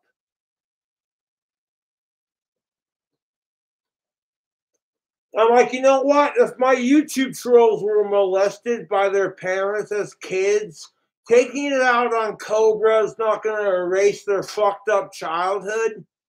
You might want to get some help for that.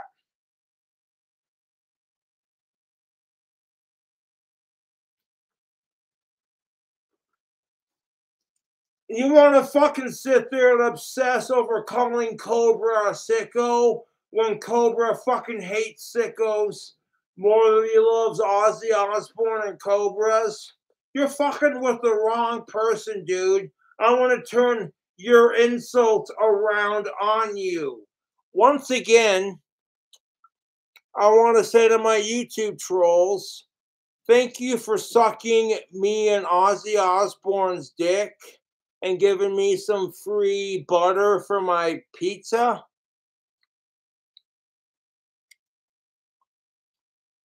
Oh my God. Like this Little Caesars was so fucking good, it didn't even need sauce. And then a bunch of my trolls are like, yeah, you know, it'd be funny. We know where Cobra lives. Let's send him some fucking free sauce. That'll show him. It's like, show me what? Show me what? The only thing sadder than my YouTube trolls are kids who get raped by pedophiles. That's the only thing that's sadder than my YouTube trolls.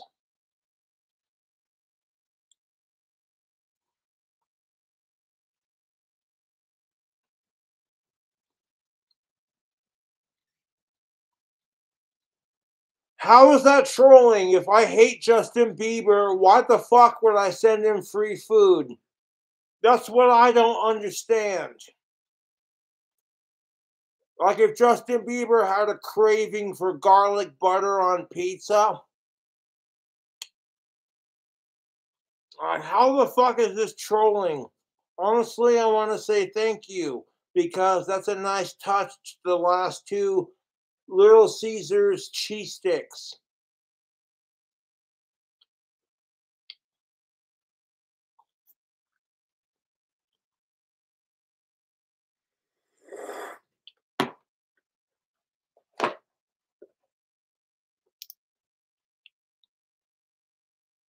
Like Cobra's live on YouTube. You know, it'd be really funny if we pretended to be a fucking YouTube fan and send him some Dominoes.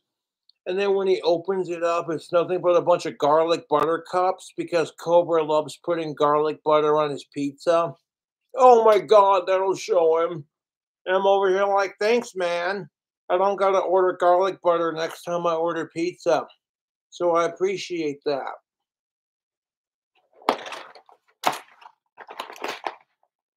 I'm like, I swear to God, dude, my trolls need to get a life more than I need to get laid.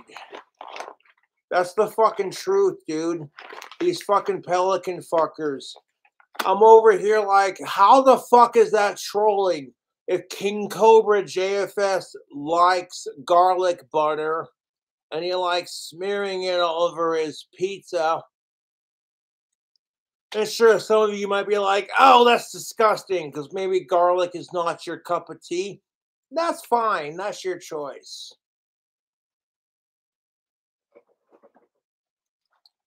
I'm like, how the fuck is this trolling YouTube?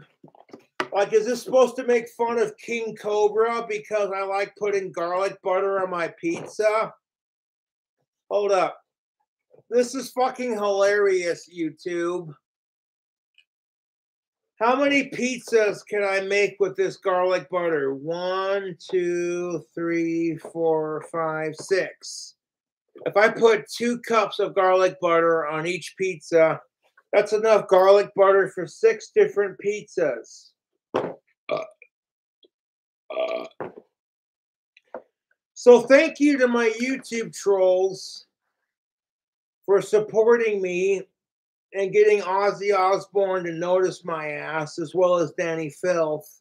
And thank you for sending me all this free, delicious garlic butter, because let me tell you, I love my garlic butter, despite being a vampire.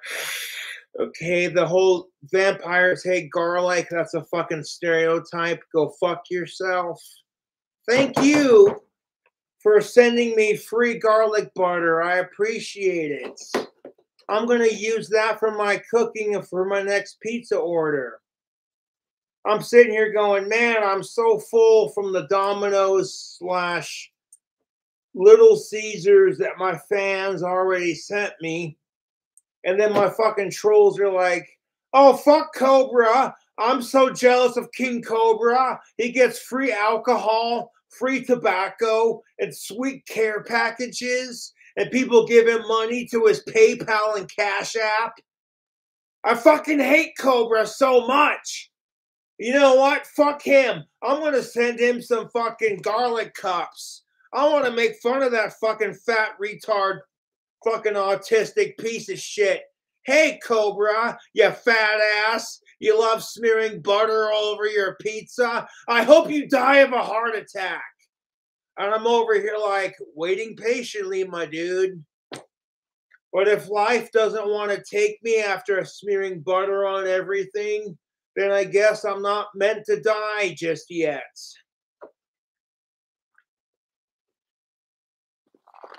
I'm not going to commit suicide by blowing my brains out with my shotgun or jumping off of Big Ben, the clock tower. So I'm like, you know what? I got the next best thing. Let's eat like shit, fucking drink and smoke cigarettes. Yeah! Because living is just a slow way to commit suicide. Go fuck yourselves.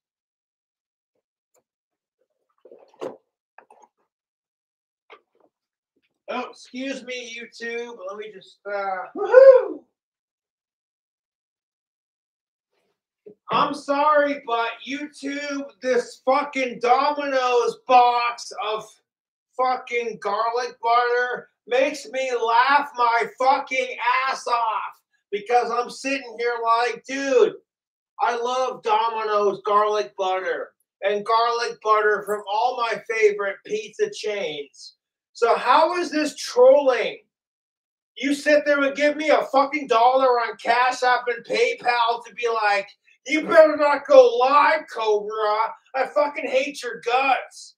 And I'm over here like, I'm going to go live regardless if you like it or not. Oh, hey, thanks for your dollar, prick.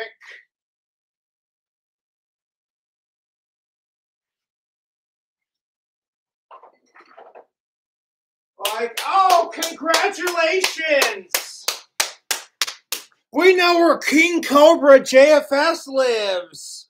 We're such obsessive stalker losers that we're going to accuse Cobra of stalking Ellen, even though he doesn't stalk her, while we stalk her and stalk him at the same time. Fucking massive, miserable, fucking hypocrites, dude. It's the fucking truth.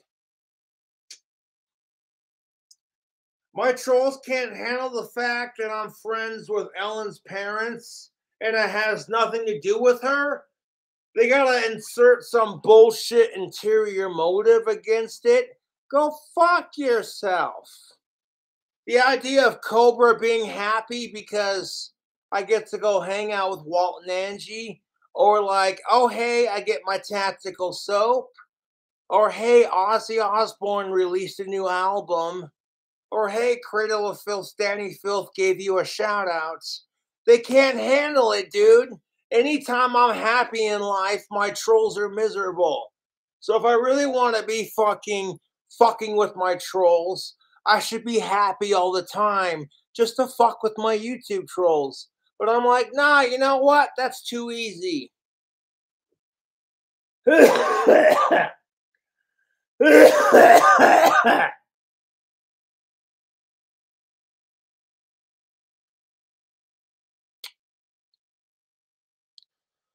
I am going to keep this video on private until it's fully uploaded, and then once it's fully uploaded, I will make it public. I fucking hate sickos more than I love Ozzy Osbourne, the Prince of fucking Darkness, you know. And what kills me about it is my fucking YouTube trolls will spend all day, every day going, how the fuck can we call King Cobra? Oh, excuse me. How the, ooh, man, I got the hiccups from the alcohol and the buttery goodness. Ooh.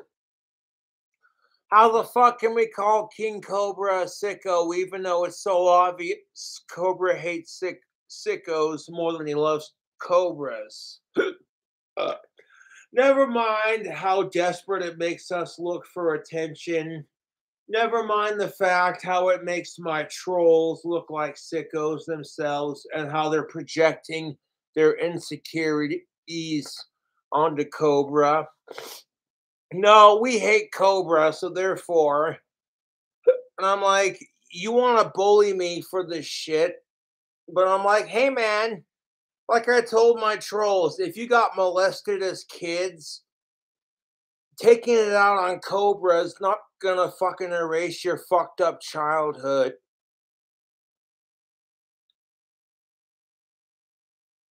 I'm serious. If my YouTube trolls were molested as kids, and that's why they have this weird obsession with pedophiles, I'm like, bullying Cobra for hating pedophiles isn't gonna erase your fucked up childhood. Like, Cobra, you need to get laid, you fucking sicko. And I'm over here like, wow, your life is fucking sadder than mine. And I'll drink to that.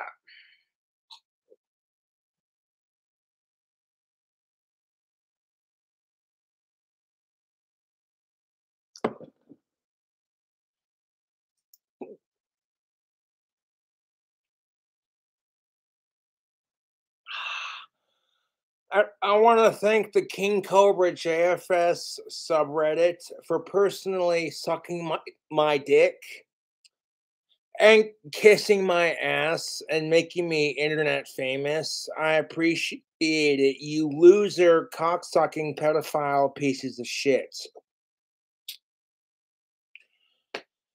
Every time you call KingCobraJFS a pedophile or a sicko, you're basically calling it to yourself. Because I would sacrifice everything I love in my life, including my wand business, my YouTube fame, getting signed by Ozzy, my dream house, everything that I love and want in life. Everything that I have included, I would sacrifice all of it to end sickos. Even if I never got of age pussy for the rest of my life, so be it. I would sacrifice getting of age pussy the rest of my life to end sickos. And yet somehow my fucking YouTube trolls are so fucking retarded. Their obsession with me is honestly fucking sad. I have to wonder if my trolls are more autistic than I am.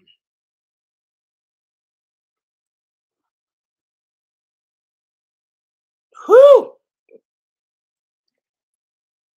This old goth autistic Ozzy Osbourne wannabe cowboy is gonna wanna be my ass. Shit, I'm one of his biggest fans. Fuck you. No, in all seriousness, ew. Man, I could go for some tobacco right about now, but we're in the middle of recording a video. So it's like, hey man,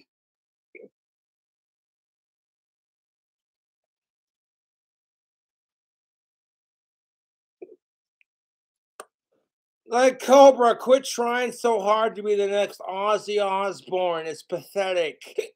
Sitting there kissing him and Sharon's ass. You're such a fucking loser. And it's like, it's not even about that. Okay? I don't care if Ozzy Osbourne signs me. Don't get me wrong, it would be a dream come true and it'd be just the best. But I've already got a thing going with Alex Ford.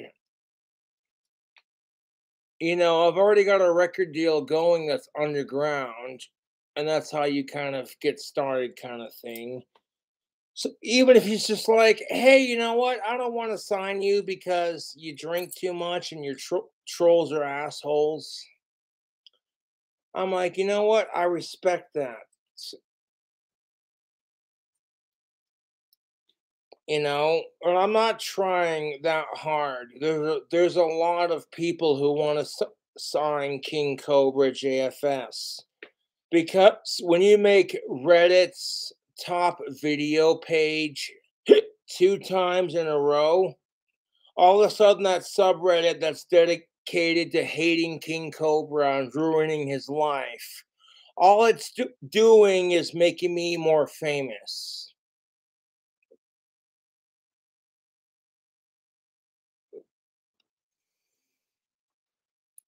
No, I've been very vocal about this on YouTube. I'm like, that would be fucking sweet if Ozzy and Sharon signed my ass, but what's in it for them? Okay, I don't want Ozzy Osbourne to sign my ass just because I can sing like the Beatles and I'm one of his biggest fans. What's in it for Sharon and Ozzy? You know, if the people really want to see King Cobra do his thing, you know, you got to think like a business person and like, you know,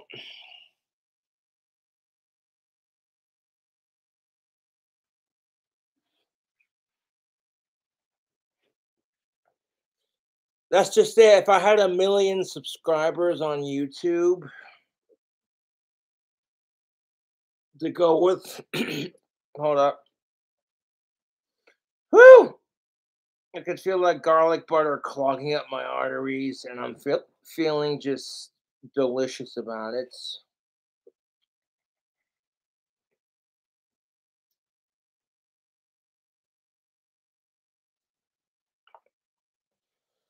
Honestly, it's not about Ozzy Osbourne or Sharon signing my ass. It's about making a difference in the world. You know, it doesn't matter who you get signed by. If your music doesn't make a difference, then what are you doing it for? You're making the music because you like the way it sounds and you want to reach a specific audience.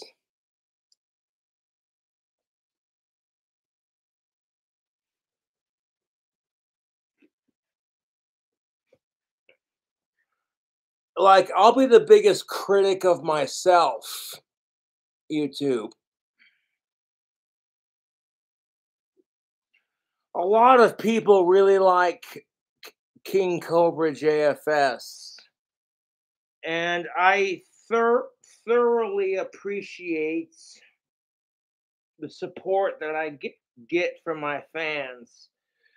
Even if I don't have like a bazillion fans, I appreciate every fan that I get. 1 second, I'm putting my steel toes on. You go to Walmart and get some black Brahma steel toes that are everything proof. That's what I do. Like, people are like, Cobra, what do you wear for boots or shoes? I love to go to Walmart and get these Brahmas.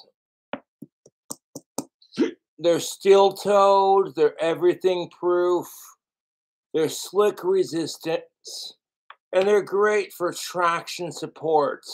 And if you gotta kick somebody in the fucking face for running their smart mouth, you got a steel toe right here. You know what I'm saying? So yeah, I would highly recommend Brahma steel toes.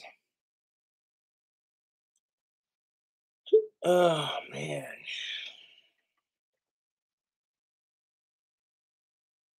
Ah, fuck me. I agreed to do this challenge. One of my fans, Jake, was just like, hey man, if you drink this entire bottle of vodka on YouTube, I'll give you $100. And I'm like, and okay, no challenge, no fucking being like, okay, I don't care how long it takes, do your thing kind of thing. I'm like, it sounds almost too good to be true, but Then fucking Jake sent me some Little Caesars, which I downed.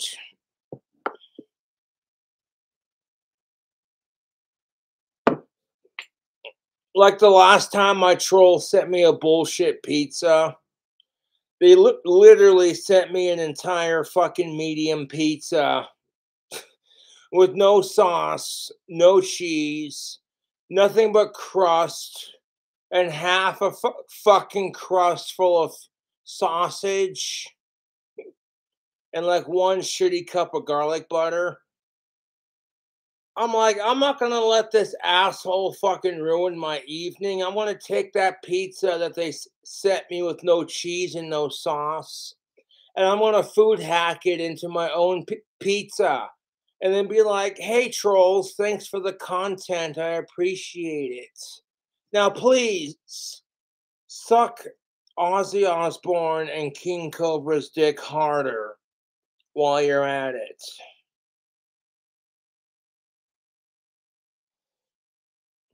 Like, oh my God, we're gonna send Cobra a fucking pack of Domino's box full of nothing but garlic butter, hoping he'll freak out on camera and have an autistic freak out.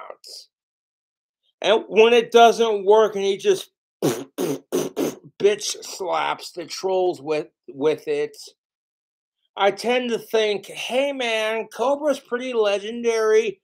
What the fuck are you doing with your life?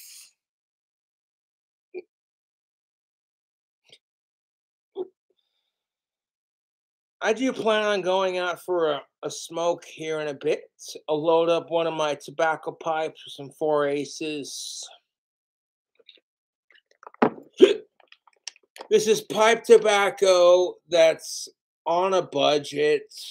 You can roll it into cigarettes. It can also be pipe tobacco. It has, excuse me, the same consistency. I get it at my local smoke shops, like 4 Aces, regular. A bag this size will literally cost me $15 versus spending Wyoming prices for a carton of cigarettes. Like when you buy a bag of 4 Aces pipe tobacco, and it costs more money to buy a carton of cigarettes, and you're trying to make your money stretch, what do you think you're going to do?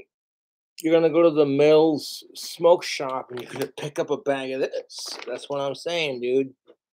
100.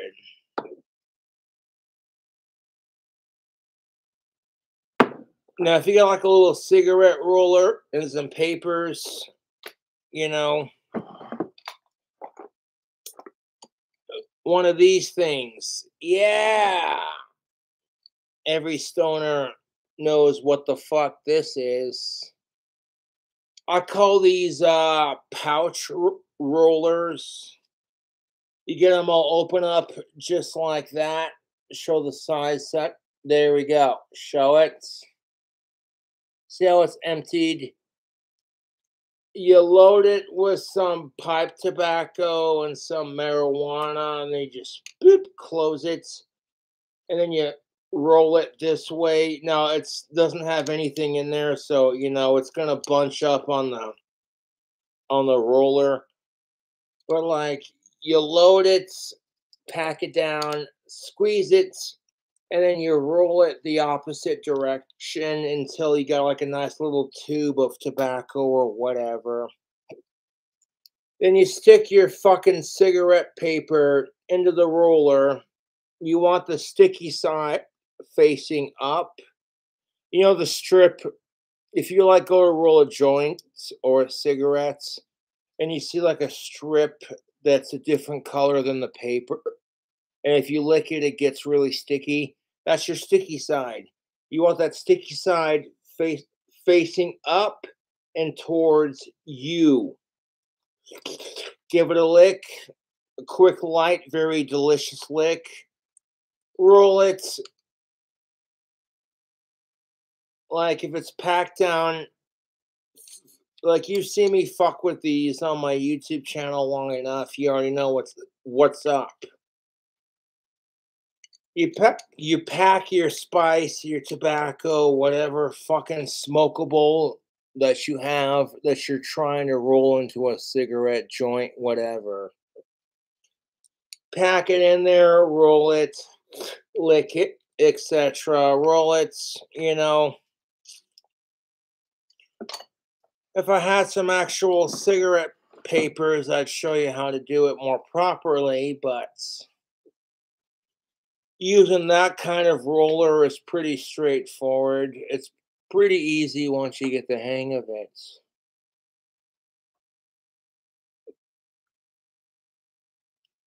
I used to fuck with Spice because Homeboy Scotty was on probation, and I felt like a dick for smoking marijuana in front of him, especially when he couldn't have it because he had regular drug tests, and he couldn't really drink alcohol either. So Homeboy Scotty ended up turning to synthetic weed because it got you there and it was out of your system relatively quickly. And honestly, that's complete bullshit. Like, I personally think every drug except heroin and crystal meth should be legal and that we should tax the fuck out of it. But that's just my opinion. And there were some days where even I'm like, they should just legalize all drugs and tax the fuck out of it. And offer people treatment for non-violent drug offenders. Y'all should be offered treatment instead of, you know, oh, you're gonna go to jail because, yeah, you know, you're jamming some Black Sabbath and smoking some weed, and then someone blasts out Snowblind, and you're like, that's my jam, and y'all start snorting cocaine to that song, and then you're not really harming anyone. You're just a hippie, a non-violent drug offender, just trying to keep the rock and roll and the music alive. And they're like, well, no, we don't tolerate that shit in our county, boy. And it's like, wow, okay, so the non-violent drug offenders in their fucking basements is more important to you than the assholes who are drinking and driving and causing a 10-car pileup because they're super drunk and they thought, oh, I could still do it. Yeah, you know. If I had my own car, to be honest, and if I had a hot rod or a rat rod or some kind of cool customized, it doesn't matter if it's customized or not. You know, if I go to a bar and I'm too drunk to drive, I'm going to put the keys in my pocket and then I'm going to crawl into the back seat of my car and take a nice little nap. That's the way to do it.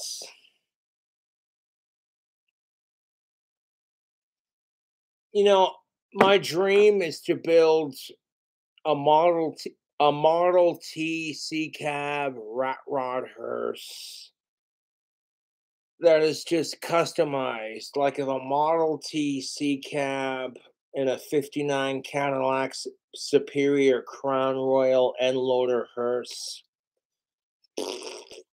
You know what I'm saying? Some hooker exhaust, some Dracula headlights.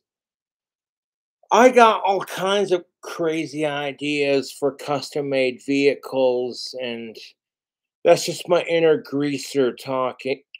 You know, my Uncle Don had the knowledge to build that kind of car. And it's currently sitting in my Uncle Don's grave. If I had my Uncle Don's knowledge of cars, I wouldn't have to sell my wands or my music on YouTube and Facebook. I'd be able to be like, hey, another Cobra custom has been listed. So I love cars and I love music and magic and just doing my thing, you know.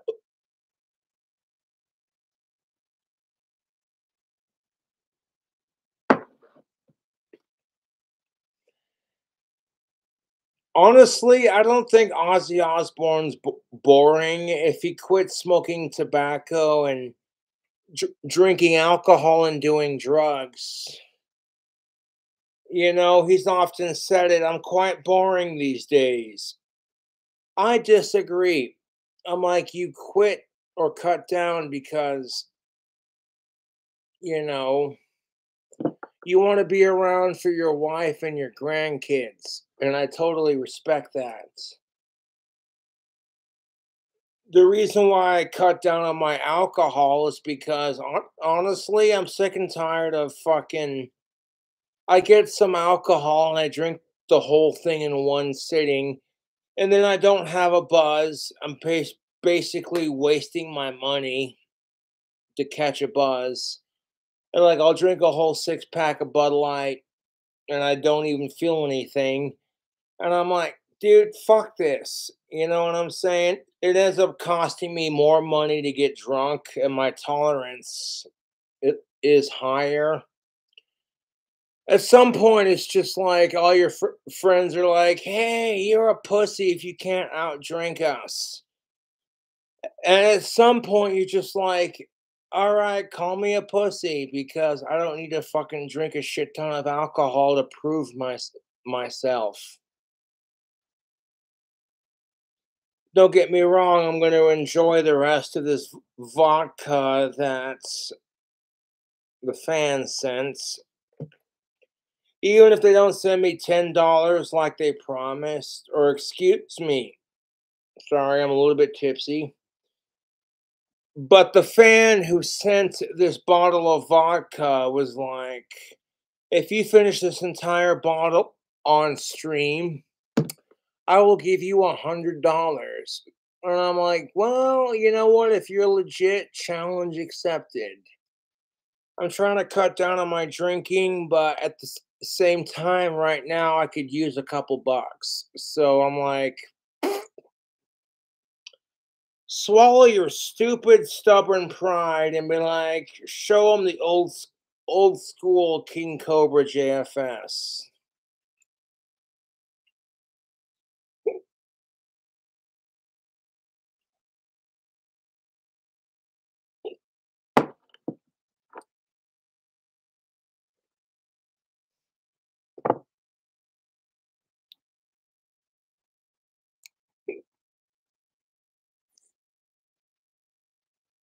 Mm.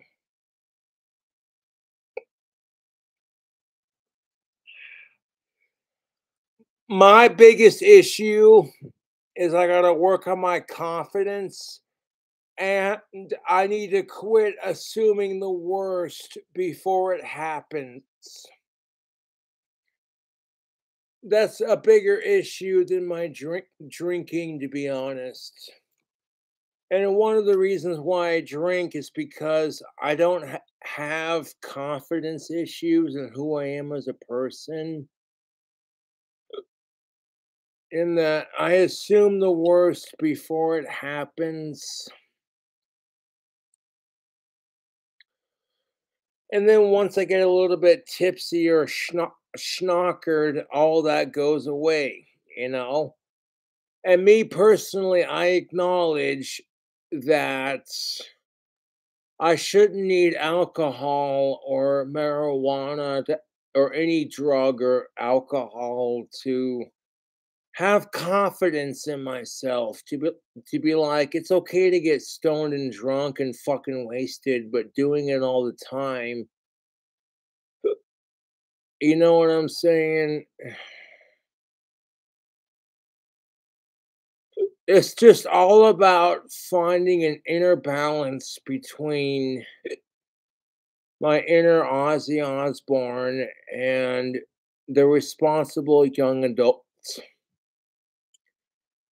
And that's not to criticize Ozzy, to be honest. He's one of my fucking idols.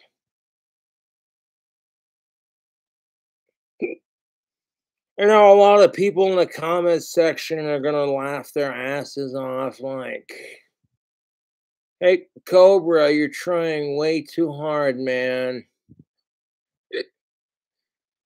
I'm like, believe me, if I was trying too hard, you'd hear about it every video. But even I get to a point where it's like, dude, I love Ozzy Osbourne and the Prince of Darkness. And I think his wife Sharon's the queen and the goddess of rock and metal. And you don't want to fuck with her because she's the business. I kind of feel, even I feel like I'm trying too hard. Like, dude, it's okay to idolize Ozzy Osbourne, but calm the fuck down.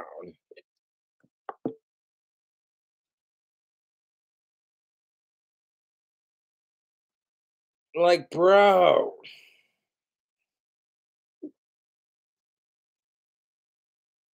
And then here's the internet going, why the fuck would you make bacon sushi nachos?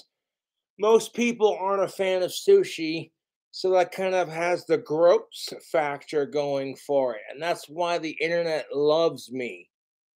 It's not because I have some weird obsession with Ozzy that's perfectly healthy. There's a line I don't cross. I love Ozzy Osbourne and Danny Filth, no homo, but there's a line I don't cross with it because as a celebrity myself, I get it, you know? When people are trying to figure out where I live and showing up to my place unannounced, they don't even send me a fucking heads up text message like, hey Cobra, I'm a huge fan of your videos. I want to show up to your apartment next week and want to take you out for alcohol and fun. I'm like, well, I appreciate it, but like a little bit of heads up would be nice, you know? A little bit of warning, a little bit of, hey, this is going to happen in a couple of weeks. And me getting arrested for being drunk in public and making an ass of myself and having it dropped because the cop that arrested me was just like, this guy's autistic. You know, I consider myself extremely lucky that I've only gotten a very mild taste of what it could have been. Although I will say this, having your dad pick you up on Christmas because you were a drunk piece of shit and assuming the worst before it happened, that's kind of been my problem my whole life. Is I'm so used to negativity and being bullied that I tend to assume the worst before it happens, so it hurts less when it actually does happen. And honestly, I gotta work on that. I assume the worst before it happens because it hurts less when it actually really happens.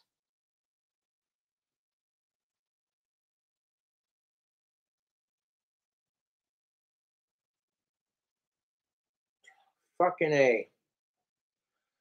Why do I agree to this? Because I'm over here like, yeah, sure, I could drink I know I can finish off all that vodka that I have in front of me. But here's the thing, Vit, and hear me out. Now that I'm starting to cut down on my drinking, I'm actually not bullshitting you, feeling a lot better about my life. Being like acknowledging that I can't control the bullshit that makes my life miserable. All I can do is control how I react to it. And that drinking alcohol until I'm drunk isn't going to magically make my almost 6-year dry spell end magically. It's not going to end pedophiles or the wars in our society. It's not going to establish world peace.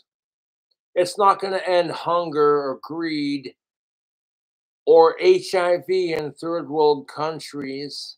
Me drinking is only going to make me feel better temporarily about shit that I can't change. And it took a long time to acknowledge that, to be honest. And I'm like, it's okay to have a drink and like enjoy yourself and get a little bit drunk, but when you're doing it all the time, it gets to the point where you don't even get drunk anymore because your tolerance goes through the roof. And when your alcohol tolerance goes through the roof, you no longer get to enjoy alcohol, and that's just the thing of it. Ever since I turned old enough to drink alcohol 21 and up, my limit has been 4 drinks minimum.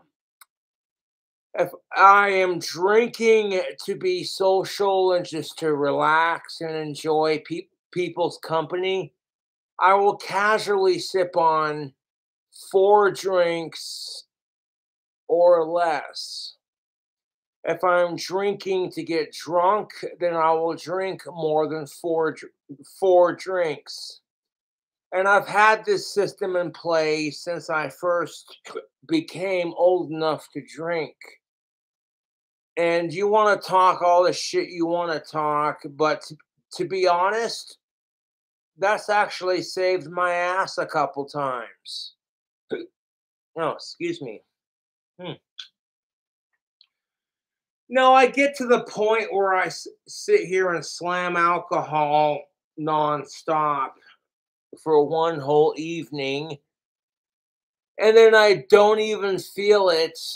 I barely feel it, and then I gotta drink more to feel that feeling, and I'm sick of that.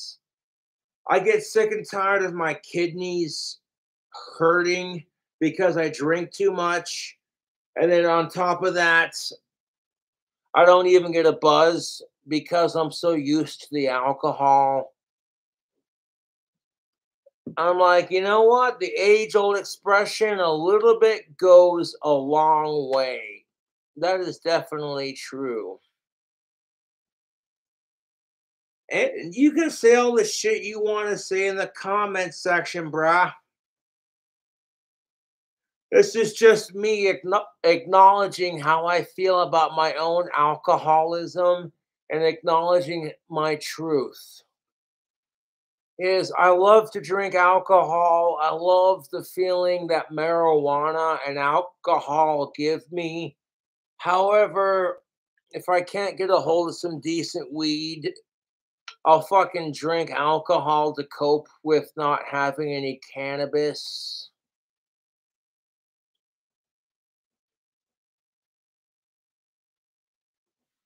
And it's just like, even then, when you smoke cannabis to escape your problems because you want to get high and relax, like, even then, you have to acknowledge that even though cannabis is a lot safer for you than all the hard drugs out there, or like alcohol or the prescription drugs that are being forced down your throat, you have to acknowledge that getting stoned or getting drunk doesn't fix your problems. Hey, don't get me wrong, it's fucking amazing when you get stoned and when you get drunk. When you're stereotypically stoned, you and your friends are smoking marijuana, and then you get the giggles and the traditional side effects of said drug, or in this case, plant. I'm telling you right now. Oh, I got the farts. Excuse me. Ugh. Woo!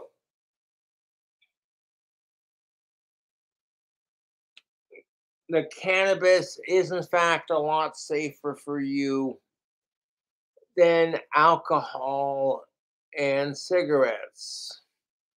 Obama said, yes, I inhaled, but I view it as, and the only reason Obama said he viewed it as a bad habit like cigarettes or weed is because he's the president. At the time he said it, he was the president.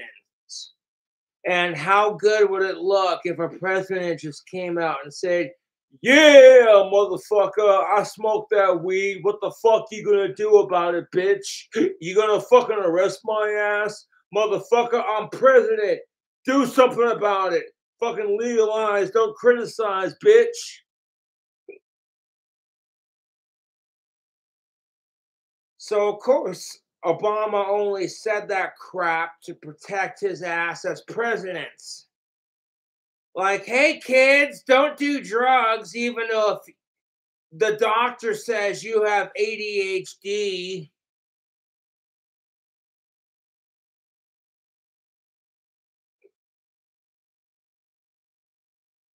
Like, oh my God, your kid just got self-diagnosed with ADHD.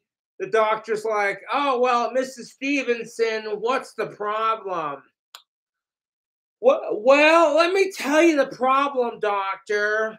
My kid is super hyper. They can't sit still and they can't pay attention like your stereotypical little kid. You know, they don't say that last part, but what does the doctor say?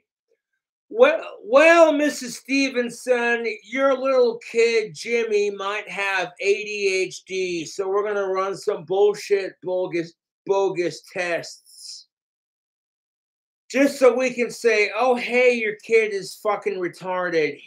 If you want to fucking fix them for their ADHD, even though we're going to tell the kids in middle school,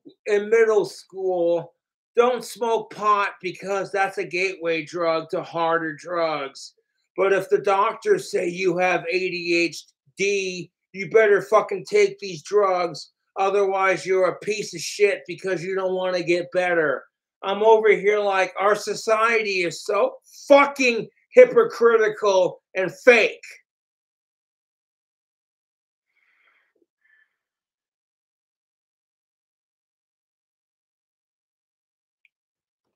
All of a sudden your kid's coming home from school like, guess what I learned in school today? And they're full of energy and just full of carefree kid spirit. Fuck pedophiles.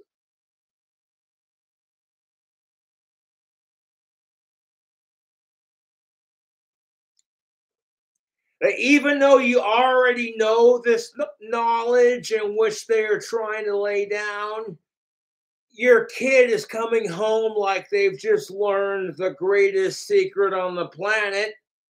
Like, daddy, daddy, daddy, what? I found out how rainbows are made. It's not made by queers and fucking over-pushing agenda. Oh, it's not? How are rainbows made, Junior? Tell me how they're made, champ. Rainbows are made when a rainstorm stops and all the water and the moisturizer in the air and the sunlight and that's science. And you over here like, God damn, my kid's pretty smart for their age. Don't even get me started on that. I'm totally in favor of supporting LGBTQ+. But growing up when I was a kid, it wasn't forced down our goddamn throats. The teachers that we had as kids weren't like coming out as, oh my God, you know, the most you heard was they have a husband, they have a wife, And that's all you need to know. When I was a kid growing up, teachers were not required to share their sexuality and their dating advice and their dating life with kids, all in the name of being progressive. But now you got these fucking freak teachers who are like, okay, guys, so coming out as non-binary trans, oh, I can't feel my balls because apparently I don't have any. Coming out as non-binary trans to my students, and I hope they accept my pronouns. I'm like, when I was a kid, nobody gave a shit about that. That you want to force kids to tolerate this loopy bullshit. They're going to grow up to become adults who hate it. You want to call me a bigot for saying what I'm going to say? Fuck you. Hear me out for a second. When I was a kid, the idea of drag, for me personally, was like watching Bugs Bunny fuck with Elmer Fudd the whole episode. It wasn't being forced down my throat. It was simply a cautionary suggestive, you know? But these days, everyone is so afraid of being politically incorrect and being politically offensive that nobody seems to see a problem with forcing LGBTQIAA plus down kids' throats. And it's just like when you're telling your kids, hey kids, don't smoke cigarettes. It's bad for you. What happens when they're teenagers? They rebel against that. Oh, fuck you, I'll show them. The same thing is gonna fucking happen when you force kids to fucking accept LGBTQIAA plus. They're gonna grow up being like, I was forced to accept this, and I'm not even okay with it because I identify as straight, white, cisgender. But now I'm being seen as the enemy for shit I have no control over. Oh.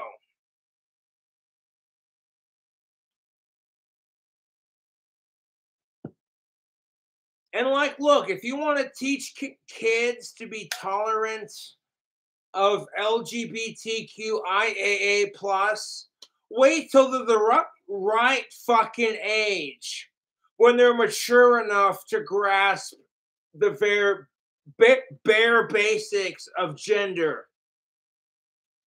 You know what pisses me off about the trans community? Is how they're going to sit there and say gender does not exist. But so help me God, if you don't identify that stunning and brave individual by the gender they identify as, then you're a bigot. And I'm like, you can't have it both ways, dude. I get that gender is an abstract concept because here I am wearing my goth makeup. How many times have I been insulted for wearing nail polish and eyeliner? I've been called a tranny faggot because I rock my goth makeup and my nail polish. And then despite being cisgendered and straight for of-age women and heterosexual, I get so much crap from people. People calling me a sicko, people calling me a fucking tranny, people calling me a faggot. And I'm like, fuck all of you for labeling me, dude. I don't sit there and label you based off of the harassment you give me. You know how hard it is to be a straight cisgendered ally when you get crap for being straight and cisgendered by the same fucking goddamn fucking society that says you better accept them for being a fucking tranny weirdo, otherwise you're intolerant. But they can sit there and call you a freak because you're cisgendered. I'm like, here's the thing of it. Revenge hatred isn't going to make anything better. if transgendered people and women and blacks want equality, then it should not be okay for you to crap on me because I'm cisgendered, white, straight, and biologically male. If I'm not allowed to crap on you for your shit, and as long as you ain't a sicko, who gives a shit?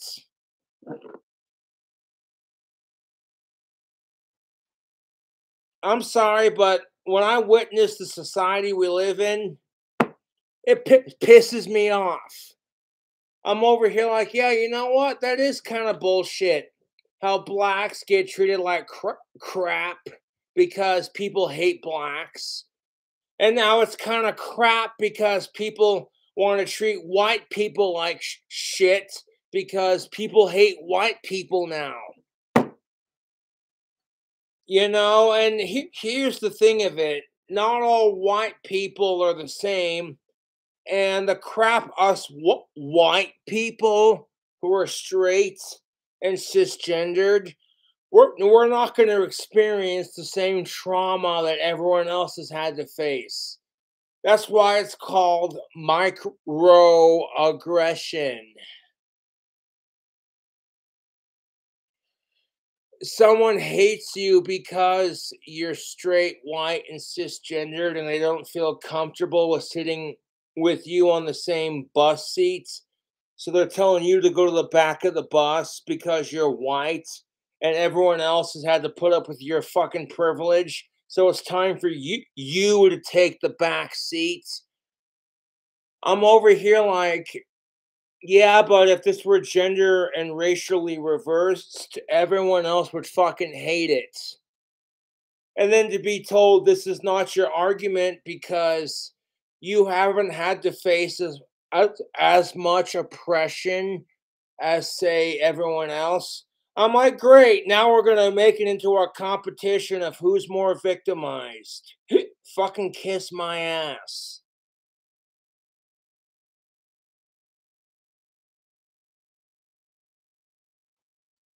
And I'm not trying to be a bigoted asshole about this. I'm just trying to make logical sense about this. And logically, if I hear blacks and women go, I'm sick and tired of society judging us because of the asshole gangbangers and the fucking cunts who ruin it for your people and for your gender, just to have all of you turn around and be like, oh my God, you're white and cisgendered and straight. Well, fuck you, you intolerant piece of shit. How dare you exist? And a lot of people might get mad at me for saying that. Quite frankly, I don't give a shit. If it's all about equality, if it's truly all about equality, fuck sickos. As long as you ain't a sicko, who gives a shit? Anything outside of sicko, inhuman, racist, sexist, rapist, piece of shit, etc. Anything outside of those nasty things, you know, outside of all of that, I don't see why we can't have equality as human beings. You want to judge somebody for being Mexican or being black or being trans?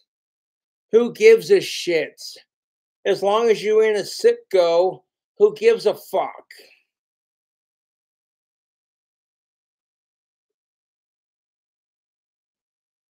You want to judge somebody for being gay or straight?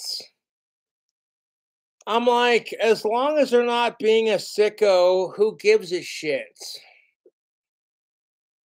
And sure, people are going to YouTube poop this video for their own sick entertainment. Like Cobra gave us 5 hours of YouTube pooping content. This is hilarious. I'm over here like, how sad is your life? You wait for Cobra to post a video bitching about sickos so you can make it look like he supports them when he doesn't because you're jealous of his YouTube fame.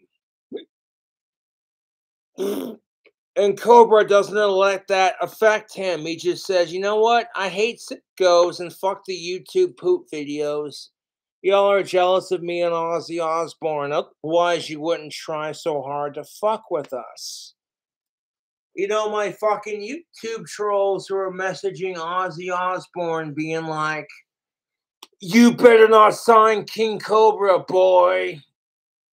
You know, the same stupid messages they send me.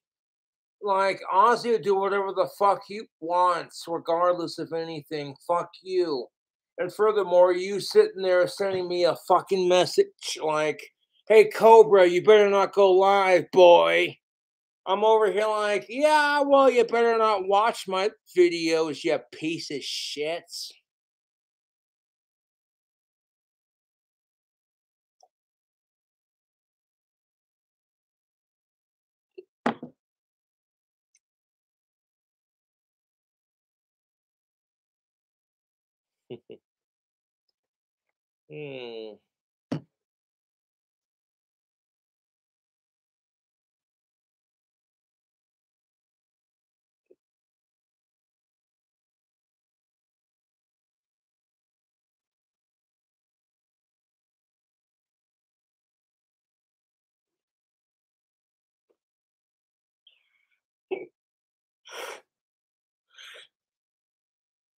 Fucking hell, that's got some bite to it. But the person who sent the goddamn vodka was like, I will give you $100 if you drink the whole thing on stream with chat on. You can mix it with Mountain Dew. That's if you want. That's fine. You don't gotta rush it. You can take your sweet time drinking it. But I'll give you $100 if you finish the entire bottle. And I'm over here like, okay, man, fucking send it. I'll give you a fucking shout out. Yeah, my fans don't fuck around. If you're just tuning in, I opened this bottle at the beginning of the stream.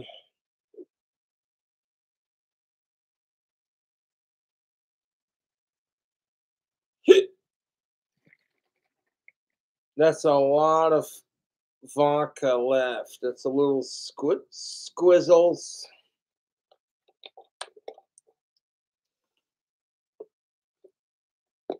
Oh, what kind of pussy shit is this? The fucking restrictor?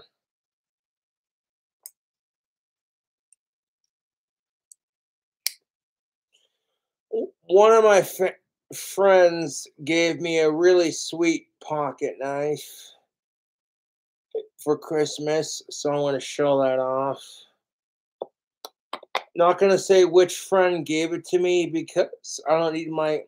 You know what's really fucking sad is my fucking YouTube trolls are so fucking miserable. They're like, if Cobra got a pocket knife he really likes from his YouTube buddies or potential friends outside of YouTube, they can't handle it. They're like, why does Cobra get to enjoy these things? Because that's who I am.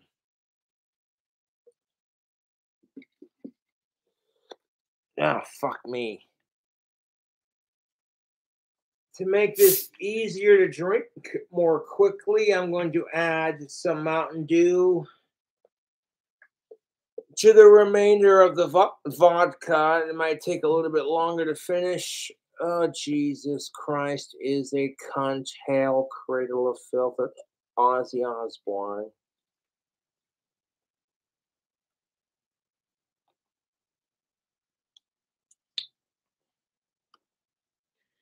Sometimes I do this with my empty, close to empty bottles.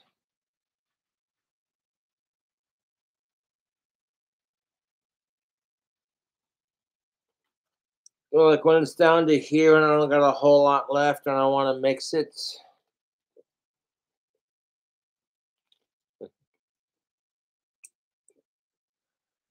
This will just make the challenge extra challenging because now I had all this liquid. I got it down to here.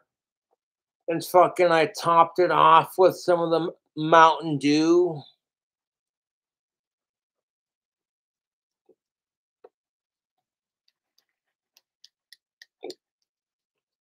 Well, that's pretty. The Mountain Dew's green and the but no, like, look at that Christmas colors. Green, Mountain Dew, and a red lid.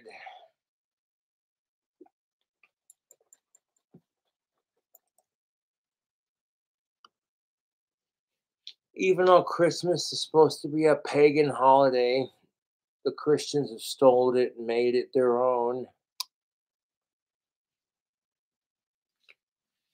And I tolerate Christmas to a point. I'm just glad it's over right now. And I feel like an absolute ass for the way I acted during the holidays. Believe me, I am putting together a pretty sweet care package for certain people in my life. I'll just leave it at that because I don't need them getting harassed. Woo, hiccups.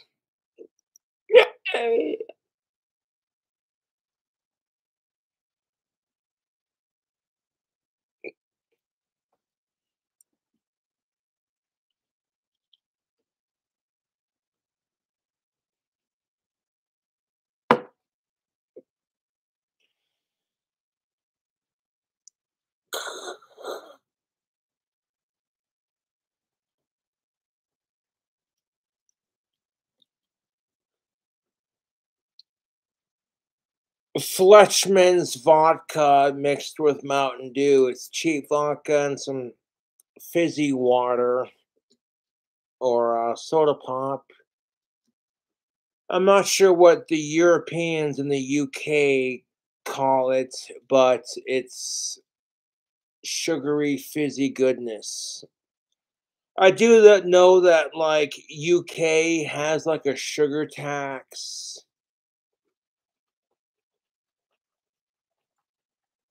which means if you want soda pop like the original Mountain Dew kind of thing, they might charge you extra for the original versus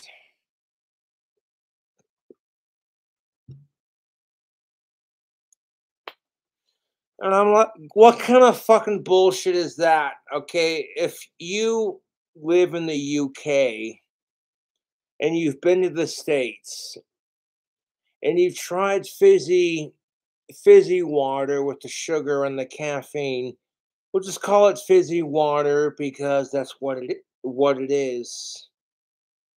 I don't know what people in the UK call, you know, this stuff right here, soda pop.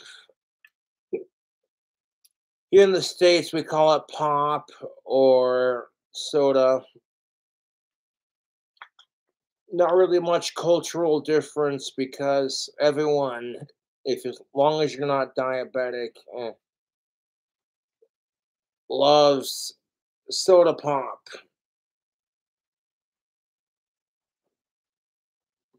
Honestly, I feel bad for people who are diabetic because you got to cut down on your sugar intake.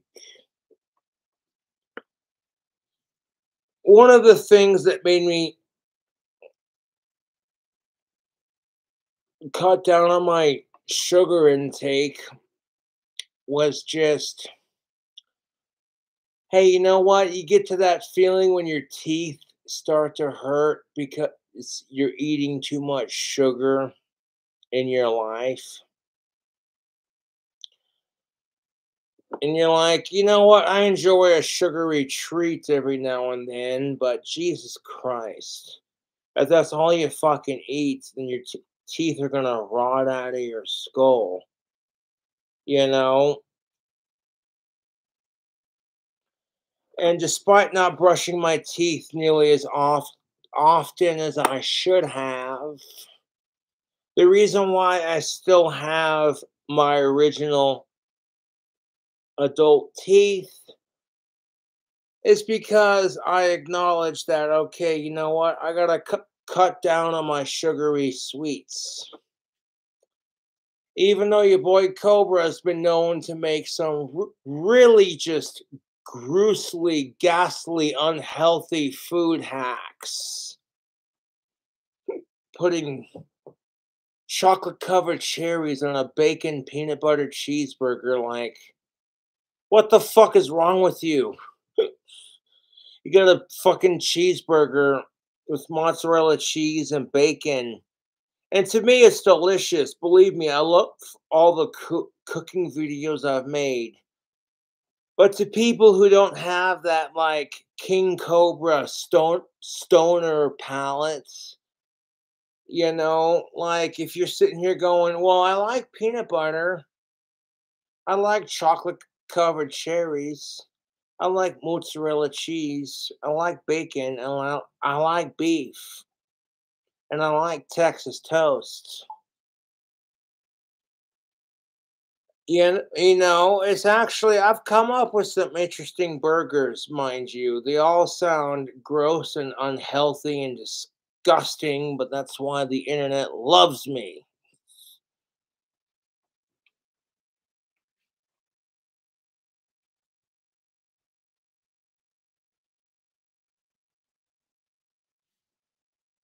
You get some, like, Texas toast.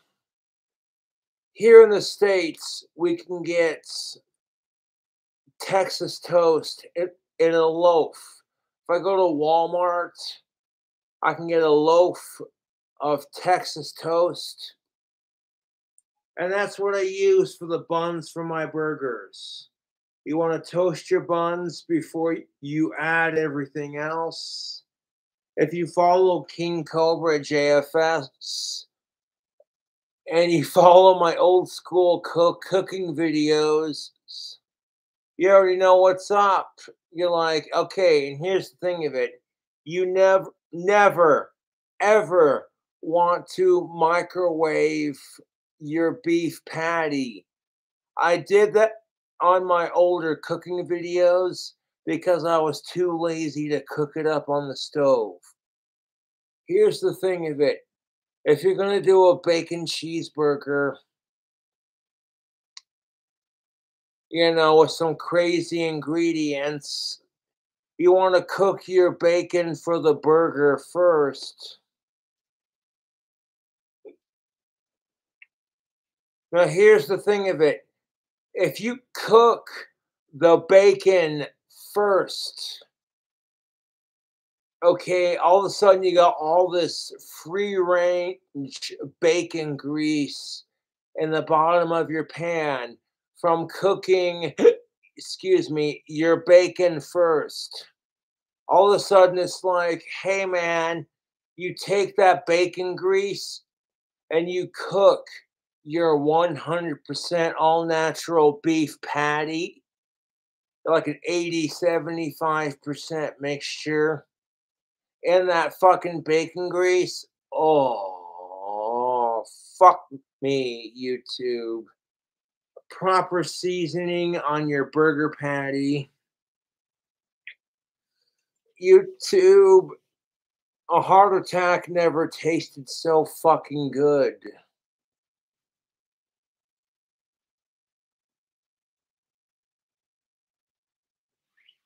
It really doesn't have to be Texas toast to make a really good burger. But if you're making a proper patty melt, I prefer a sandwich bun that's nice and thick, so it doesn't fall apart when I toast it. Because by the time you get done cooking your bacon and your beef, maybe some sauteed onions, maybe you grill the lettuce and the tomatoes and the pickles and all that grease. And then you get done grilling all of your veggies in that bacon grease. All of a sudden you're like, hey, wait a minute, you forgot to do a bun for your sandwich. So you take your nice, delicious, thick sandwich bun and you toast it in the remaining grease you have left. And then your sandwich bun gets nice, crispy, and toasty. You don't got to get fancy with the seasoning, like a little bit of salt, a little bit of pepper where it's needed. You know, all of a sudden you got this fucking bacon cheeseburger that's just like, you know what I'm saying? You do it just right. Fuck me, dude. People are going to be coming back for more. It's all about like recycling your ingredients to a point. If you cook up a bunch of bacon for your bacon cheeseburgers, and you cook up a bunch of beef and that bacon grease, all of a sudden you got this plethora of beef and bacon grease. And you can use that grease from both your beef and your bacon to saute your onions and your vegetables, you know, and expand that flavor. You know, this is from my personal experience of cooking extra stonerific delicious. Because like 9 times out of 10, when you watch KingCobraJFS do a cooking video, you're gonna be like, was Cobra stoned off of marijuana when he came up with this recipe? And 9 times out of 10, yes, I was.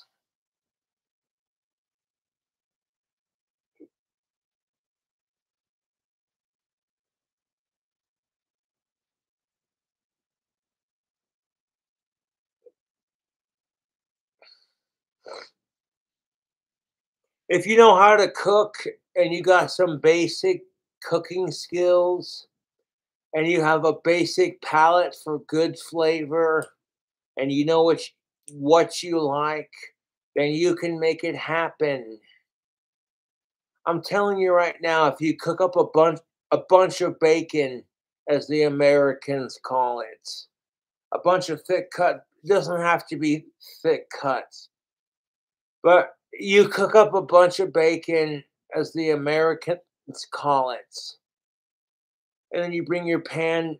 Once the bacon's fully cooked and ready to place on top of your burger, you want to put it on a plate and bring that pan down to a simmer so all that bacon grease can cool off and congeal.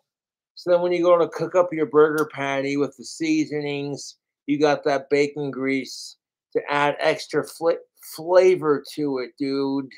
Oh my fucking God. And then when you cook up your bacon and your burger beef patties, and you got all that grease in the pan, you know, if you got too much grease, pour it into a cup to store for later for cooking. But save a little bit of that grease from the beef and the bacon, you know, to toast your burger buns. Trust and believe, you don't even fucking know. This is cooking. You know, a lot of the people are gonna throw puke emojis in the chats, but oh, you don't even know. You think McDonald's is unhealthy? Oh. Invite King Cobra JFS to a barbecue with access to food and how to cook and everything, and we'll watch what happens. And as soon as I said insert the puke emoji, my trolls predictively go, "Bleh." You know, that just shows you my trolls are fucking miserable. My trolls live to fucking harass me. Yeah, you know what? I get off on your attention and keep giving me puke emojis because you people are the biggest pukes on the planet. He said in between hiccups. Seriously, if you're a vegan, that's the only thing I could see you being like, okay. If you're a goddamn fucking pussy vegan, that's the only thing I could see you being grossed out by it. But if you're not a vegan, you're not a carnivore, you just enjoy good food, then I'm giving you the secret to making good food. I'm giving you the secrets to making a damn good burger. And like it all comes down to everything, the beef, the bun, the cheese you add to it.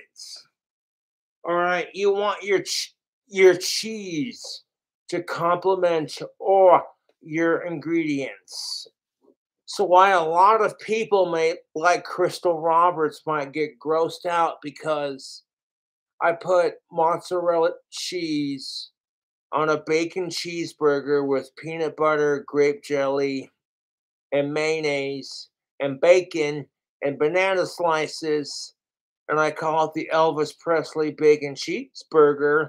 It's a twist on Elvis Presley's bacon banana sandwiches. You may think to yourself, oh my God, that sounds disgusting. Ugh. But in my personal experience, the mayonnaise complements, like it's an acquired taste. If you like mayonnaise, then you'll like the Elvis Presley burger that I've made in the past. And here's the thing of it, if all of you want to sit here and crap on me and chat about what a disgusting chef I am, all of you are fucking pussies. Let's see you come up with your own burger and then post it on YouTube for the entire internet to judge.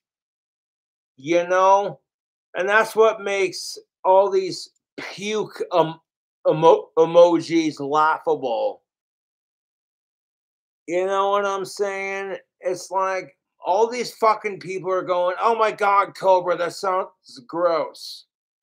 I will give you credit. Some of my recipes that I make are not for the faint of heart. Some of the recipes and drink combos I make are for an acquired taste.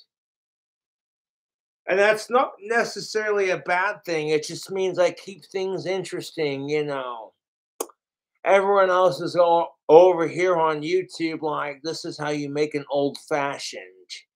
And Cobra's over here like, fuck that shit. This is how you make my drink combos. And I put my own original spin on it. And some people really like what I'm laying down. So honestly, I'm not going to sit here and focus on all the pussies who are throwing puke emojis into the chat because, Cobra mentioned it, so now we got to do it to get a reaction. It's honestly at this point predictable. We're going to spam Cobra's fucking YouTube live chat with puke emojis because we fucking hate his guts. And it's like, okay, if you hate my fucking guts, then why the fuck do you watch my live videos? You hate KingCobraJFS. You think his drink combos and his cooking recipes are absolutely fucking disgusting. So then what the fuck is stopping you from being like, you know what? I don't want to watch. At this point, all you're doing is giving me attention by throwing me puke emojis. That's the fucking face your mom made when she gave birth to you. See, I can talk shit with the best of them, dude.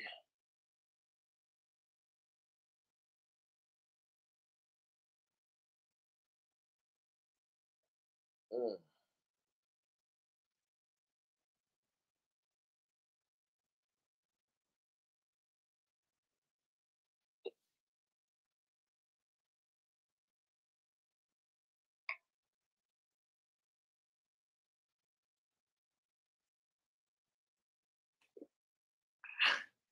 I know.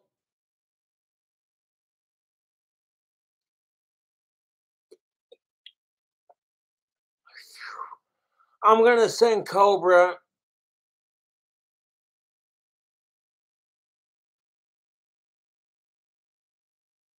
a bunch of free garlic cups.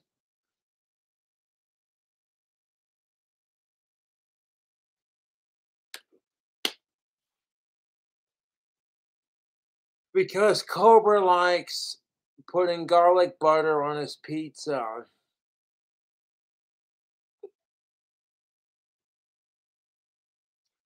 I'm not trying to be that guy, but okay, the pizza that I make through Domino's or like Little Caesars or what have you.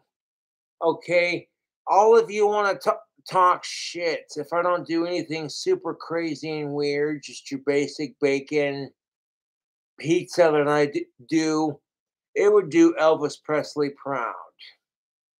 Straight up. But like, you like onions, bacon, 4 different cheeses,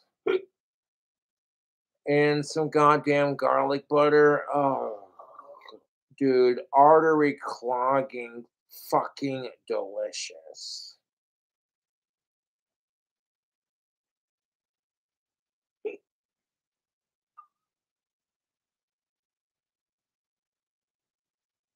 They look good in these Aussie glasses. I'm feeling it. Too bad they're not prescription. And like lightly greened. Like I said, if I had a pair of glasses like this that were slightly green,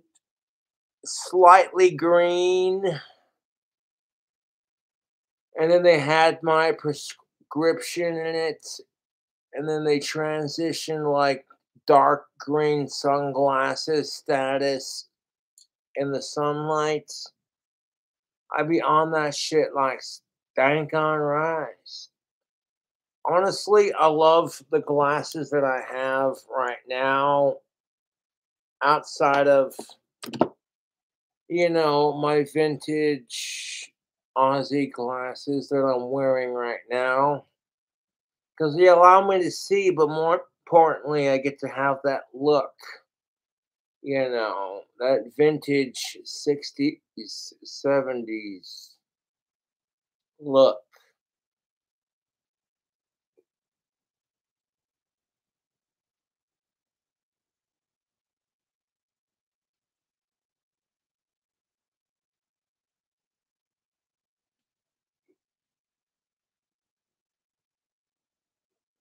Now, the reason why I don't bully people for being trans is because the words, pardon my language, but the words tranny and faggots were used as ways to insult me back in the day before I had almost 50K subscribers. Which honestly I think is pretty fucking disgusting. Because as long as you ain't a sicko, who gives a fuck? I've been preaching this shit on my channel for a hot minute, and I mean it.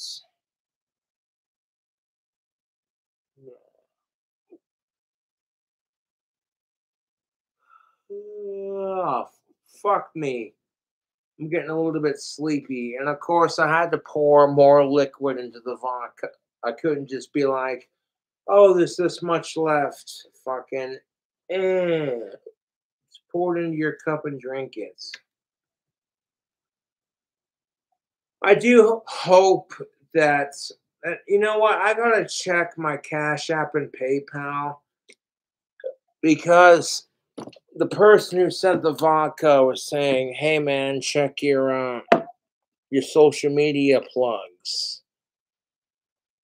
And then, like, I don't want to check that all the time because when I go live, it's about entertaining my fans and gaining more fans. It's about people being like, "Man, Cobra's drink combos are seriously fucking insane. Put that hat away for a second.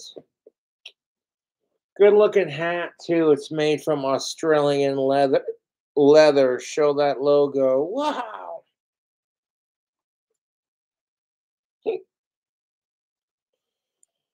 But no, it's like that's why the internet likes me. It's because the combinations I make are conventionally unusual. It's something different. People are so used to the fucking the norm of things. The idea of putting cold sushi slices on top of some nachos, which are hot and covered in melted cheese, to a lot of people sounds super fucking gross. But then you add bacon to it, and it's just perfect in my opinion. People are like, why the fuck would you make bacon sushi nachos? What the fuck's wrong with you? And I'm like, see, the combination of saying bacon, sushi, nachos, it's the kind of thing that it gets the internet talking. They're like, who gives a fuck if Cobra's like Ozzy Osbourne and Danny Filth's biggest fan? Have you seen the crap this asshole cooks on YouTube? He's taking these nacho cheese Doritos crisps and adding a bunch of cheese and some wasabi sauce. I mean, yeah, you've seen the cooking videos.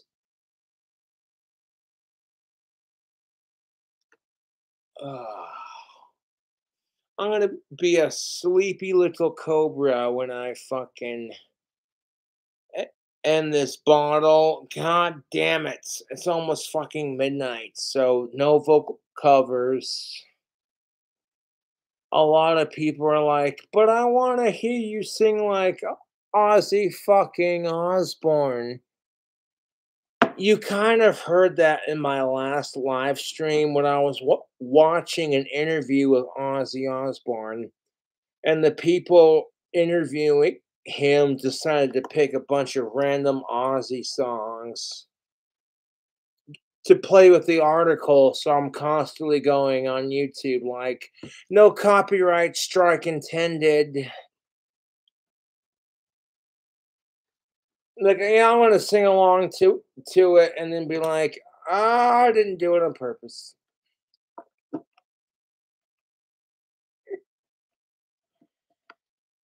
That's something that me and my dad can honestly bond over. Is my dad grew up listening to Ozzy Osbourne in the 80s and 90s, and his first and oldest child is one of Ozzy's biggest fans. So because of that, me and my dad can kind of bond over rock and roll, instead of being like, oh, hey, Cobra, you piece of shite. Your account's in the negative again. You need to get a job. Oh, you sound just like my trolls. What's next? You're going to tell me I need to get laid? Fuck you. No, I love my dad to pieces, but when he tells me I need to get a job, I'm over here like, well, that's easier said than done. To see if my fucking YouTube trolls could get a life. It doesn't matter where I get a job at. People find out, they're going to be curious. People just want to see me become famous. Otherwise, my YouTube trolls wouldn't give a shit if I had a job. Because logically, how does that make sense?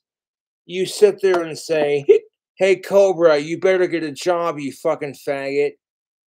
But then as soon as I get a job, you harass me till I get fired. Which shows to me you don't know what you want. And Cobra's more sure of his life than the trolls are of theirs. I'm more sure of my life, excuse me, and what the fuck I want to do with my life than my trolls are, because like, how the fuck does that make sense? You get pissed off at Cobra because he doesn't have a job in your eyes, even though I'm a fucking self-made man and an entrepreneur. So I get a job outside of fucking YouTube, and that's not good enough. Fuck you. I'm not gonna sit here and fucking satisfy you fucking cocksuckers. I don't want to get a job in that department just so you fuckers can get me fired from it because you found out where I work. That's not fair to the people who hire me. It sure as hell ain't fair to me. So I'm like, you know what? I'd rather make money for myself. Being a YouTuber who sells his tactical soap, his magic wands, and his t-shirts. And on top of that, you know, the occasional generous donation from the fan, you know? Like, hey, Cobra, I dig your fucking streams, man. Keep doing your thing. And that's what keeps me going anymore. It's not the money, it's the fans and my friends and my family. That's what keeps me going anymore, is my fans, my friends, and my family, and my passions in life. That's what keeps me going anymore. I refuse to commit suicide. I don't give a fuck how fucking miserable I become. Oh, because Cobra's not blocking all the puke emoji comments. They're just going to keep posting it and spamming it. That just shows you how much control I have over the situation. Now I'm bored of going live, and I want to finish this fucking alcohol just to fucking prove to my fan that, hey, your money's been invested into good hands. So go ahead, post away about how disgusting you think my sushi bacon nachos are. Like, oh my god, why the fuck would you put bacon bits on a bunch of cheese-covered crisps and then top them with fucking sushi? You piece of shit. I can just hear Chef Gordon Ramsay losing his fucking shit over it. Why the fuck would you put cold sushi on hot nachos? What the fuck's wrong with you, you fucking wanker? Like, hey mate, I'm 80% British. So how about showing some love for your fellow Brit? No? Okay, fuck off then. I guess I gotta get better at my recipes. People get sick and tired of watching me go, okay, Cobra, it's so obvious you like sushi and Doritos and fucking cooking recipes where it's like every other fucking recipe is some form of Doritos and beer and butter and bacon, and the rest of it's just cooked in grease and cheese. And then you want to call myself a chef. That's hilarious. I'm sitting here cooking stoner bachelor food. Bachelorette. Like, I'm single, I don't care or give a fuck if people think I'm fat. I'm gonna fucking cook this food because it's delicious. That's my attitude towards cooking, is I love to cook. I don't care if it's high in calories or how expensive it is or how fucking bougie it comes out. If it fucking tastes good to my taste buds, then I know a lot of people are gonna like it. Not just because they're fans of my videos, but because it's a generalization. You know, like you go to make some fried chicken and you put your own spin on it, and people are just like, hey, whatever this guy's doing, it fucking tastes good. I want some more of that. So, you know, I got the right attitude. I got the potential. I just don't have the knowledge and the skills to run a proper restaurant, or the money for that matter. And that's all right. You know, I'll just stick to making my crazy cooking videos on YouTube because people don't gotta pay to see that. All they gotta pay is their internet subscription. Like, man, I gotta pay fucking $90 for my internet, but it's so worth it to watch Cobra make some gross ass fucking food and then eat it. Like, god damn it. That's why the internet loves me. That's why the internet loves me, because it's like, you know, Cobra doesn't give a fuck about getting laid or making the next 5-star meal. He's just doing his thing and being like, here's what I'm in the mood for. Here's the flavors I want to go for in my dish, in my food. And here's how I'm going to make it. And then I just throw it together in one of my crazy cooking videos. And people either go, you know what?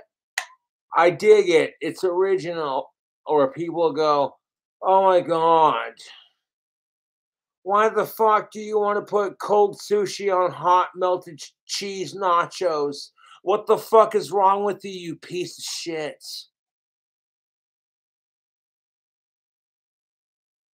Like, why? Why? I'm like, you know what? I've watched a couple of Chef Gordon Ramsay's Hell's Kitchen, and I've seen what people do for their own restaurants. And watching Hell's Kitchen, even I'm like, no, I wouldn't stoop that low. If it ain't fresh, it's not getting cooked. Okay, I'm sorry, but if I have my own cafe, bar, and grill, my customers are getting nothing but the freshest and finest ingredients. It's the passion I have for cooking. It's the same passion I have for my music.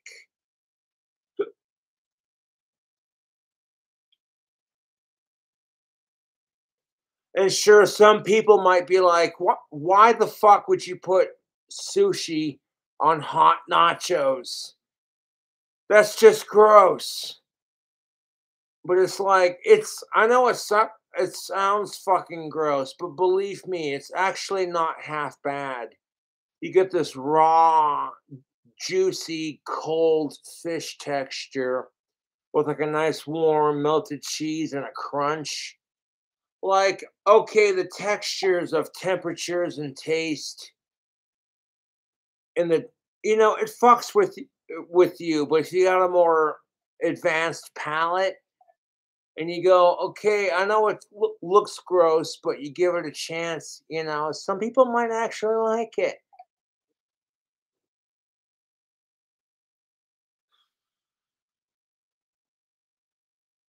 Why the fuck did I agree to drink?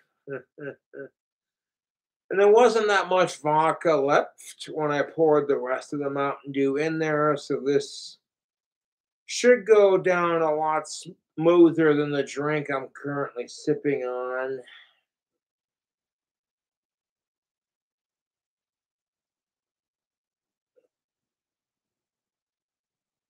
And people are like, hey, Cobra, focus on the money you've made doing live streams. And I'm like, you know what? If I make like $1 per stream, that's better than nothing. And I will focus on it and be internally grateful. It's not about making the money or making some crazy random food hack where it's like, oh my God, cherry cola flavored crawdads with a hint of paprika and spicy goodness. You get like a sweetness from the cherry cola and like a hint of fucking spice and fucking explosion of flavor from your seasonings and like a sweet, greasy, tender bite from adding a splash of butter to your pot. You start thinking like a stoner, and you start thinking with your own taste buds instead of being like, I gotta impress everybody. I gotta cook the next biggest thing. I gotta make the next Instagram worthy dish. Fuck that. Okay? People who are trying way too hard to be like, I gotta have the next Instagram worthy dish. You can take your clout chasing and shove it up your ass.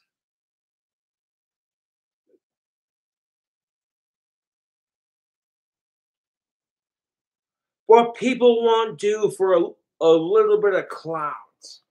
And speaking of somebody who's mildly famous on YouTube, you couldn't handle it. Once you get a little bit of clout, everyone else gets jealous. Like, who the fuck do you think you are chasing your dreams? Because apparently fucking bullying somebody for chasing their dreams is a lot easier in life than chasing your own dreams. It's easier to bully someone else for realizing their own truth than it is to like fucking realize your own shit, you know?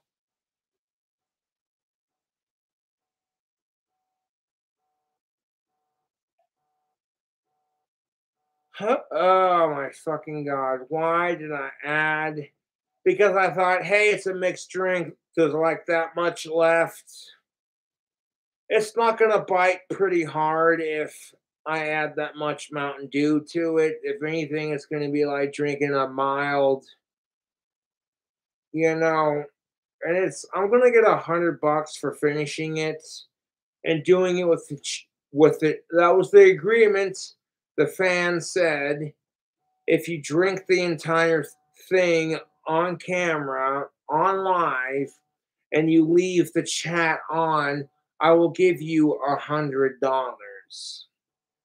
And if it's just some asshole who says as soon as they see me drink it all, and then they skip out on the payment, just so they can say, what the fuck you complaining about? You got a bunch of free vodka. You know what? I'm going to say, like, fuck you. I'm trying to cut down on my drinking, and you take advantage of me because I'm low on money and I like to drink. So you're like, there's several ways you can interpret this. But I'm trying to be positive about it and be like, hey, maybe it's a legit fan who likes watching me do drink combos and they just want to see me have a good night kind of thing. That's the problem with being me is I'm super aware of every possible scenario before it happens. Some of you might say that's called assuming the worst before it happens. But sometimes that's how you do it.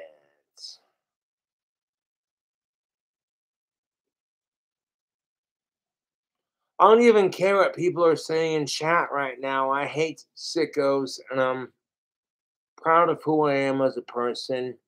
And I'm doing good for my life, all things considered. So what the fuck am I complaining about? It's absolutely nothing. If the worst thing I have to complain about is I haven't had pussy in almost 6 years, then I'm not complaining. Because sometimes being single is a blessing in disguise. You're so controlled by your lust for sex and by society's pressures to get laid that you continue the cycle instead of stopping for 1 second and being like, you know what? I don't have to have sex or a girlfriend to be happy. That I can be straight and single and be happy with my life. That, oh my God, because I haven't dated anyone in a hot minute, it doesn't have to reflect upon anything. If a woman hasn't had a man in a couple of years, her sexuality isn't challenged. she's just told, oh, it's okay, honey. You'll find the right man someday. Just keep doing your thing. But if men do the same thing, we're challenged on it. And I'm like, I'm sick of it.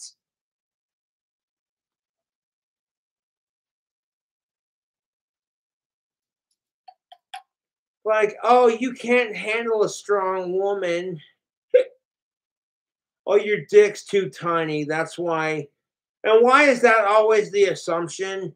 If like we find a chick and she's not our type and she can't handle being rejected. So the first thing she says is, the only reason you don't want to fuck me is because you got a tiny dick and you can't handle a strong woman. And I'm over here like, could you imagine if that was gender reversed?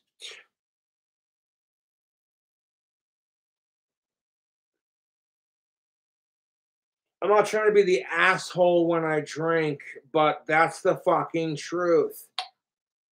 Like, the only reason you reject me as a woman is because you can't handle a strong man and your tits are too tiny for my taste. And because you're probably a fucking lesbian. You'd never hear the end of it. Women everywhere would be like, how dare you? I'm like, what? It's okay when women do it, but when men do it, fuck you, right? No, fuck you. And this is what I do on YouTube. It hurts to examine this fucking truth. This doesn't stop me from wanting to pursue of-age women. It just makes me a little bit more cautious. You know, don't fall for the first fucking bitch who says, hey, you're cute. You look like you listen to Ozzy Osbourne. So do I.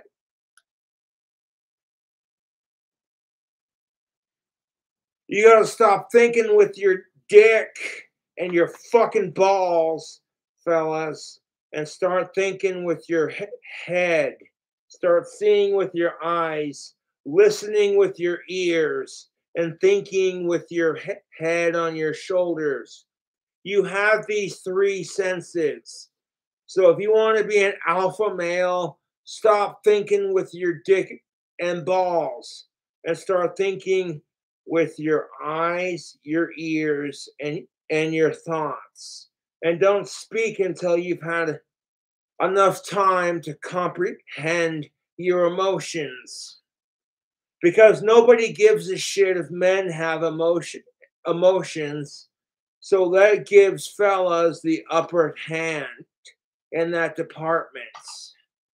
Nobody gives a shit if you have emotions. Therefore, nobody's expecting it.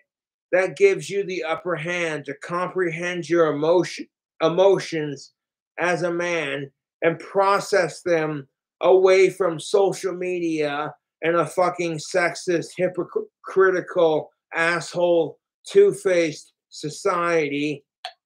And to be fair, women are told they can't have emotions either. That's what pisses me off about it. There's one thing that women and men both have in common.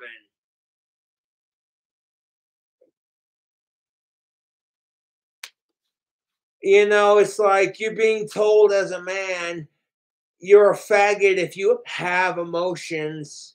And if you're a woman who has the same emotions, you're being told, what are you on your period? Suck it up, you bitch.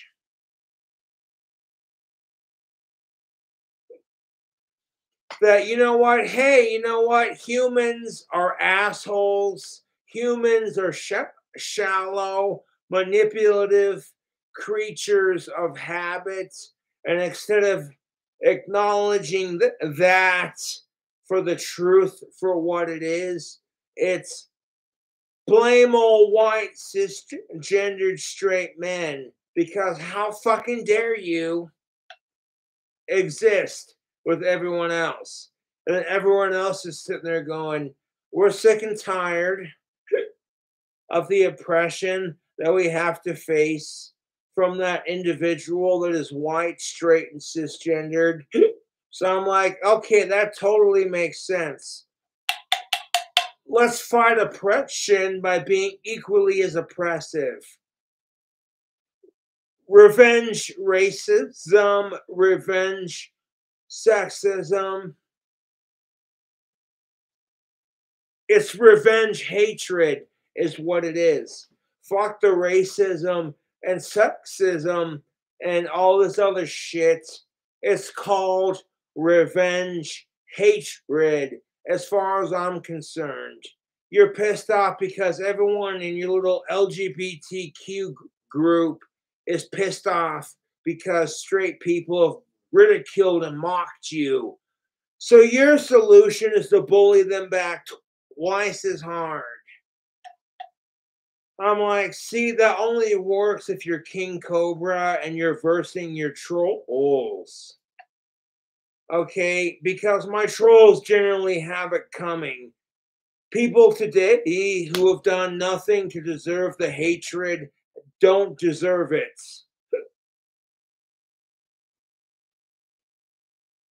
Like, there's a big difference between you're a troll, you're going to make your life all about trolling somebody because,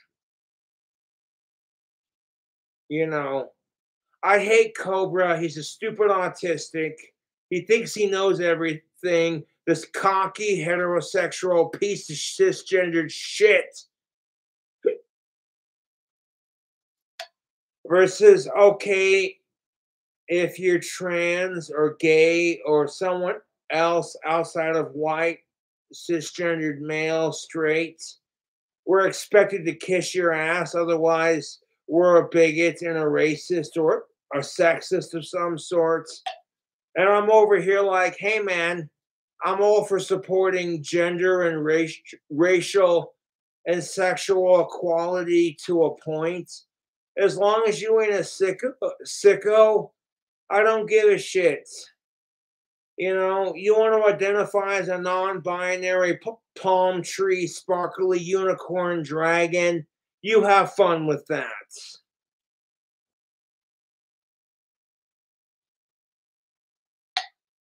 But I'm over here like, hey man, there's a big difference between wanting to identify as a non-binary palm tree and then identifying as a pedophile because, oh well, you know, the fucking gay people are allowed to have something, so why can't the pedophiles? Because there's a big difference, you fucking bigoted piece of sicko shit. Sorry, this topic is very touchy for me. I have a couple of friends who were molested as kids, and I see the way they've turned out as adults. I've seen the way they turned out as adults, and quite frankly, it's fucking sad, YouTube.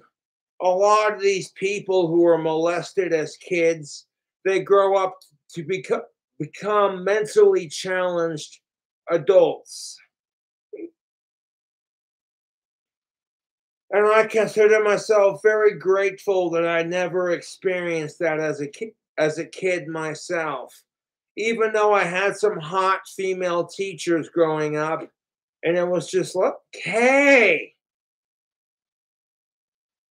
That's why no one says it's creepy when a female does it, because of how fucking the society we live in. All men want is sex. All men are rapists and pigs and pieces of shit. That's why no one says, oh, hey, if a female's a pedophile, no one says it's creepy as shit. All they say is, how hot was she? And damn, where were teachers like that when I was growing up? You want to talk about gender equality? Suck my dick. I'm like, if it's creepy as shit when a male teacher molests his female students, it should be equally as creepy when a female does it. I get so sick and tired of this double standard where it's just like, I know pedophiles are creepy, but how hot was she? And speaking as a man who went through puberty as a boy, I'm speaking my truth, dude. When you're so fucking horny, you make out with your Britney Spears poster, like, I wonder what boobies feel like. Oh, wait. I got to feel what boobies feel like when I was in junior high. And it was with a nice, lovely girl. It was totally consensual. We were both special needs. We were hanging out with a friend of mine. We were hanging out in the forest. It was a hot summer's afternoon before the school year. And all I did was ask literally the chick that I was talking with, hey, can you show me your boobs, please? And she lifted up her shirt, and it was just like, you never forget your first pair of boobs, dude. I gave him a fucking squeeze consensually, and I went in to kiss her, and she backed off a little bit, you know? So I'm like, okay, hold up. Let me reinvent this shit. I whipped out my dick and started whacking one off and busted her nuts. And she was into it too, dude. She was just like, hey, make that white stuff come out again. I mean, to be fair, when you're a horny preteen and you're experimenting with other horny preteens, just doing kid shit, it's perfectly innocent. But at the same time, you got to teach kids about condoms and safe sex. Otherwise, we're going to continue to have fucking retards in our society. Yeah.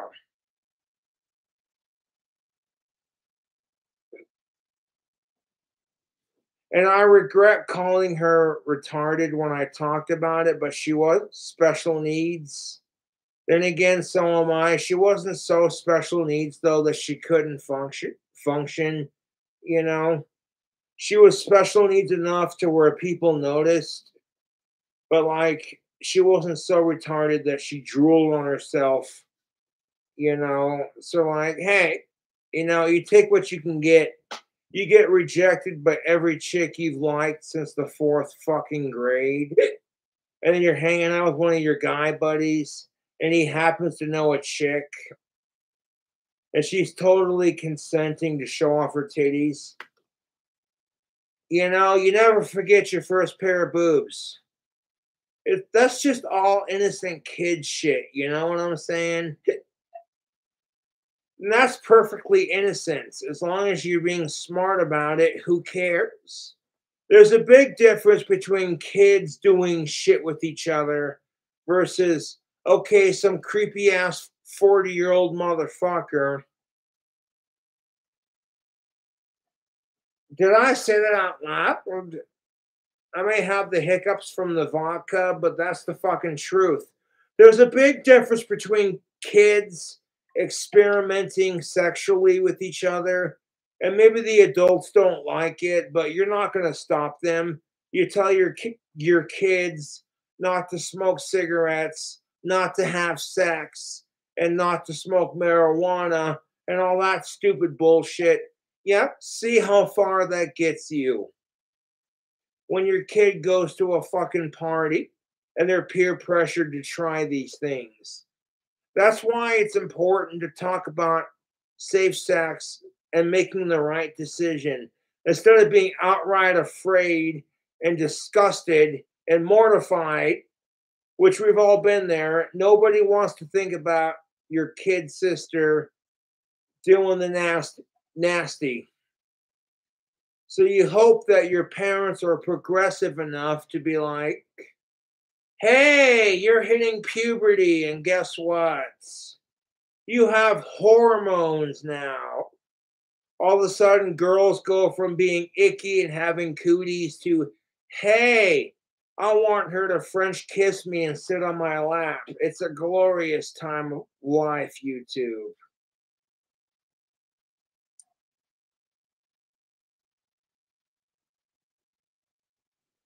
You literally go from thinking girls are icky and they have cooties to, hey, you kind of smell good. And then when the girls start developing, it's all of a sudden it's like, you hit your stride and you're like, all of a sudden now you're noticing boobs for the first time. And when you're a horny teenager, you don't think much about it, because you're like the first chick to develop in class. You're like, that's the one I want to fuck, right? When it doesn't happen, you spend your teenage years being bummed out because you got rejected. But then when you grow up and mature a bit, all of a sudden it's like, God damn, I feel sorry for women like that.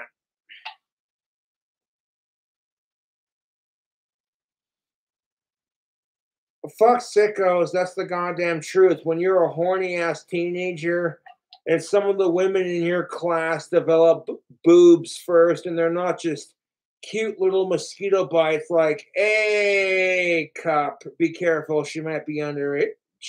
We're talking, bam! Fucking, oh, dude.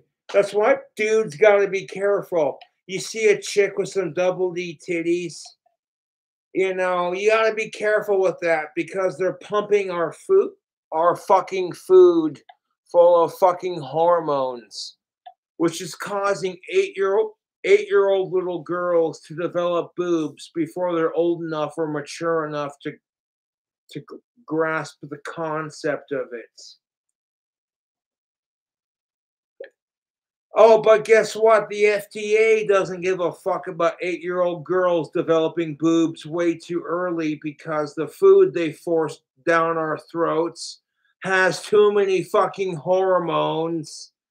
No, they're more worried about banning the menthol cigarettes. Forget the fact that prescription drugs have 10 million side effects to one solution. Because God for fucking bid, you take an antidepressant and you're still experiencing thoughts of suicide? Yeah, really fucking effective, dude. You go to take a fucking prescription pill to quit smoking cigarettes and you're still craving them. Like, side effects may include still craving nicotine in cigarettes, thoughts of suicide, depression, anger, and angst. Talk to your doctor if side effects worsen. And I'm over here like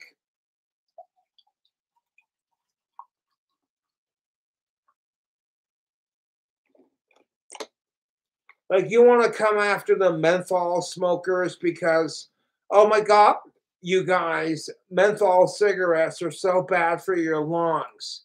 Okay, no one's going to argue with you that cigarettes and tobacco are bad for your health. I'll give you that.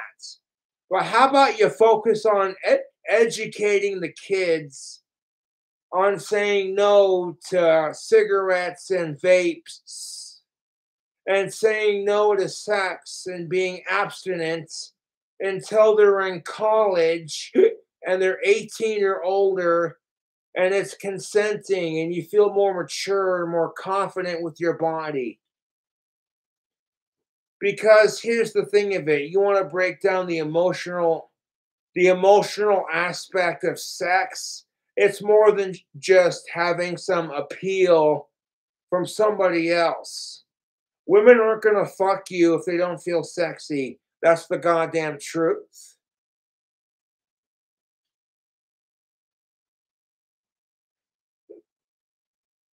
I fucking hate sickos, so don't get it twisted. This conversation I'm having on YouTube Live, people are going to be like, oh my God.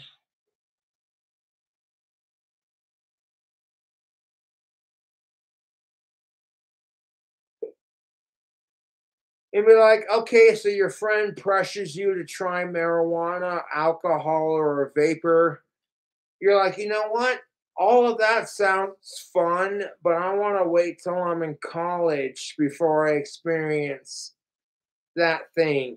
Right now, I want to focus on my grades, making some friends, and just hanging out on the weekend and slamming a soda pop, and it's all good, That's more important than being like, okay, you know, you want to make out and kiss and have sex because everyone else is doing it, and if you don't do it, you feel like a fucking loser.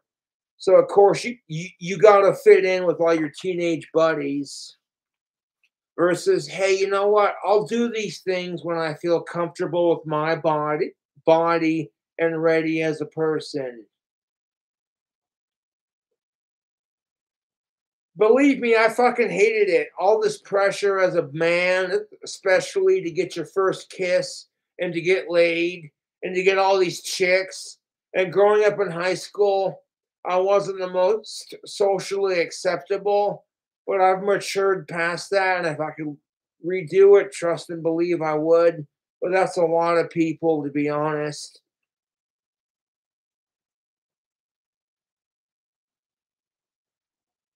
Like, I remember that time you burped in math class and everyone called you Betty the Burper, and then they never let you live that nickname down.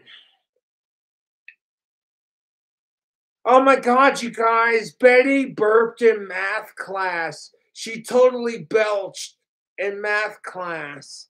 Let's all call her Betty the Belcher and then fucking give her that nickname until she's a senior in high school, until she cries herself to sleep and almost commits suicide. And then we'll pretend to give a shit because bullying is bad, right?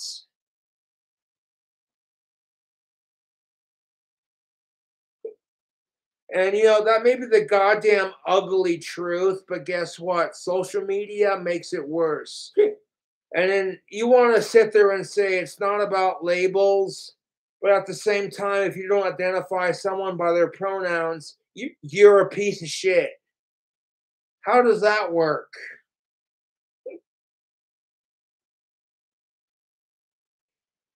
Stop ranting for a second and fucking have a drink. Excuse me 1 second.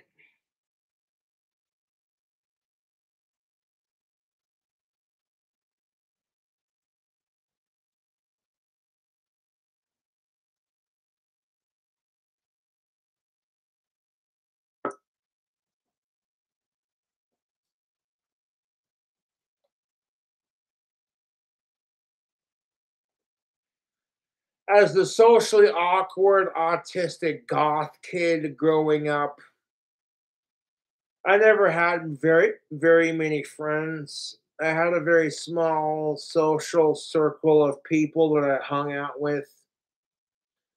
Women didn't really respond to me. I was kind of seen as a stalker, a creep, and an outcast, and a loner. Even though I did nothing to justify it except, oh, okay, I acknowledge that she's pretty, and therefore I'm not her type, so automatically I'm a rapist. And if I go off and say you're just Josh shaming, you're just autistic shaming, it doesn't work like that, does it?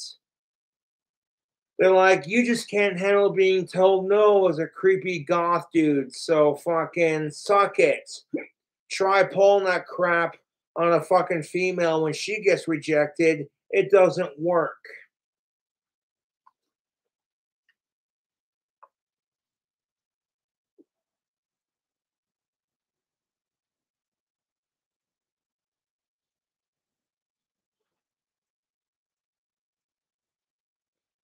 If you reject a chick because she's too fat and ugly and she comes off as creepy in your taste, you get told you can't handle a strong, independent woman and you're just a faggot for rejecting her.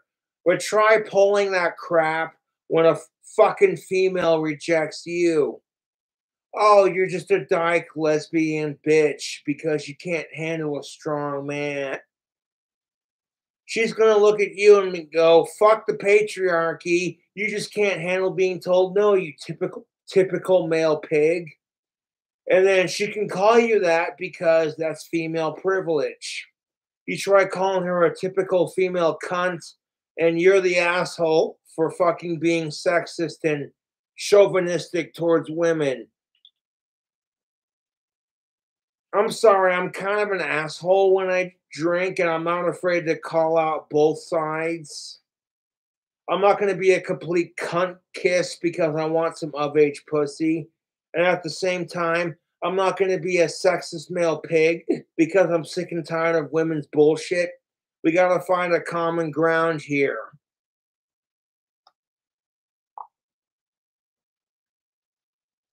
Like, oh my God,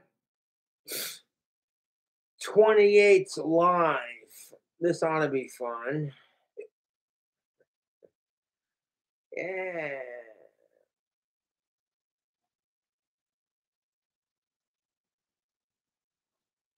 Like, teenagers are being pressured to fit in, to be cool, to try sex and drugs and alcohol and cigarettes and vapes. And I'm like, you don't gotta do none of that shit unless you're comfortable with it. If you want to wait till you're in college to experiment with life, I say go for it. Personally speaking, wait till you're in the college, like you're 18, 19, 20, you know, you want to be trans, you want to suck down vape pens, you want to fucking smoke cigarettes till you get fucking cancer, you know, you want to drink till your fucking liver falls out. That's your choice. However, you should wait till you're old enough to enjoy those things. People are like, you shouldn't commit suicide. I'm like, you know what? Living is just a slow form of committing suicide. Really, living is just a slow way to die.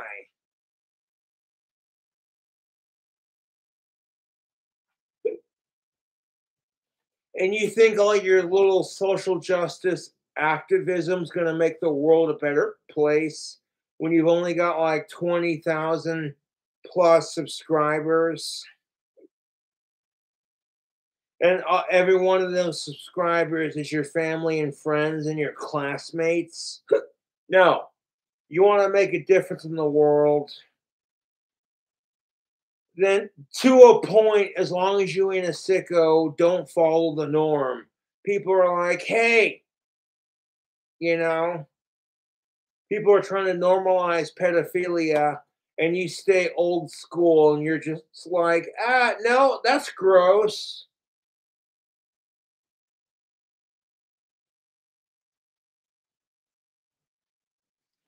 If there were people out there trying to normalize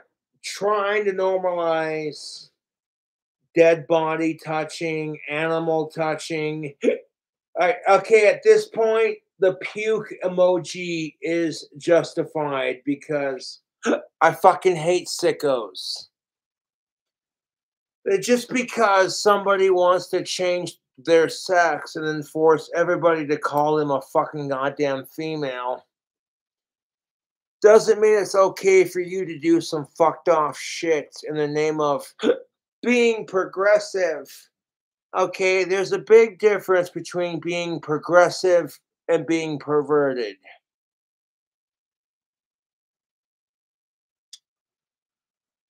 When I was younger, I might have obsessed over some weird shit just to fucking get a reaction. But now that I've matured as a young adult, I look back on it and I'm like, oh, cringe. You know? Necrophilia is gross. Shh.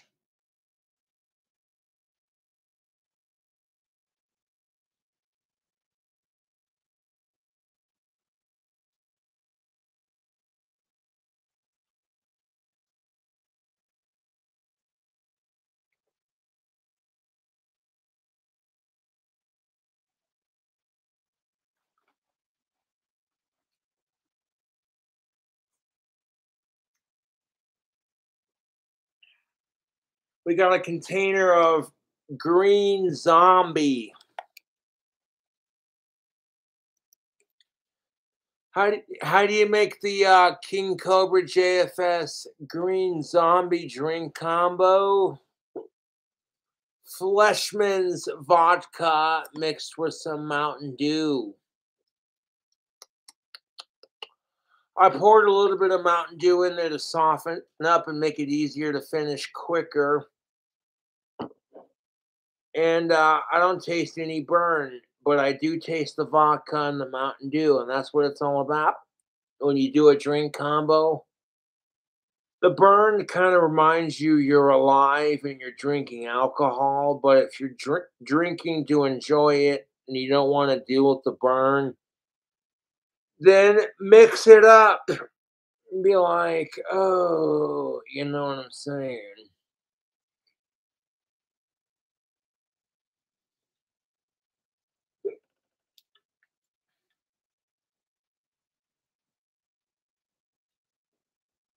The thing that grosses me out about necrophilia, to be honest, is when you go to a funeral and you see everyone just fucking bawling their eyes out and crying over their deceased loved one.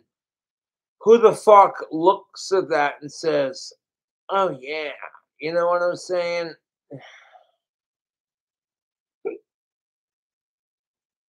And I hate to fucking beat a dead horse with how much I fucking hate sickos. But it's the fucking truth. You got these people who are obsessed with pronouns. And by golly, you're a bigot if you don't identify their pronouns. Which, to a point, I'm fine with. But there's a line you shouldn't cross. You identify as a non-binary necrophiliac. I'm like, yeah, no, you need psychological help.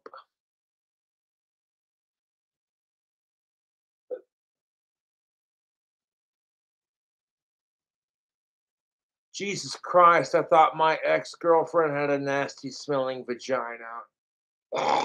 Okay, stop. That's not appropriate, Mr. Saunders. Shh.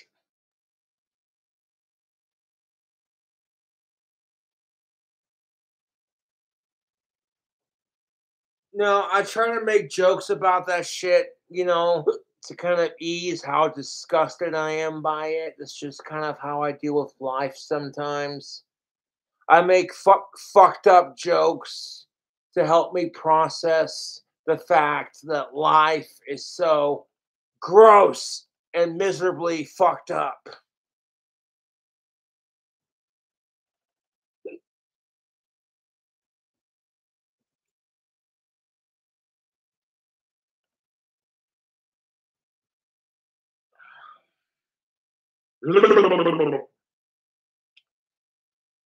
That was a really bad Halloween night.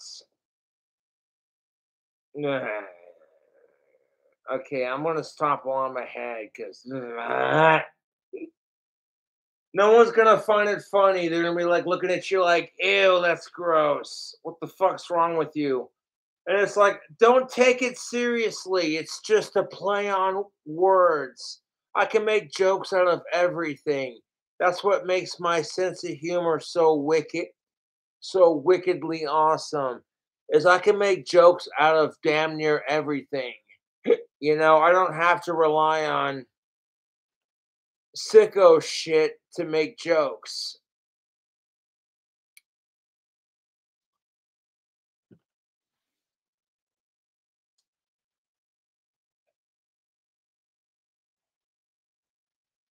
No, I just got reminded of a really fucking nasty, fucked up Halloween joke that I made Sean say, and it was just like, no, that's gross. That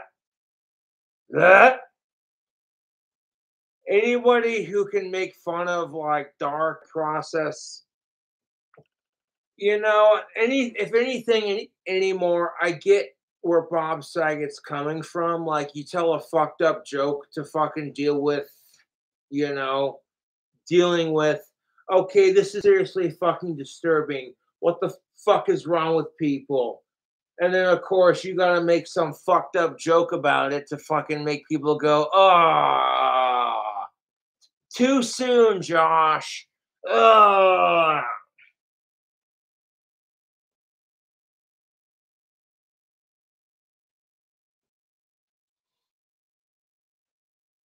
like the worst fucking joke I could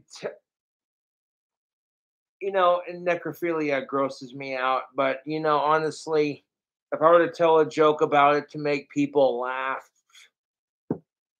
how could you laugh at something so disgusting and disturbing? I'm like, it really is depending on the comedian and how the fuck they time it. Like, what did the male zombie say to the female zombie? Can I necrophile you up? It's stupid shit like that where you're just like, oh, okay, that's not even funny. That's just lame and gross.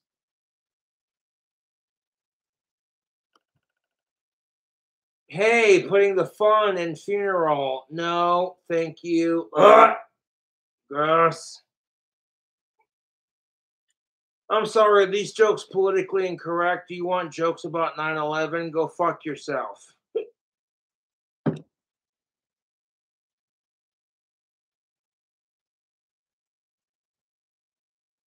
Like, I couldn't make jokes about 9/11 even if I had the material to make it like legitimately funny, even though nobody wants to laugh at it. Because it's just like, ew. The fact that I'm sitting here making jokes about having sex with dead bodies, it's just like I feel disgusted with myself. I'm like, as a comedian, I'm like, you know what? That's a low bar. That's a low goddamn bar. You could do better than this, Cobra. Like, okay, so you have a couple drinks and you got a wicked dark sense of humor. You know what the difference is between a Lamborghini and 8 dead babies is? Well, I don't have a Lamborghini in my garage.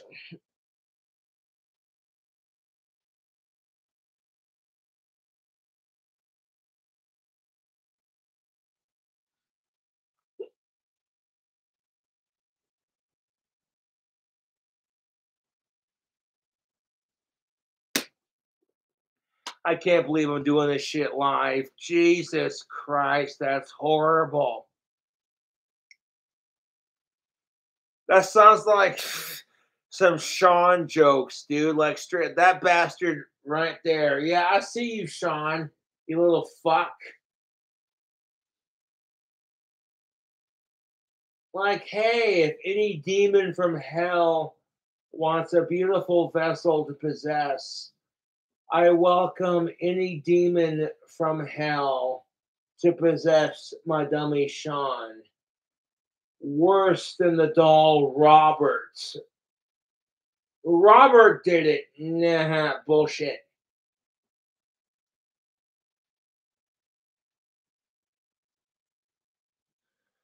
I'd never become a sicko, even if I go the rest of my life without sex. I kind of feel like I'm good natured about certain things. Like, I hate sickos more than I hate my dry spell. So it's kind of like, okay, let's make jokes about it. We'll make fun of sickos and we'll make fun of my dry spell and kind of. Some people are going to get it and be like, you know what, Cobra's all right. And some people are going to look at it and go, what the fuck is wrong with this man?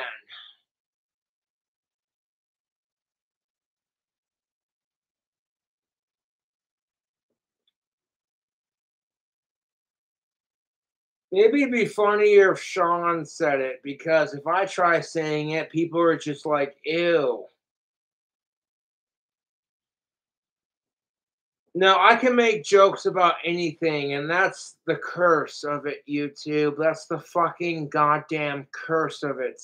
As I have the wickedest sense of humor, the sharpest of silver tongues. And I'm like, you give me a couple minutes and I can make anything funny, even the darkest and grossest of subjects. I can make it funny. And really the subject of humor, in my opinion,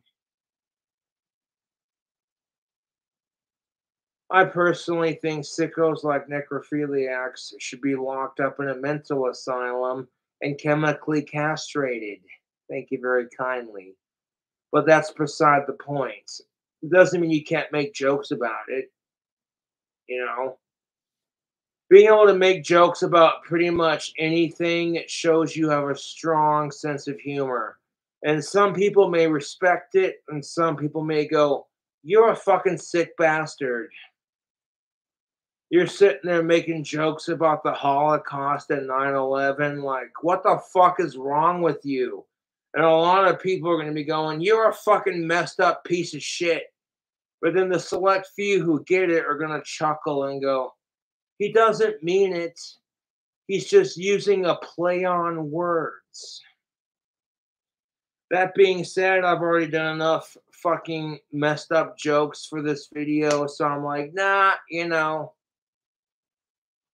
gonna turn off that sense of humor faucet right now. Just kind of, no. Instead, I'll stick to making jokes about my dry spell and the fact that I have Asperger's. I'm not obsessed with sickos and all that. I'm actually obsessed with hating them, to be honest.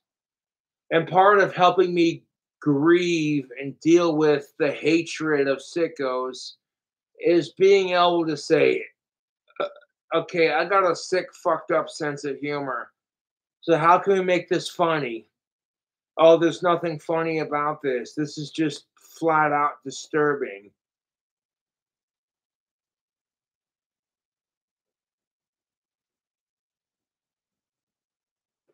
Ugh, dude.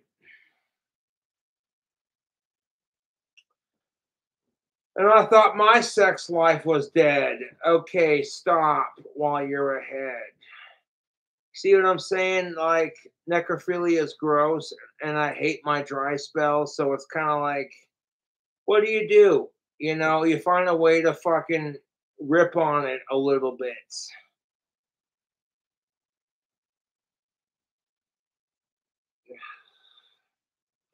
The fact that I have to explain it to YouTube, it's like, it's obvious KingCobraJFS, hate sickos. And to me, like, necrophilia is one of the most disgustingest of acts. Like, if you can't handle a girl telling you no, then get yourself chemically castrated or get a sex doll. Why the fuck would you? No. Blech.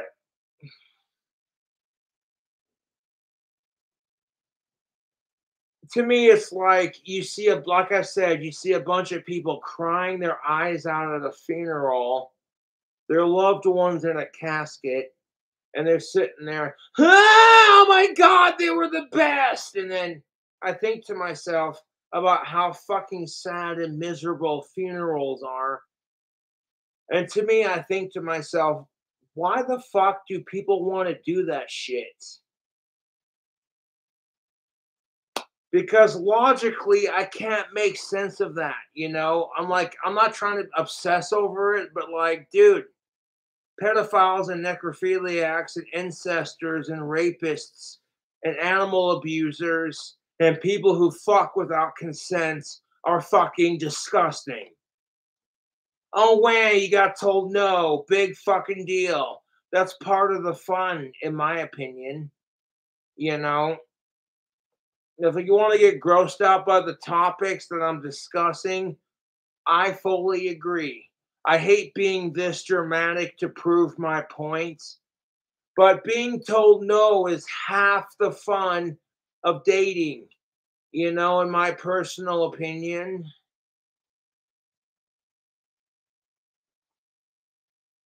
Like, okay, so she told you no. Well, wham, that's her loss. Wait till, 8 years down the road when she's complaining because she can't find a nice guy, and you, the nice guy, gave her a chance, but she rejected you because you're a fucking goddamn simp.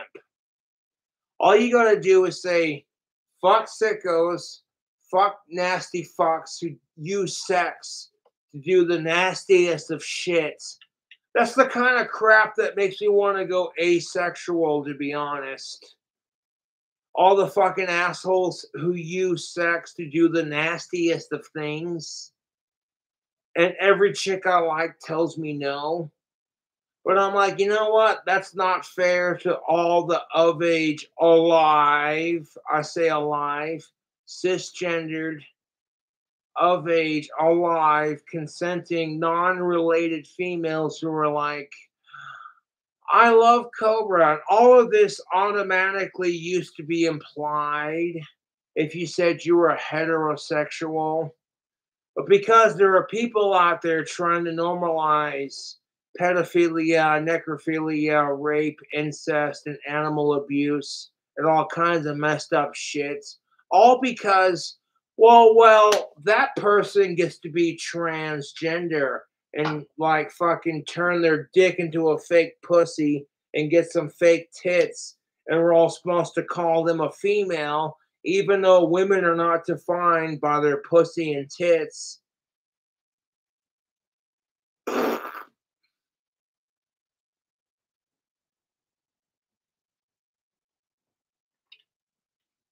Like, you might talk about certain things just to get a reaction when you're younger and more immature, but then when you mature and grow the fuck up, you're like, ew, ew. You're so obsessed with getting sex as a younger person because as a man, that's the pressures you're faced with. If you can't get laid, you're a piece of shit. You know, and I refuse to become a sicko, but at the same time, society creates sickos, murderers, and rapists. You want to disagree with me? That's your choice.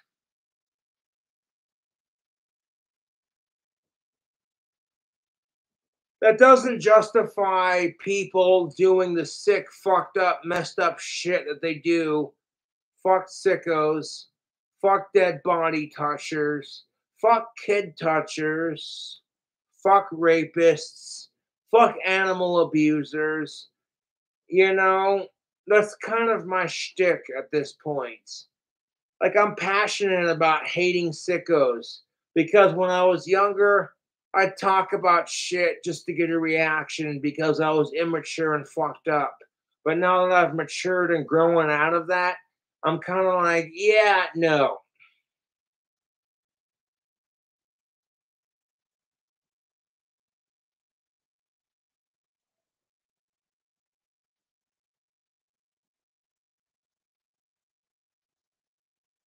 Oh, geez, don't want to drink out of this cup. It might make sickos horny. I'm sorry, sometimes me telling fucked up jokes is my way of dealing with the depression and the anger and the angst that I feel from being grossed out by the fact that there are people out there who argue because some dude's allowed to chop off his dick and then identify as a female, that person should be allowed to do some fucked up shit.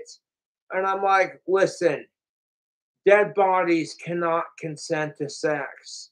Even if they consent to it before and then they die afterwards, what happens if their body or their ghost is just like watching their body get fucked out?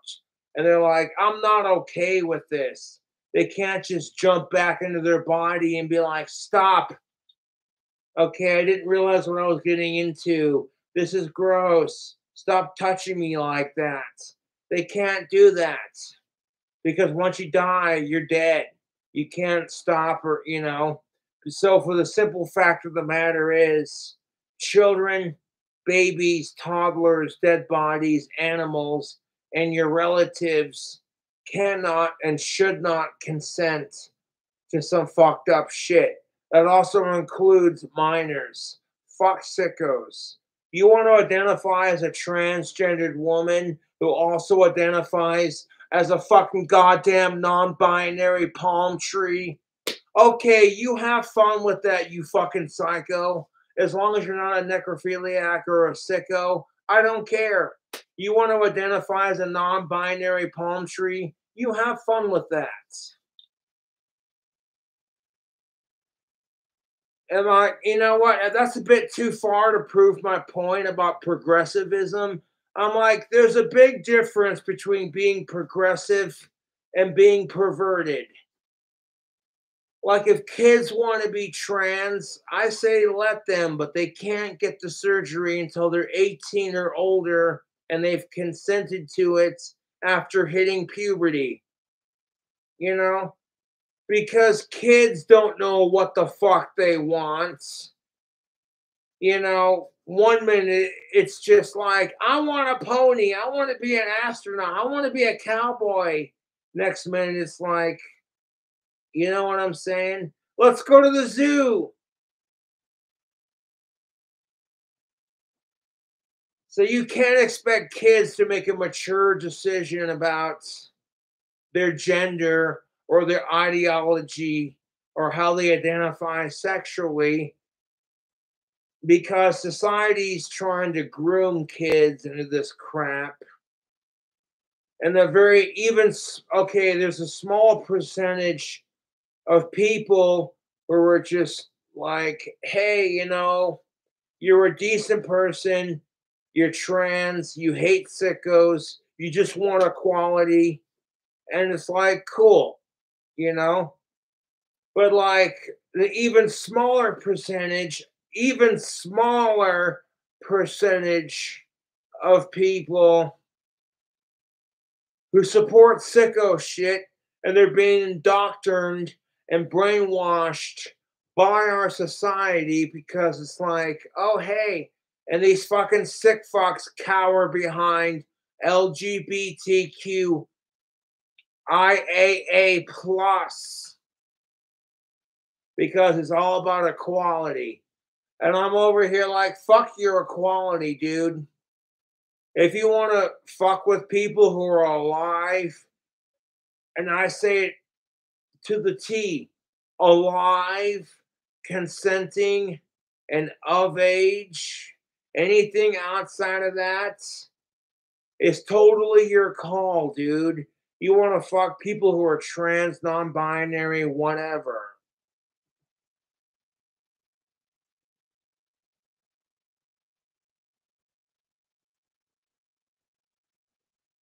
Like, okay, you know, if I was into trans women, I'd totally fuck Blair White if I was into trans. You know, but I'm not into that. I'm into cisgendered, biologically of age, alive. You know, and if you YouTube poop this video to make me look like a sicko, that automatically makes my troll sickos, because I'm sitting here pouring my heart out on a fucking YouTube video and telling it like it is. Like, just because, oh my God, this gay couple wants to get married doesn't mean it's okay for you to fuck your dog.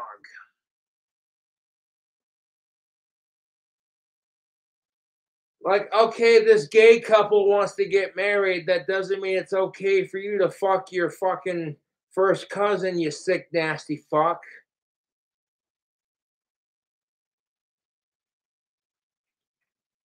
Now, like, if it was like the 1800s and, you know, the next town was like 80 miles away, and the only thing you had in that town was your first cousin to hang out with, and it was like the 1800s, and your father and your mother were coal miners.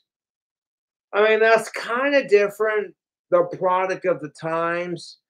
But motherfucker, if it's like 1991 and you're still trying to date your fucking first cousin after your family's fucked through your first cousin for a couple of generations, I'm like, dude, that's nasty.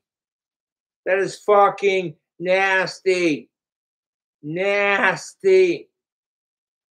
Okay, I draw the line at fucking your third cousin one time for the one time, and then your offspring goes and fucks somebody else non-related.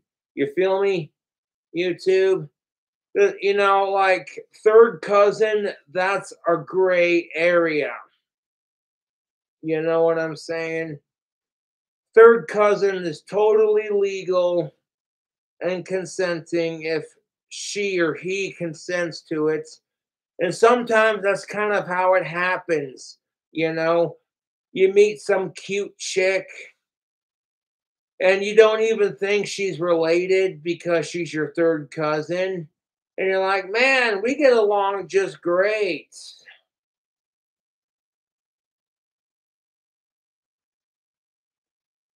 And then it's just like, oh, hey, come to find out after you've married and had kids, that's your fourth cousin, Skeeter. Ugh, no. I mean, okay, if like you can't get a boyfriend or a girlfriend, you're a chick or a dude, and you hook up with your third or fourth cousin out of desperation, and like you spent your entire life chasing it, not getting it, technically it's not illegal to fuck your third cousin, but at the same time, you shouldn't do it because yeah, that's a little messed up.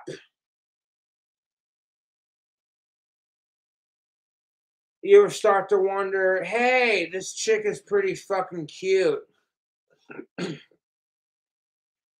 How come she's got the same kind of lips that I do? Those gorgeous fucking fish lips that I have. Probably because she's your third cousin, you sick bastard. And I'm like, there's no definitive proof that you know who's my third cousin. I'm not going to name names. Shh. Shh. Shh.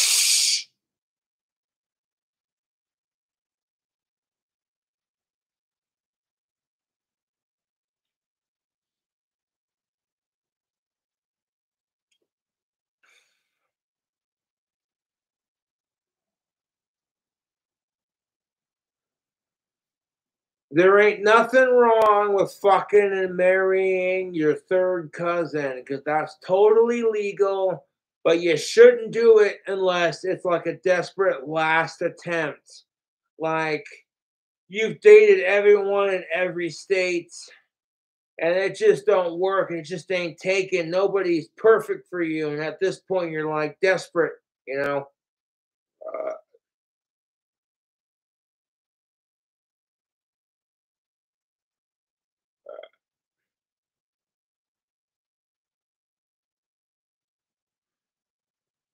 I hate talking about sick fuck shit on my channel because it just makes me go, ugh, dude. But I feel like I have to re-ingrain this shit into our society because there are people out there trying to normalize sick fuck shit all in the name of being progressive. And well, if these people can marry each other because they're gay, how come that person can't fuck? And I'm over here like, because we have to draw the line somewhere. There's a big difference between being progressive and being perverted.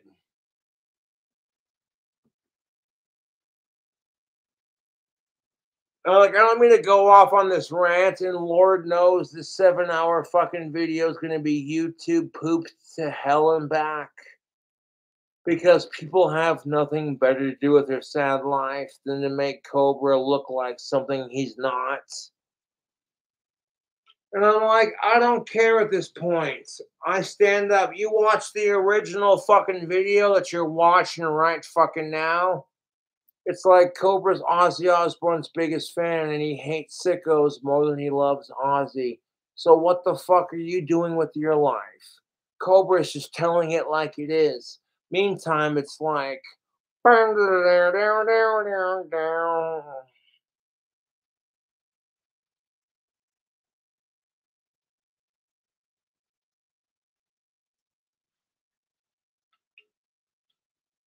no, you shouldn't fuck your third cousin unless, you know, it's a desperate last attempt.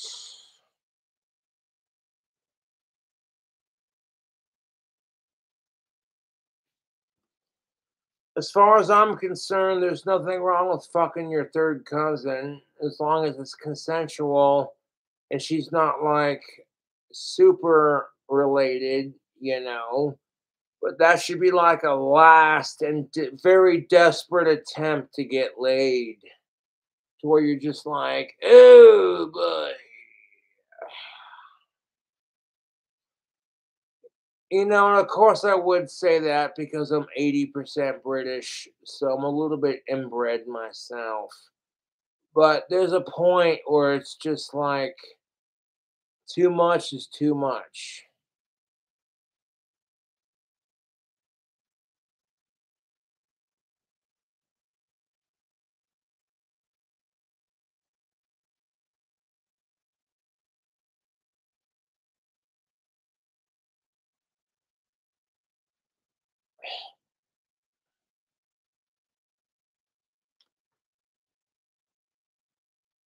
No, I fucking hate sickos. And honestly, necrophilia is a total turnoff, in my opinion. Who the fuck looks at a dead body and says, yeah, the same way I look at alive cisgendered of age chatterbait models? You know, I don't understand that, and quite frankly, I don't want to.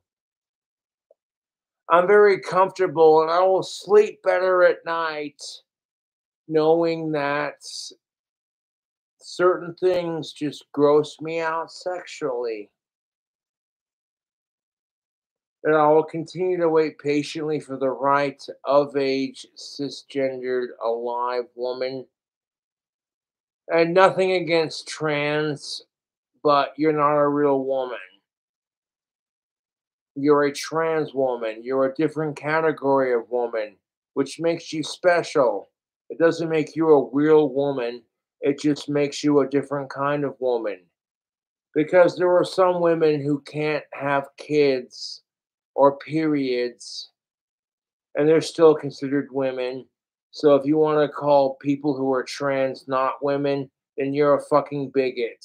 But at the same time, this is where it gets confusing.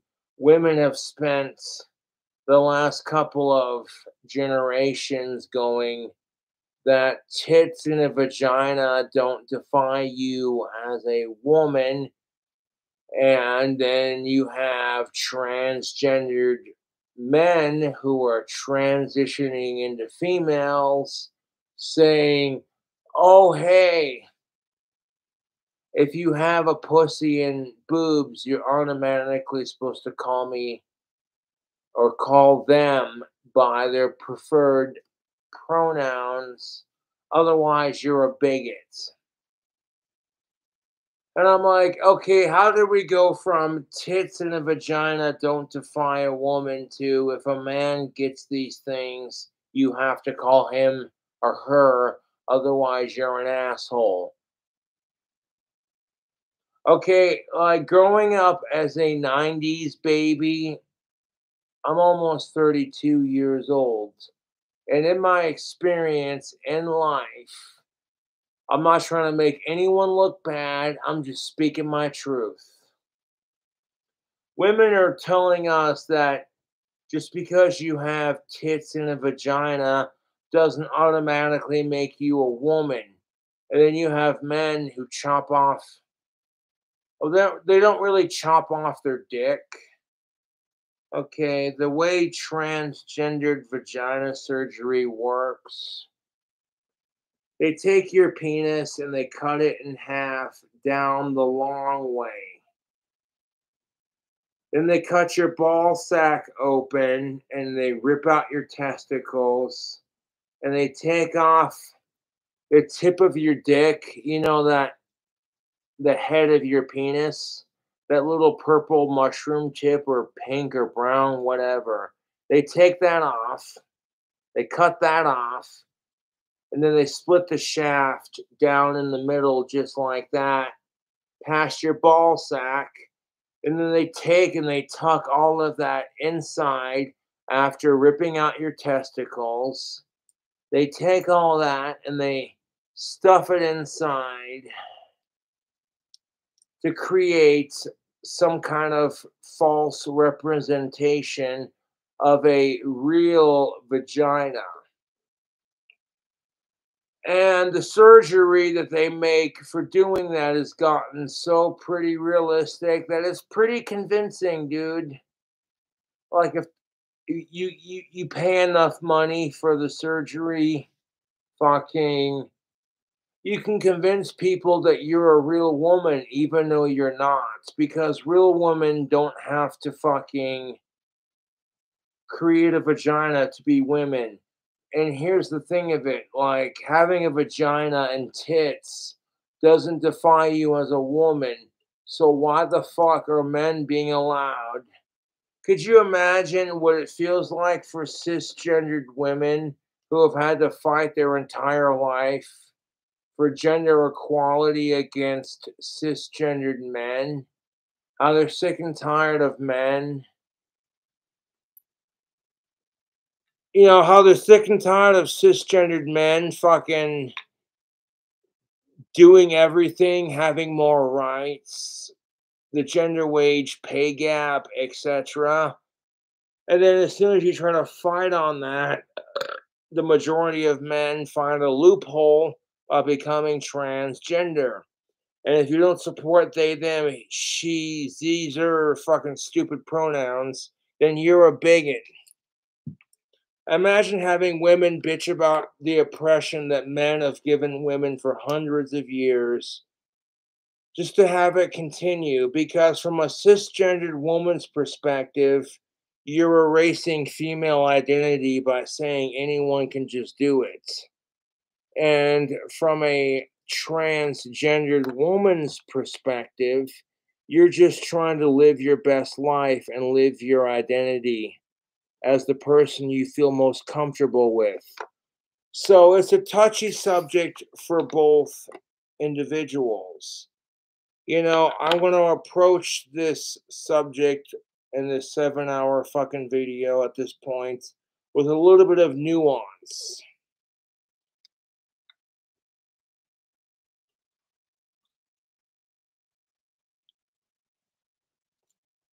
There we go. We're almost done with the Mountain Dew and vodka.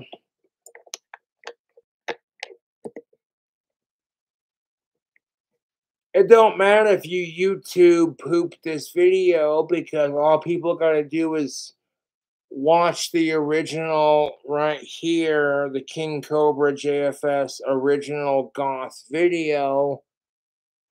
And they're like, yeah, you know what? Cobra's got a fucked up sense of humor, but he thinks necrophilia and sickos are gross. What the fuck is wrong with his trolls?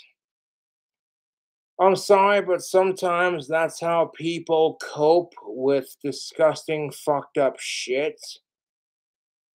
Is just making some messed up joke about it, because they say that laughter is the best medicine. And honestly, like, in my personal opinion, I feel like jokes about fucking dead bodies just feels cheap and disgusting. And I'd rather make jokes about my own dry spell and not getting any sex, period. To me, making fun of my own dry spell is a lot funnier than, you know, making fun of people for doing some nasty shit. And it's the kind of crap that just kills your sex drive, to be honest.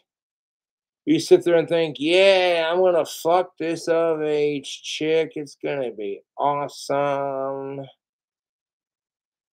And then you think about all the disgusting shit people do in the name of sex and religion, and all of a sudden you're just like, I don't want to fuck anymore. You think about all the disgusting shit people do in the name of sex and religion, and it's the kind of crap that makes you agnostic and asexual.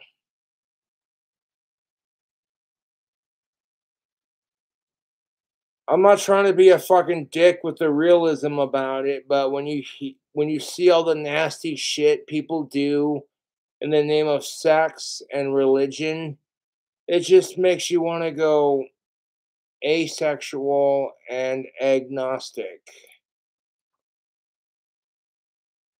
I know I'm getting off topic because I don't want to focus on the donations that I get from my fans. I want to focus on having an actual conversation because there are people out there trying to normalize sicko fuck shit, and I'm not having it.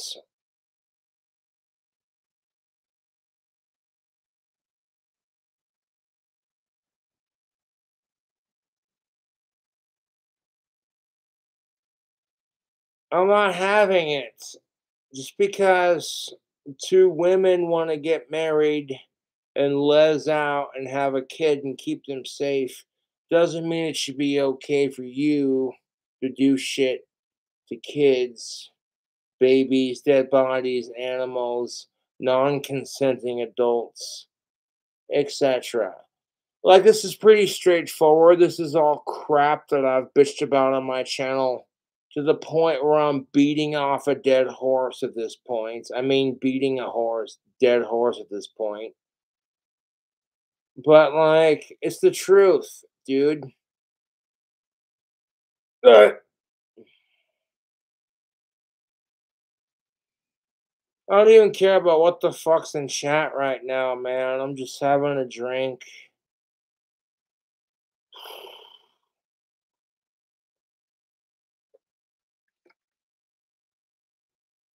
This is all I got left.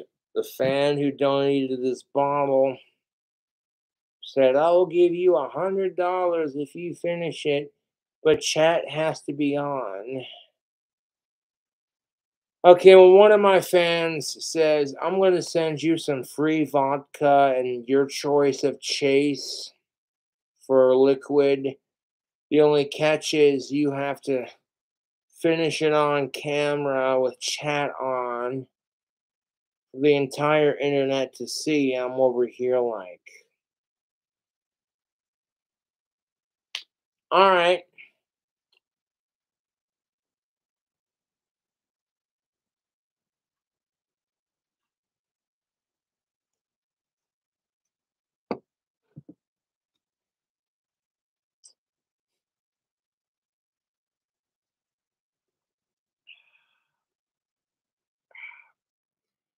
That's the perfect amount of Mountain Dew to mix with the vodka. I can taste the vodka and the Mountain Dew, which doesn't really burn that bad.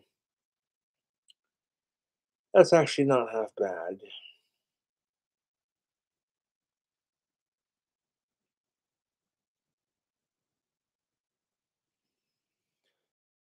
Bob Saget, rest in peace, said it best. Sometimes as humans, we make jokes about fucked up topics to help us like process and deal with the severity of it.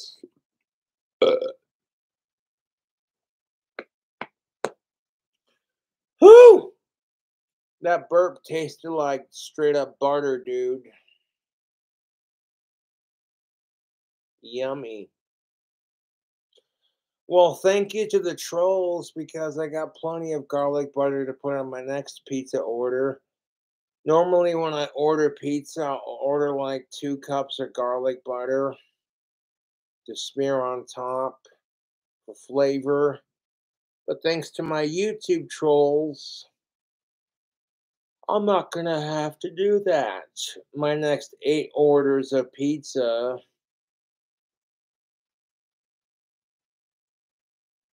I'll be able to put the garlic butter on without feeling guilty about it or paying extra. So it's like, ah ha ha ha, we're going to troll King Cobra. We'll show him. We don't care if Cobra hates sickos. We're going to spend all day calling him one because we're losers. Well, that doesn't get people to stop liking his videos. So what are we doing with our lives?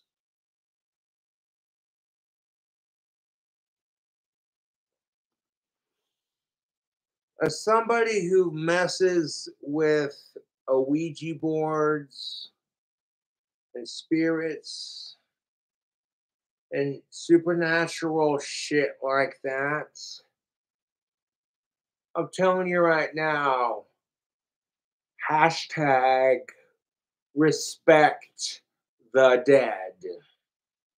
Believe me, you don't want to piss off the dead. You think pissing off women is scary? Piss off dead people. See what happens.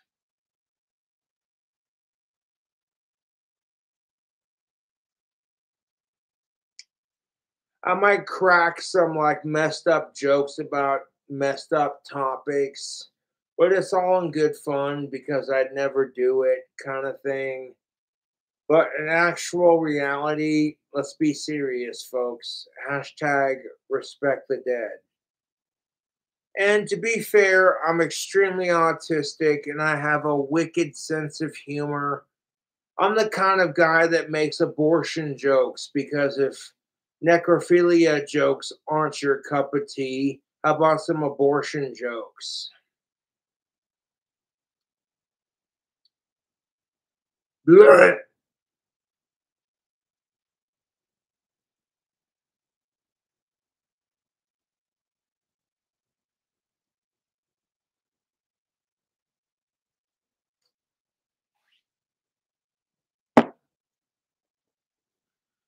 Man, the only thing deader than my sex life is the abortion that my girlfriend committed when I got her pregnant.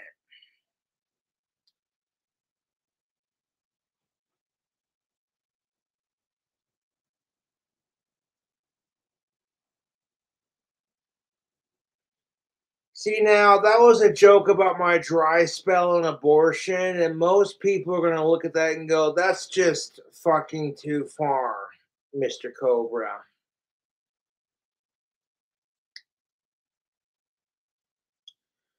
I'm not obsessed with the N word. To be honest, I'm grossed out by it. The thought of people having intercourse with corpses is so beyond disgusting. They're not warm to the touch, they don't respond to your feeling. I'm sorry, but when you're fucking an alive, cisgendered, of age female, and you're a beast in the sack, and the alive, of age, cisgendered, non related female responds to it, and she's just like, oh, fuck me harder. Of course, you know what I'm saying? You can't replicate that feeling in anything sick and disgusting. And even if you can't get that feeling right away, continue to wait patiently, dude. It's not rocket science. It really isn't. It's not, it's just flat out common sense. Leave kids, babies, toddlers, dead bodies, animals, non consenting people, and your relatives the fuck alone sexually. That's the Forbidden Seven, and there's a reason why it exists. I'm very passionate about hating sickos on my channel to the point where it's a little bit weird because I'll make jokes about certain topics and it makes people uncomfortable. Like, I want to laugh at that because Cobra's got a wicked sense of humor, but at the same time, that's just gross.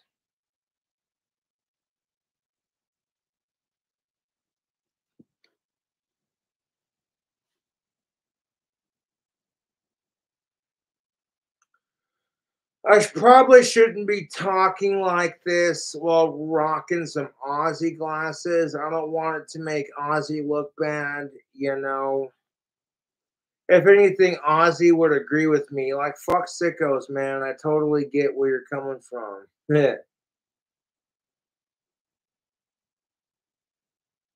When you look at Bob Saget, to be honest, speaking of celebrities, Jesus Christ, I am pale as a motherfucker. I love it. I don't get much sunlight, so of course I'm naturally pale.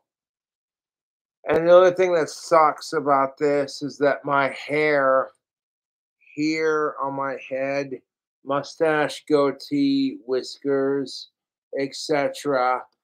The only thing that sucks about that is I'm not naturally black in that area.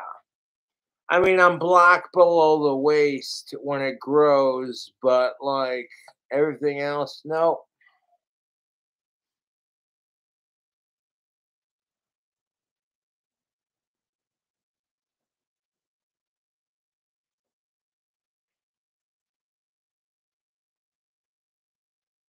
Anyone who can make fun of their dry spell and has the balls to make like some of the most messed up jokes on YouTube has got some seriously big balls.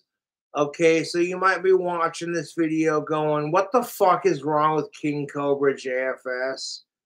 And it's like, don't take it seriously. It's all in a good sense of humor, you know. I don't mean the shit that I say. It's just, you know, it's shock humor is what it is. If that makes any sense. Like, you don't mean it. You're just saying it for a reaction. Like, oh, God, that's fucked up. And then you kind of move on. It's like the lowest brow of comedy. You know, my jokes about fanny packs are a lot funnier than making jokes about doing stuff. Yeah, Ted Bundy status. No, thank you. Like, what's the deal with fanny packs? You don't put them on your fanny. If anything's a fanny pack, it's your pants. Packing that fanny into them pants. It's the curse, YouTube. It's the curse of having a beautiful, fucked up sense of humor. Is I can make jokes about necrophilia, abortion, and everything else, and then still come up with like the cleanest dad joke about the most random of things. It's a curse, I tell you. It's just my twisted sense of humor. You know, and having a sense of humor doesn't make you a bad person. As long as you have good morals and you're able to like laugh at it, even though it disturbs you to a point. I feel like that's kind of the key right there to unlocking the ultimate sense of humor.